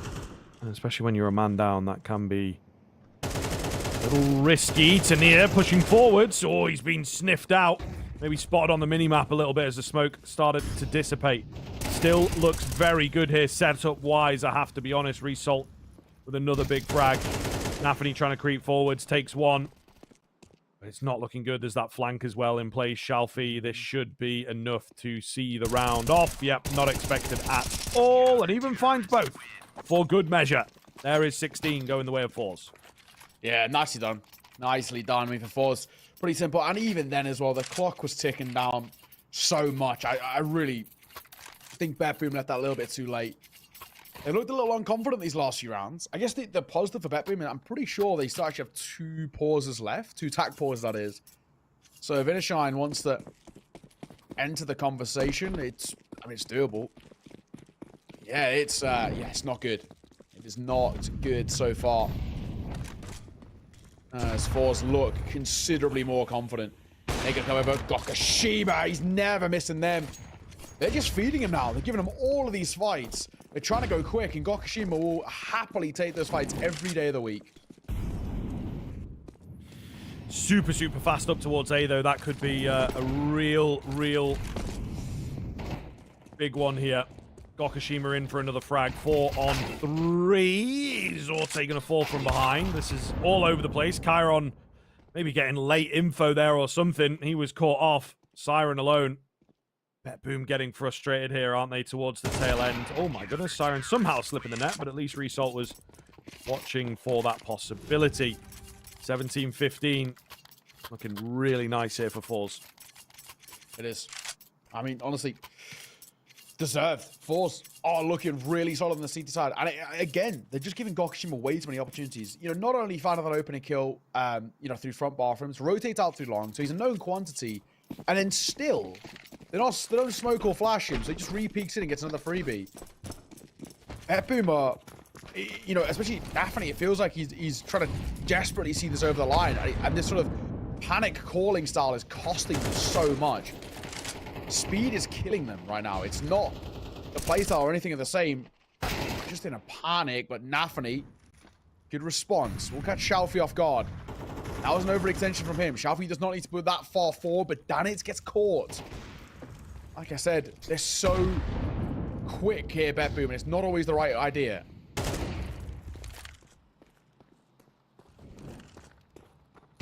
Siren just creeping around here, looking for that first frag in on towards the site itself. Big blow on the smoke. Big blow onto Celta. The remaining fours players left to pick up the pieces. Nice find from Tanir. Sure, to deal with him now, though. Flash goes round as the smoke goes down, and it's all on to Gokashima. Nades over the top. AWP is all he's got. Not really ideal, is it, against 3 here? And he's trying to, you know, fake him out with a bit of sound play, but I don't think that they really heard him doing that. Either way, what can he get done here? No one giving him the peaks. Siren's angle's the big one. Oh, okay. They're both going to miss their shots a little bit, but all the same, they'll know where he's at now. Should have him pinned in. Not a lot of time left. What is that? Oh, my God. Oh my God! That is that's the most insane shot I've seen in a minute. What the hell? Oh what my! What the hell was that?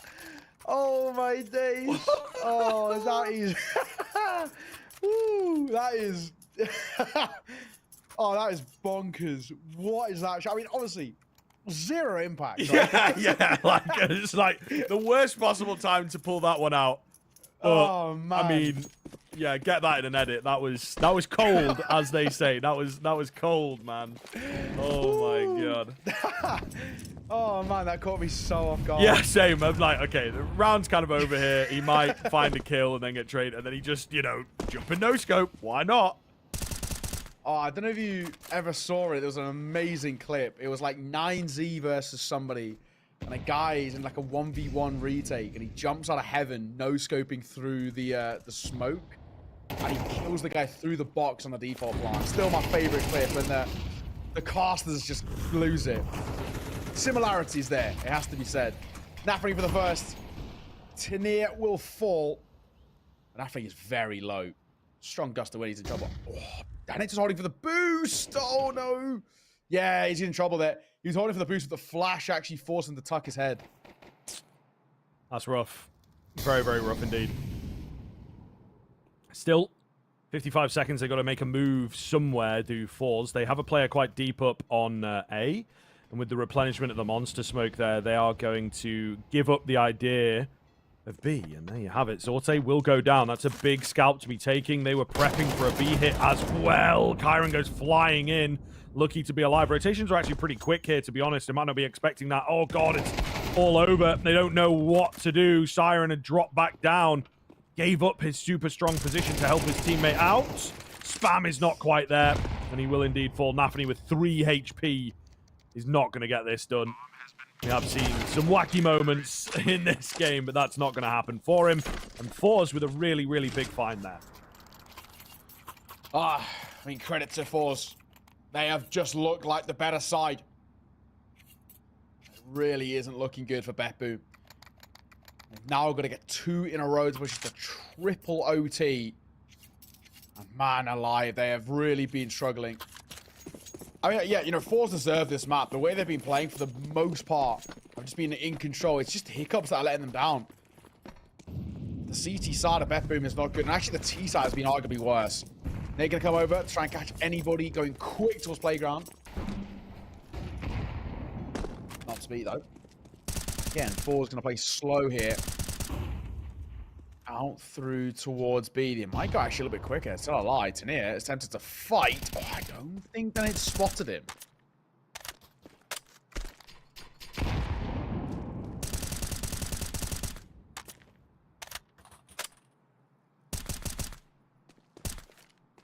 Nothing really popping at the moment. Just Fours waiting for all the utility to roll on in, I suppose.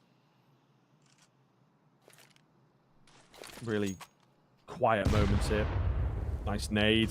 Tania will take some more damage, so slightly softened up, but is it really going to make a difference moving into the latter stages of this round? Perhaps not.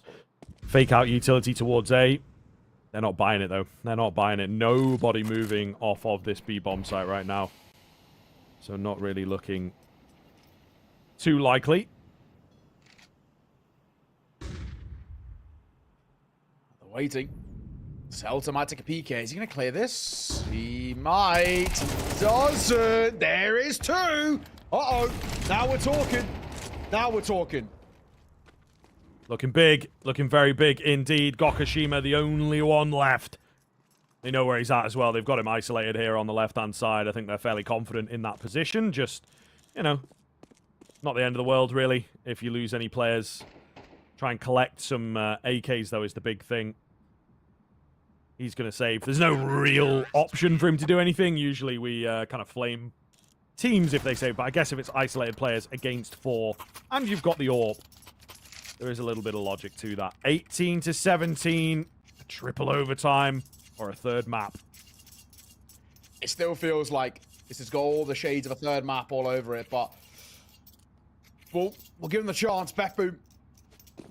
Have they got anything left to talk about here? Is there a conversation to be had? Let's see. Not gonna be easy. Early start. Peak comes through. Double AWPing as well. Kyron into the AWP himself. Let's see if he can do anything with it. Double AWP, maybe that might be the saving grace to push into triple OT.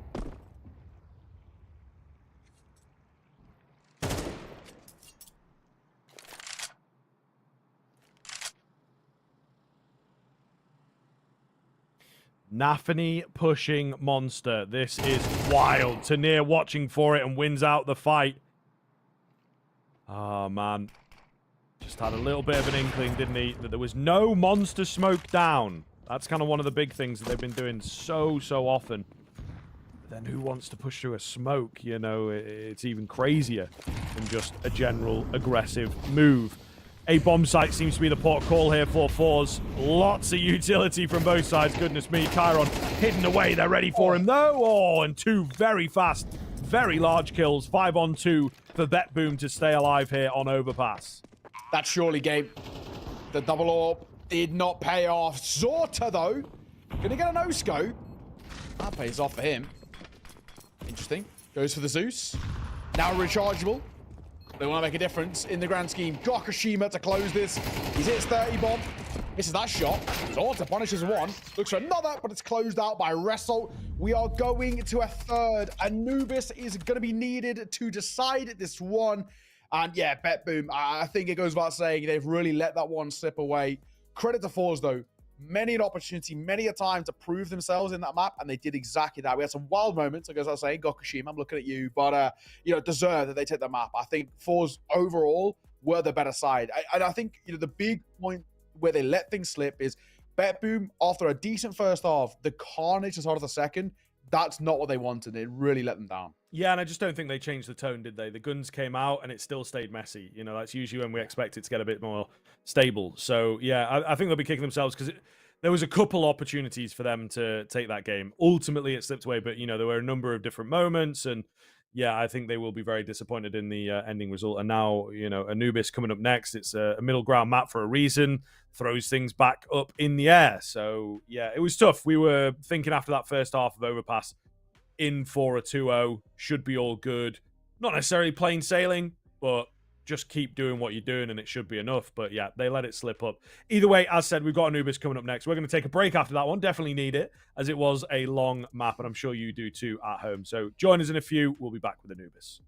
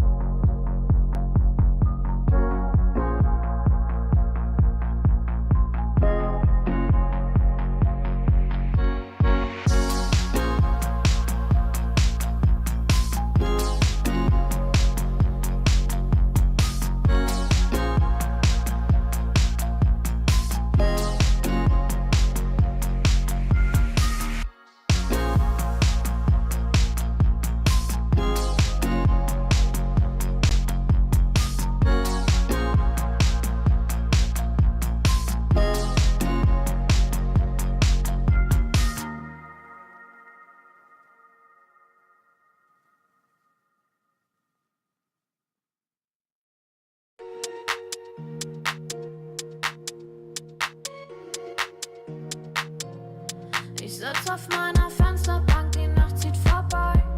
Ich blick über den Tellerrand, trinke Sekt auf Eis. Ein Teufel und ein Engel tanzen auf dem Parkett. Vielleicht sind wir unsterblich, müssen nie wieder weg. Ich sitz auf meiner Fensterbank, die Nacht zieht vorbei. Ich blick über den Tellerrand, trinke Sekt auf Eis. Ein Teufel und ein Engel tanzen auf dem Parkett. Vielleicht sind wir unsterblich, müssen nie wieder weg. Big Pie, Kippen und Drinks gegen Tristesse. Großstadtbild, komm ich nicht weg. Kopf fragt, mach kein Pisstest, nein. Ich will nicht auf deine Party gehen, nein. Engel und Teufel tanzen schwansee. Von deinen Lippen tropft der Chardonnay. Ich küss ihn weg, bevor du schlafen gehst. Sitz auf meiner Fensterbank, die Nacht zieht vorbei. Ich blick über den Tellerrand, trinke Sekt auf Eis. Ein Teufel und ein Engel tanzen auf dem Parkett. Vielleicht sind wir unsterblich, müssen nie wieder weg. Ich sitz auf meiner Fensterbank, die Nacht zieht vorbei. Ich blick über den Tellerrand, trinke Sekt auf Eis. Ein Teufel und ein Engel tanzen auf dem Parkett. Vielleicht sind wir unsterblich, müssen nie wieder weg. Faded auf den Wohnzimmerdielen. Baby, sag, wieso sind wir hier? Kann sein, dass wir den Boden verlieren. Wir heben ab morgens um 4. Ich sitz auf meiner Fensterbank, die Nacht zieht vorbei. Ich blick über den Tellerrand, trinke Sekt auf Eis. Ein Teufel und ein Engel tanzen auf dem Parkett. Vielleicht sind wir unsterblich, müssen nie wieder weg. Ich sitz auf meiner Fensterbank, die Nacht zieht vorbei. Ich blick über den Tellerrand, trinke Sekt auf Eis. Ein Teufel und ein Engel tanzen auf dem Parkett. Vielleicht sind wir unsterblich, müssen nie wieder weg.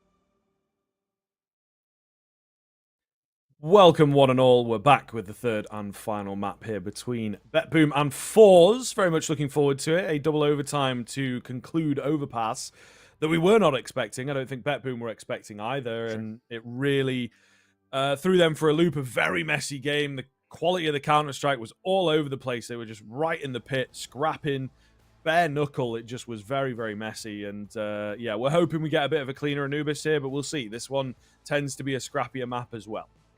Yeah, you know, this map has not been looking actually too good for BetBoom recently. We saw them play it at the Kato play-ins, you know, battered by Cloud9, and then also played it in the RMR. Again, got battered by Cloud9, but we can give them the caveat of being Cloud9. But the fact still remains that they've lost 4 out of the last 5 times they've played it, so it's not been good. We're very quickly on the way in towards the game, though, which is what we love to hear. Right back in towards the action. Both of these 2 seeds, teams, may I say, holding about a 50% win rate on the map in the last few months. By all metrics, it's pretty damn even. Let's see who's feeling a little fresher coming into it. Looking good here, charging forwards through middle. Oh my god, this is such a weird place to fight, isn't it? Not one that the CTs in particular are going to be used to. And you can see it. Danis will go down. Siren and Zorte, the last 2 remaining. Still a lot of open angles, but Siren loses his head round the corner. Just going to be Zorte in towards CT. And Resol has a bit of an idea that he's over here. So, surely not long. Oh, for this world, unless he hits his shots. What now? This would be quite something if he could pull it off. Not a lot of time, right? With no kit available, he just does not fancy his chances. Gets the Julies, gets his kills, and it's a nice setup for the next round. However, it's Forza to take the pistol. Well, Zorta. Nothing on the way out. Celta, 4 kills to his name. Wasn't quiet by any metrics in towards the previous game, but it was kind of all Gokushima. So good to see Celta back in and amongst it. Very quickly, had a really good map number 1 despite the loss. So off the back of a double OT, a bit of a marathon. Oh, an overpass. It's Fours who start. Well, of course, reminder for those at home, this is the lower bracket here. This is a 3rd map. So essentially, it feels like a best of 1 to see who will be staying alive in the IEM Chengdu cause. Who will be moving on towards tomorrow's matchups and continuing their lower bracket escapades. We shall see. Molotov on the corner. Just to stop any con players who feel like a peeking towards mid. It's 3 guys again through elbow here. And you know, already, you can see that Force, since they've had any contact, they feel a little nervy about it. Flash on the corner. Celta just falls away. Oh, spamming away. Nafany will fall here. Ooh. Okay, he does find another on the way out, though. That's decent, or rather a first, I should say. Either way, looking very good for Fours. It will just be Siren up in the defense. Oh, lovely little dink at range there. Too many bodies to deal with for him, unfortunately, but, you know, nice in isolation. Might just be an idea to hold on to these MP9s, to be honest. But no. They're maybe looking for the scrap. Kyron is at least. Wow. Sneaky little angle. Might work for him. Yeah, maybe. Maybe. The MP9. If you can upgrade that, he'll take it all day, but isn't going to make too much of a difference. Fours. All important. Second. That's the big thing in these sort of rounds. Just make sure you see him off comfortably, of course, because it was a force by BetBoom as well. Will give Fours all of this early kind of room to work with. Anubis currently, I think, is kind of regarded as the most T-sided map in the pool. Well, you do see a lot of teams off the back of winning the high ground actually choose to start CT. The stats say that this is a pretty heavily favored T-side map in comparison to the rest of them. I don't think any map should inherently be T-sided, but Anubis is as close as we get. Very puggy, at times very scrappy, which is actually what kept Fours alive in that kind of start of the second half, where it was back and forth for something along the lines like 8 rounds in a row. So 2-0 start.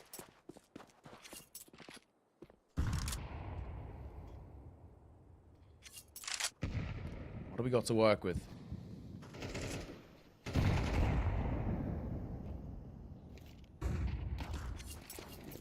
Starting off a bit slow and quiet here, as you would indeed expect, but speeding up. Shalfie will find the first on Tanafany. And that should be the A-bomb site falling with that frag, to be honest with you. BetBoom are sticking together and just going to look to try and overwhelm an area. Goodness me, Zorte melted. Oh, Kyron through the smoke. There you go. Manages to find one. Celta a little bit low, so there's definitely potential for a kill or two more. Danis with a big find. Digits dialed in, but the round itself and the damage in particular maybe up in the air. Okay, no, Danis will take his prize of an AK and get out of dodge. Celta's low, but it's not going to make a difference here. So yeah, like you said, they're going to keep all of those two. AK and a Galil. Tuck their heads. Saving on this map is so difficult. It's very kind of thin in terms of the way the sort of the map spread out. It's actually not long either. And it does, you know, those sort of metrics make you think that it's actually quite kind of confined in its spaces. I wouldn't say it is. I think Inferno is definitely one of the most kind of constricted maps we've got right now. Banana's near impossible to play at times. And so there's a lot of conversations about changes to Inferno needing to be happened because, I mean, we've already spoken about Kato played once? It's insane for that to be a thing. A lot of teams are actually now changing Inferno to be an insta-ban, which that's always been such a rarity. It's been, you know, the common anecdote is all good best of threes are decided on Inferno because everybody floated it. Everybody knew how to play it, and everybody was more than happy to play it. They just never instantly picked into it. So I think, I'm sure, Valve are probably seeing this and thinking, yeah, changes have to be made here. I mean, same conversations that we had about Vertigo as well. Maps looking and playing quite stale at the moment. That's what we're trying to say. Bring back Train, bring back Cash. Yep. FM Pone's already said he's heavily working on it, on Cash. So, absolutely. Cash, absolutely. And he's saying as well that he said on Twitter he's making sure that Cash is like the old Cash, the Cash that we all know and love, not the green Cash that we all hate. Speaking of hate, you hate to see that. Danis and Kara are going to get an easy opener. Neither the TSAT players trade each other. They're going to get a freebie. Yeah, it's a bit disastrous. In towards Dark as well, meant to be such a highly contested area, back and forth. But BetBoom come out on top, so it's a really good area to have control of, and indeed, to be to the good, to Nia. Oh, got to be careful here. They're tracking him. Maybe going to flash through. They do indeed, and, well, yeah, he is none the wiser. Result and Celta, all that remain. And to be fair, if they save, they could drop across. So it's not a bad idea to just hold the AKs. I think you're probably right, in all fairness. Despite them obviously getting no money from dying, with 3.4 and 3.6k apiece, at the very least, they can drop over an AK. Or even if they want to, they can drop over kind of a Galil and some youth alongside it. So they can salvage a situation. They can work with a buy-in towards the next. I think actually forcing here is not the worst choice. Gokashima can buy, no problems. And then for Tadir and Shalfie, they're fine as well. He tried to get the ore, but he couldn't quite get there. Half a second, even less, probably. More or less one more step is what he needed. He was spamming E, but yeah, not good enough. Unfortunate. But yeah, like we said, they can force buy-in here. Not an issue for Force. Bit of a weird start to the round as well. They kind of tried to fight their way up through E-Box there, and it just falls apart rapidly. More or less. 3-1. We'll find ourselves again with an open mind about BetBoom. Sometimes take a little bit of a while to get going. Maybe it's now.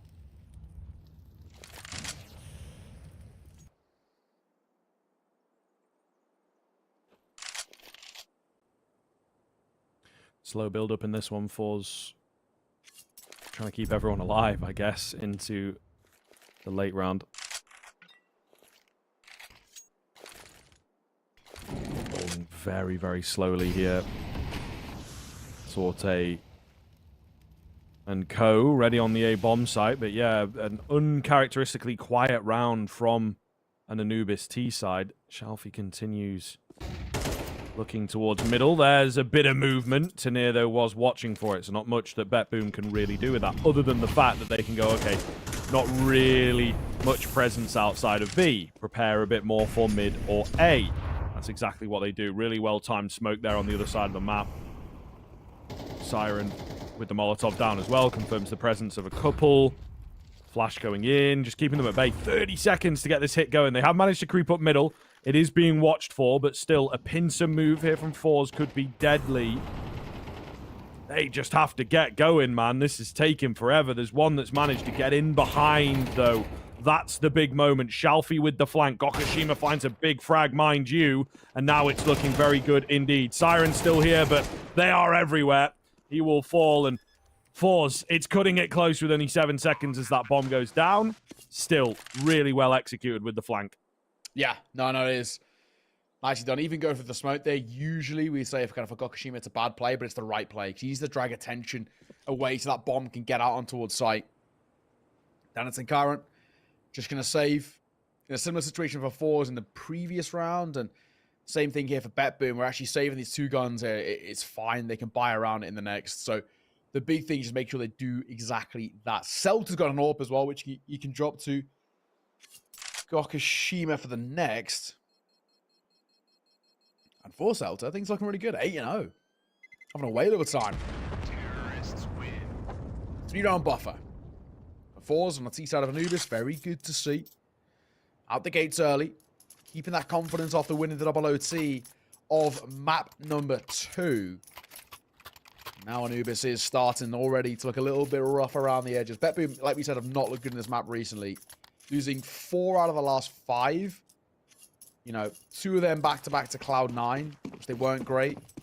And before that, you know, Gucci Academy, you don't even have a team anymore. And an MIBR before that in Parry Please. I mean, granted, we're dipping into last year for 2 of those results, but still shows it's not really been a great map, historically speaking, for this BetBoom side. And it's showing. Siren will open up. Lovely and clean there, not going to take any damage at all, so yeah, that's how it goes. They played a much slower kind of round in the previous rifle, and BetBoom, they want to take initiative here. Advanced position as well for Zorte on the AWP. Nafany traded out quickly towards mid. Zorte, meanwhile, spots a shadow, but gets bested. God damn, and well... the AWP of the T side chimes in now. A bomb site completely ripe for the taking. They're moving fast here on the CTN to try and regain some space, but it's not looking good. They come, swing coming through. Celta going to find Chiron. Now Danet's in a lot of trouble. The nade will do damage, but won't get the kill. Molotov might. Ooh, yeah, Celta going to get caught by the flames. If only he kept that smoke for himself.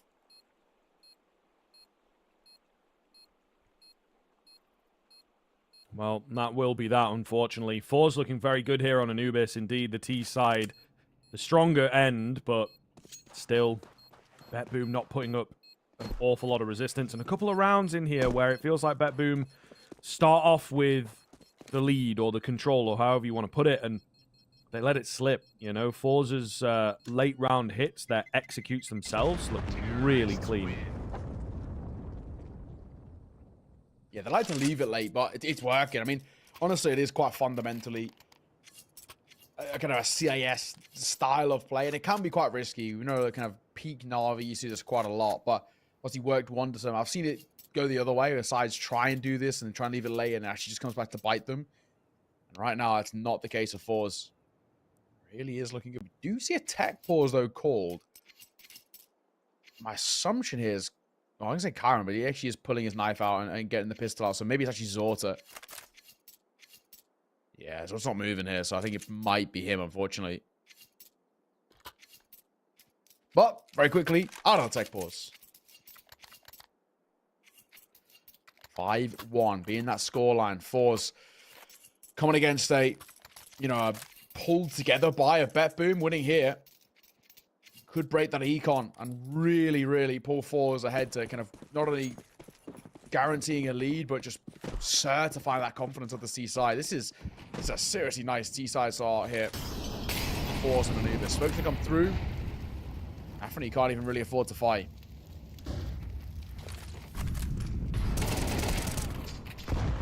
Nice find from Nafani, however. He's going to win it. It may not have been the best idea, but he makes it work. Gokushima finding Chiron. And again, Betboom, you know, just a little bit in the protocols. Nafani's found an opener. You don't need that aggression. I would personally freeze it and just pull back. Now Nafani's gone down to the trade, which in some schools of thinking is potentially inevitable if he wishes to hold that area and retain the information. And now you're a man down, you know, all because you still went for the push with Chiron. Very true. Celta will hold for a fight here. He's not going to be given anything. Playing 2 through water, and Zort's got the right idea here, true. But, yeah, no Molotov or smoking towards E-box. They might get some room to work over the shot from Zort. They're caught sleeping. Now they're in trouble. And if Dunnett falls, yeah, Zort has got no chance. So easy. Siren will keep hold of his M4, but, I mean, that round felt like it was locked into place when Nafani goes down anyway. Yeah, he gets 1, but it's not enough. We needed him to get at least 2 there. Have a sort of a level playing field. But not to be. Beautiful work. Beautiful work. This 6th as well is so important. Actually, hang on a second. Gokushima the AWP hunting. It's a crazy decision, it has to be said. Thankfully, there is people around the corner to trade, which they do. So the AWP will be recollected. It's wild sending a Gokushima in first there. But in the end, it doesn't matter. AWP recollected, and we go again. There's the 6th of 4s. Nothing saved as well means probably they're going to find a 7th here too. It's just going to be a kind of a lower buy for Betboom. Half buy is the call with the MP9s and the upgraded pistols. Super, super simple.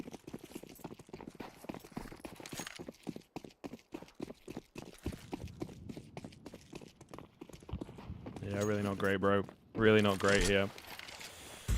Betboom in a difficult spot, aren't they? Again, as we say, T-side is where you expect to pick up rounds, but we need Betboom to start converting some of these CT rounds. And again, they are putting themselves in decent enough positions to do so. Just like the mid-rounding, the calling seems to be a little soft, let's say. Yes. AK picked up. Will it be enough? The bomb side itself on A has fallen. Zorte taken out by Celta, so that should be enough. 4 on 2. Looking good once again for 4s. Oh, a little panicky to get the bomb down there. Oh, Chiron could have denied. No, that bomb was actually in the gap. Oh my god. Very close to dropping the AWP there. Gokushima just panicking to get away. Chiron's even himself quite lucky to stay alive. Derek's going to stick around, see if he can find anything with the MP9. This is a half buy, so doesn't matter too much, to be perfectly honest, if these were to fall. But they can take a free upgrade. They'll take that every day of the week. Shalfie, right idea. Gonna play it smart. Smoke will come down. And that's that. 7-1. Man, what a scoreline to be had here. Especially after as well how the last 2 maps have gone. Let's see, 4-7-1 up is, I guess what I'm saying, out of the realms of what we had expected by sort of everything we've seen so far. Map number 1 was not good by 4s. And it's probably the most similar map to Mirage, this of Anubis. It's quite puggy, quite active in terms of the early and mid rounds. Yeah. It is an incredible showing from 4s. And I guess about saying that in a shine that Betboom coach is going to call for a pause. He needs to have some conversation to save them from this rut that they're in.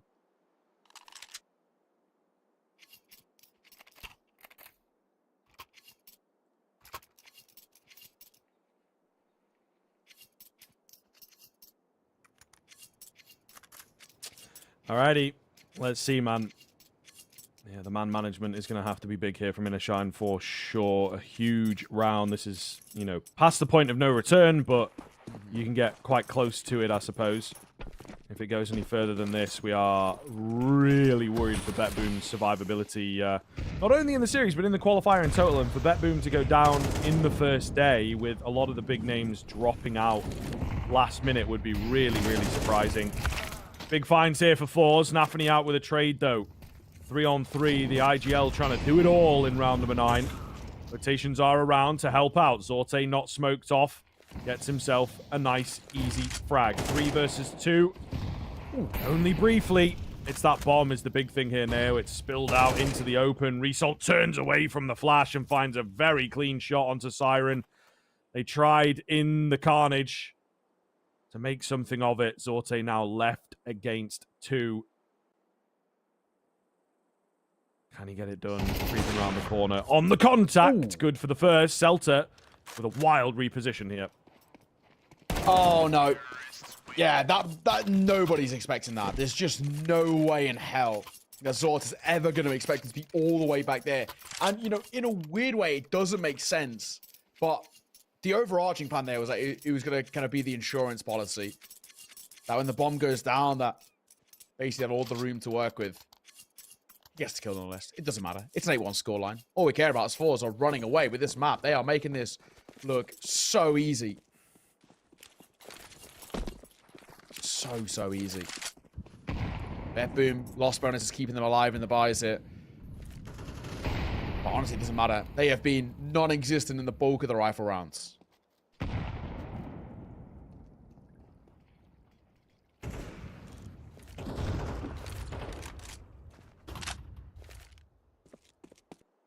Zorte opens up here. A key frag that BetBoom have to make work. Need to convert these next 3 rounds. Has to start here, of course. So, yeah, if they can't take this one over the line, then I just don't see much hope for them. Would need an incredible T-half to come through. Zorte, again, trained on the angle. Gokushima contacting in, looking to get the trade. Shadow spotted, but Gokushima still fast enough. That is ridiculous. Pika's advantage, say what? 4-on-4. As it's a retake here for BetBoom. They'll move in quite quickly. Try and drop some players early. Smoke down gives them a lot of room to work with. It's got to be said. That is, well, what feels like basically an unlosable fight. Shadow spotted and knows when he's peeking, and somehow, some way, still lost it. It's insane, isn't it? He's napping through the smoke. He actually gets 2 for it as well. How he wasn't traded instantly, I do not know. Celta on the swing adds more misery to BetBoom's way. And just to, you know, for those who may have missed it, Celta's 15-1, by the way. Benched from Aurora, what? Who? No, thank you. Celta is proving his worth. 151 ADR after 10 rounds of play is not a bad position to be in. 9-1 being the scoreline too. Even if it ends 9-3, Fours are absolutely on the path to eliminating BetBoom in the first round here, which is just beyond nuts.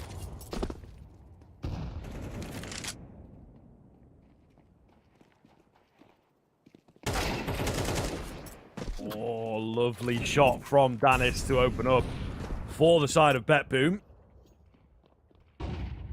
Gokushima left on half HP here as well. So, you know, BetBoom, listen, man, they are begging for rounds. Absolutely cannot buy them right now. So they'll be trying everything they possibly can. Maybe a half buy is the way to do it, you know, play wild in the half buy.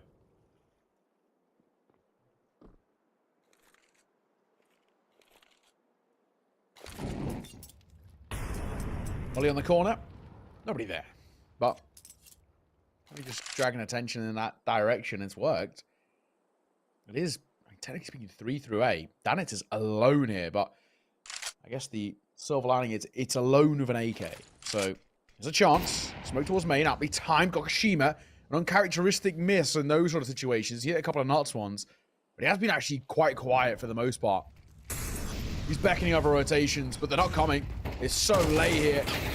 Oh, he lines up 2. There's a chance. There is a chance. Okay. Danis might just have pulled them through. We'll see. 20 seconds. Bomb going down. Tanir, the only healthy player. He's going to have to do an awful lot. Smoke goes down, reposition towards main, play for the bomb. That is the simple order of the day here for the remaining two FaZe players. Force players, pardon me. Gokashima peeking round, trying to get this one done. He's only available for one. Now a 2 versus 1 for Tanir, and he's smoked out quickly. Smoke and a flash, he pulls them off, and he's got them red. The spray down is there. And Tanir, he knew exactly what he was doing. Maybe he should be on FaZe. Oh, man. Absolutely everything is going right for Force. Oh, for FaZe, the way they're playing, honestly. They're playing like It's been a long day, man. It's been a long day, all right? You got to give me that. No, I feel you. I mean, man, actually so well done there again. You know, that's a 2v3 in that situation. It shouldn't be winnable. And then even a 1v2 on the post plant through a smoke, Tanir, all the fortune favoring him. This is an incredible display. Goes without saying. Man alive. So many question marks. And again, things start bad for BetBoom. Zorta gets plucked immediately, and Nafri misses opportunity, but that's Gokashima. Thankfully, Shelfie is there to bail him out around the corner. The MP9 will find one. This is Carnage. And it's a 3 versus 3.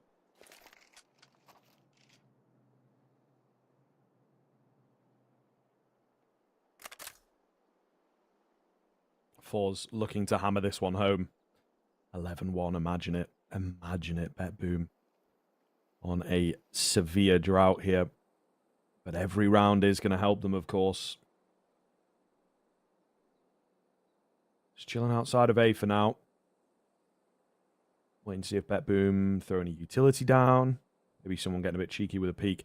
Not going to happen. And BetBoom have made the correct assumption here. Bolstering up their A bomb site. Siren. Edge of the smoke. Either way, he finds a big, big frag. 2-on-2. Danis looking to swap up to an automatic weapon, and he will do so. Siren just has to be careful not to go down here. Fake out for the plant. Siren, though, going to find the frag onto Shalfie. And now it's Gokashima up against both of them here for the final round of the half. Runs out of ammo, and Siren will be the hero there to give BetBoom their second. Look at that run, though. 7 in a row from 4. Surely has to be enough to close this one out. We'll find out after the break.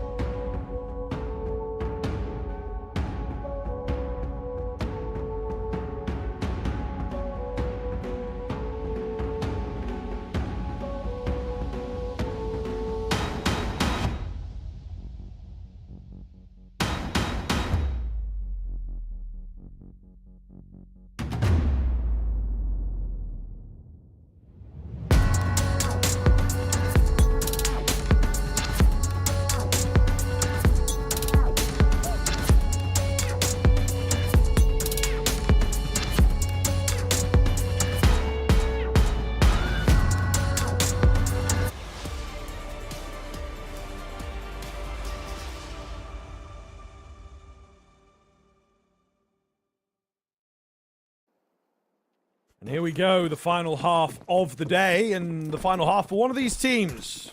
At the moment, it is looking like BetBoom, but T-side of Anubis, it is possible. It really is. Okay, we've seen it a good number of times at all levels of the game where insane comebacks happen. Gonna have to start here, though. Resalt's got other ideas. Finds that first head. Tania fading away. Can't stay alive, but Gokushima hidden around the corner. Might not be expected. Nope, he falls too. 4 on 2. As Shalfi, the last line of defense on the A-bomb site, has to give it up. Yeah, he has to just fall back there. Celta coming over to support. I don't really even know what fours do here. And it feels like they're in the same position. I mean, one of them's already gone. So Shalfi's called it, and I think Celta might be internally doing exactly the same. They've completely given it up.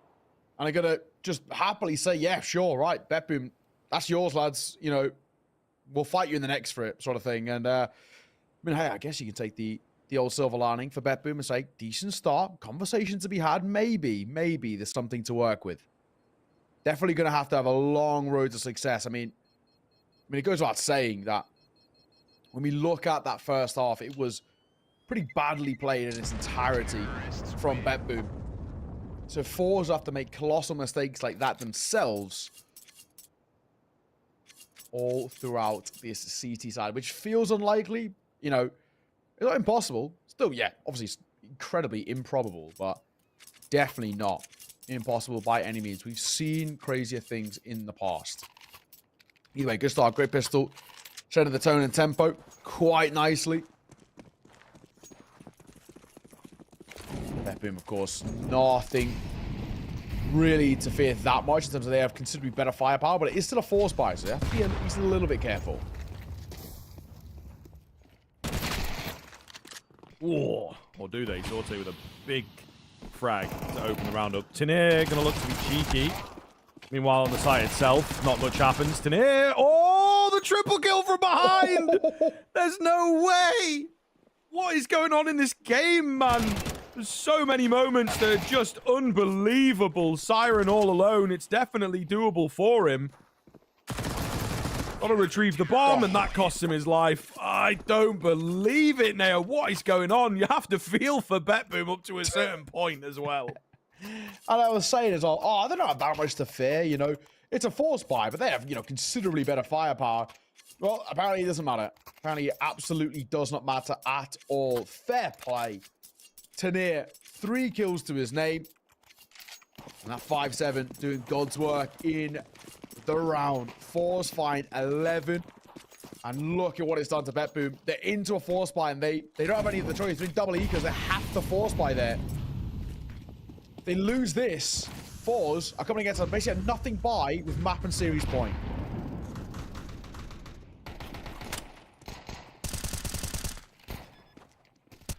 Chiron finds the first here. BetBoom are not done just yet. Result with his auto shotgun, however, drops the IGL. So he's going to have to lead from the grave. And hopefully he leads effectively, man. Keep them together. A really great opportunity here to just get the one-up on fours within the immediate context of the game. Chiron with a big find does get traded. Result moving in on the auto shotgun. Oh my god. So clean with it.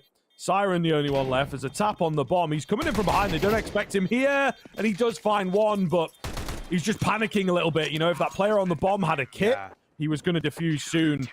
Little did he know he didn't have a kit. He could have walked in and just taken him down and won the round. But that, unfortunately, is the way the cookie crumbles. Yeah, no, definitely is a little costly, isn't it? 12-3 scoreline. I think it goes without saying this feels impossible. BetBoom have just not shown up in the server. They've just not looked like a side who we can rely upon in towards a third map here. I mean, absolute credit has to be given. 12-3. I think it goes without saying, even if BetBoom stay alive here, even if there's something to go off in the sense of a couple of rounds on the T side, they have to be flawless for so long.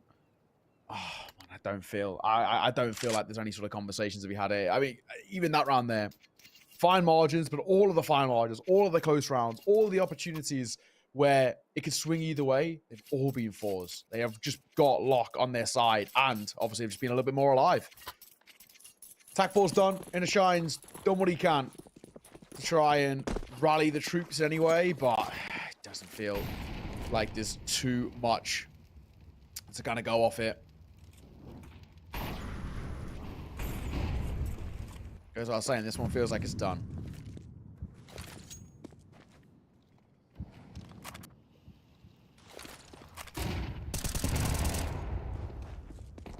Really spam away, doesn't find the frag, but it's close. Siren's pretty lucky. But yeah, this is not looking too good at all. Fair amount of utility remaining for the T side, I suppose, is one of the things they're going to look for and execute later on. But round itself, super important. Game itself slipping away, and they're hanging on by the pinky right now. Yeah. As 4s are just looking to kick them off in this very last round. It's a good start as well, considering Siren, one of the few kind of rifles they have to work with, is so low.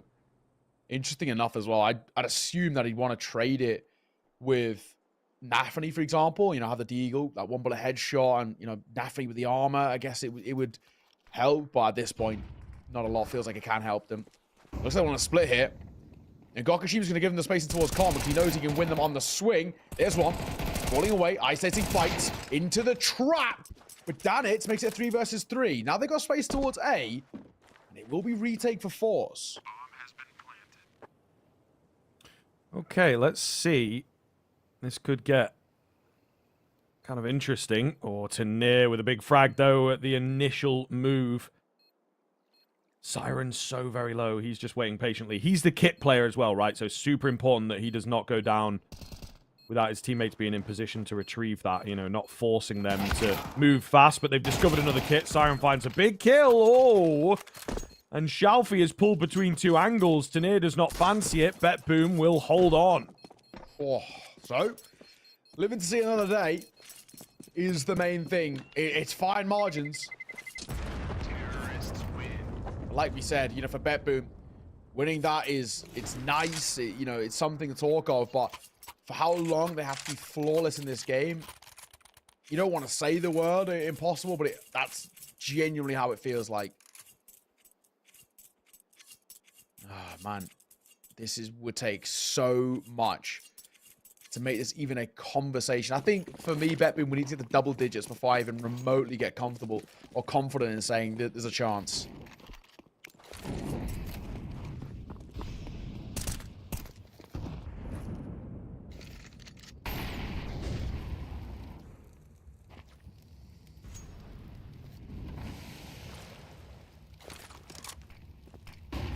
Alright, let's see. Slow start into this one. I think Bet Boom are unsure of what to expect. Salt swinging in. Oh, goodness. A couple of tags, no. but it's the M4 coming out on top. That's a shame, you have to say, for Zorte on the scout. He splits it down the middle. Could make all the difference. Could be a help, but, man, the 2-man advantage, I think that's large. Yeah, I think you're right. He goes quite off the back of it, too. Salt and Shalfie. Yes, they're tagged low, but the numbers alone is all that matters. Siren's sitting the smoke here as well. I like Siren Result, may I say. Siren's behind the smoke. As it does fade, Salt's waiting. If he swings it, he has a chance. Yeah, overclears it though. Around that corner. The pistol.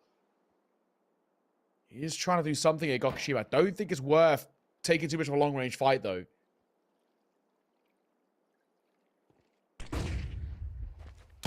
Flash round is nice. Gokushima, oh, yeah, I mean, I don't know. Keeping them at bay, maybe? The thing is, of course, their A bomb site was much better defended. He maybe wanted them to come towards him for the fight, but no, they go B, they find the low HP players, and they will overwhelm, unfortunately. So, that was a bit of a dream.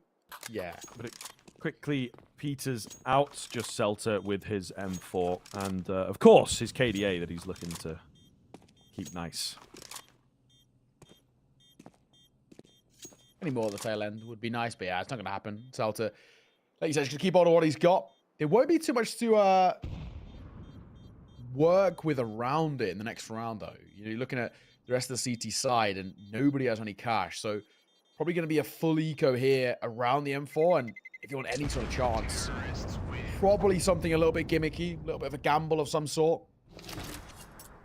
Yeah, by no means easy in this one. But, you know, at the very least, with a bit of loss bonus, there's still something to speak of. I will see. I'm expecting maybe a little bit of a gamble stack from fours. You know, this sort of round doesn't make too much of a difference for them if they are to kind of throw it away. And this is the positive about a 10-2 first half, is like you have so many rounds. It's going to work with. I mean, you're not really too stressed. You know that all you need is one hiccup from BetBoom, and the map in the series is yours.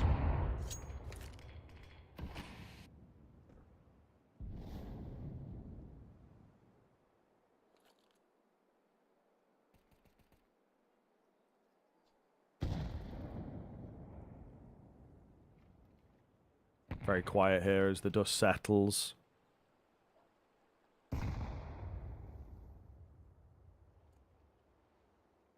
Oh, going down again. Palpable. In a round like this, Celta trying to get aggressive with his boys, unable to find anything, and might just have given the game away. You can see BetBoom moving faster towards B now, trying to work their way in over here. Oh, the dinks. Not bad. Gokashima's in trouble. Yeah, I mean, they did go for a gamble. It's a 50-50, and oh, the flip of the coin is wrong in this one. Zeus is admirable. I think it has to be said for Gokashima there. We'll not find anything. Celta does, though. You can take a small little silver lining. Siren of Fall. Maybe something to work with here. Flash in the corner. They're scared to exit. I don't understand this. So, double pistol set up. Celta, the worst time. Double away. The mouse wheel jump, nearly selling Chiron. Nearly losing his life. They will exit out. And there might still be a fight on the way out here, too. Yep, there you go. Celta will drop Chiron. So, he's doing well for himself. Oh, no, he goes down. So, the glorious KD8 still looks pretty good, to be fair. 20-5. And they are indeed setting their sights on the victory all the same. 6 more for BetBoom. It's a lot of work. Get this reset. Buys them some time. But it's, you know, fours have still got timeouts and all this kind of stuff. So I think it's still going to be really hard. Well, let's see. Full buy. Back out for fours as BetBoom are closing the gap, but it's still considerably forced to have double the rounds of their opponents. Feels like a matter of kind of when, not if, that fours closes out. Again, it is definitely very, very improbable. Stranger things have happened. This would be one of the best kind of comebacks we've seen probably in the entirety of CS2. One of the best. Maybe not exactly the best, but up there. Especially with the stakes as well, being a lower bracket elim game too. We're talking as if it's done. We're not even remotely close just yet.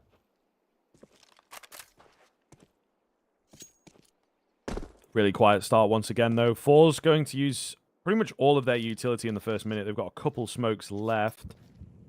One just been used there at dark, and the other is in the hands of Gokashima, who's on A. So you'd assume a main smoke to come in if you can get good timing on it. But I don't know, he might miss it, to be fair. He's looking out towards mid. Utility coming over the top here. I don't think he'll really be able to get this smoke down to stop them. So it's going to be all down to the bullets. Result for one, taken quickly. Shalfie at the back end of Pillar, however, is looking very, very good indeed. And he peeks round for the 2, maybe 3, not quite. Nafany to save his team. Who better? The bomb going down. He's on half HP, and this is going to be a real tough one. Tanir is just above him, and Nafany does not consider it at all. Fours have knocked BetBoom out on the first day. That is absolutely wild, and a really one-sided affair there on Anubis. And BetBoom will be kicking themselves. Really great first map. Took their opponent's map pick. Looking good on their own pick of Overpass. And just let it slip, didn't they? A few times as well we talked about there. Double overtime. You know, you really, really will be looking internally for that and just couldn't keep it up on Anubis there. It goes without saying, things have not been looking good for BetBoom for a while, actually. Probably the entirety of this year so far, things are really not looking good for this team. They're struggling to put up results, no matter the tier as well. This is now tier 1 and tier 2. They've, you know, basically been non-existent in terms of the competition. Going out in the first round, you know, that is not what we expected out of BetBoom. And especially, you know, we've already kind of spoken about these sort of teams who are given lifelines into the tournament. No Falcons, no big. I mean, surely you're looking at this and thinking, right, this is a perfect opportunity. The big guns are no longer in this tournament. We've got a chance against guys who are our level. And for BetBoom especially, who are one of the rare guys in this tournament still, who've got tier 1 experience and who've played recently at the Kato play-ins, you're thinking this is a prime, you know, opportunity and example for these guys to make something happen. And they don't. I think, you know, they've only got themselves to blame. I think they definitely need a long kind of look at themselves. It's obviously not going well. And that same conversation can be had for a couple of teams. You know, you look over towards the other lower bracket matchup, Guild losing 2-1 as well to Incilio. We take a look at the bracket, I think, in fact, see some of the other results. But, you know, that's two of arguably the biggest teams in this competition, left in this competition, dropped out. And if you're a team like Amcal, for example, who are the other kind of top 30, you know, a kind of a more elite team in this competition, you're looking at this and thinking, well, this is perfect now. All of the big guns are no longer in this tournament. So not a good day out for BetBoom or for Guild either. Both having very similar days, all things considered. 0-2 in the first game and then 1-2 in the second. It's mental to look at, isn't it? You know, I'm just kind of shaking my head, really. I think we were expecting Amcal to do pretty well. Yeah. Maybe not the hardest run in the world through the bracket, but, like, all the same. Like, these teams shouldn't necessarily be making it this deep. So yeah, it's wild. It's been a wild one. We're going to get some fresher faces at Chengdu for sure, unless maybe, like, you know, fours can really solidly run it back through the lower bracket maybe. Either way, yeah, absolutely wild to see Guilds and indeed BetBoom, two teams that on paper look great, but BetBoom can't quite get it going. I think this is a little uncharacteristic for the Guild Eagles. They have looked good since being picked up. I think it's given them a big spurt, and maybe indeed they've got a lot of their focus on the RMR and future tournaments. So we'll see. It's a rough one, but still comes as a surprise from both of these teams. Either way, folks, that is going to do us for today. Been a long one, been a good one. Certainly a messy series there, and the wildest jumping no-scope I think I have ever seen in my entire life. I will never forget that, I reckon. So, yeah, that will stick with us thanks to Gokushima. We might see a little bit more of his shenanigans throughout the rest of the tournament. But for today, that is going to be it. Thank you very much for watching here. We'll be back with more Counter-Strike action on the B stream tomorrow, Neo and I. So make sure you are there. 2:30 Central European is about the time that we get kicked off. And indeed, we'll be on cameras a little bit before that. Either way, thank you very much for watching, and we'll see you there.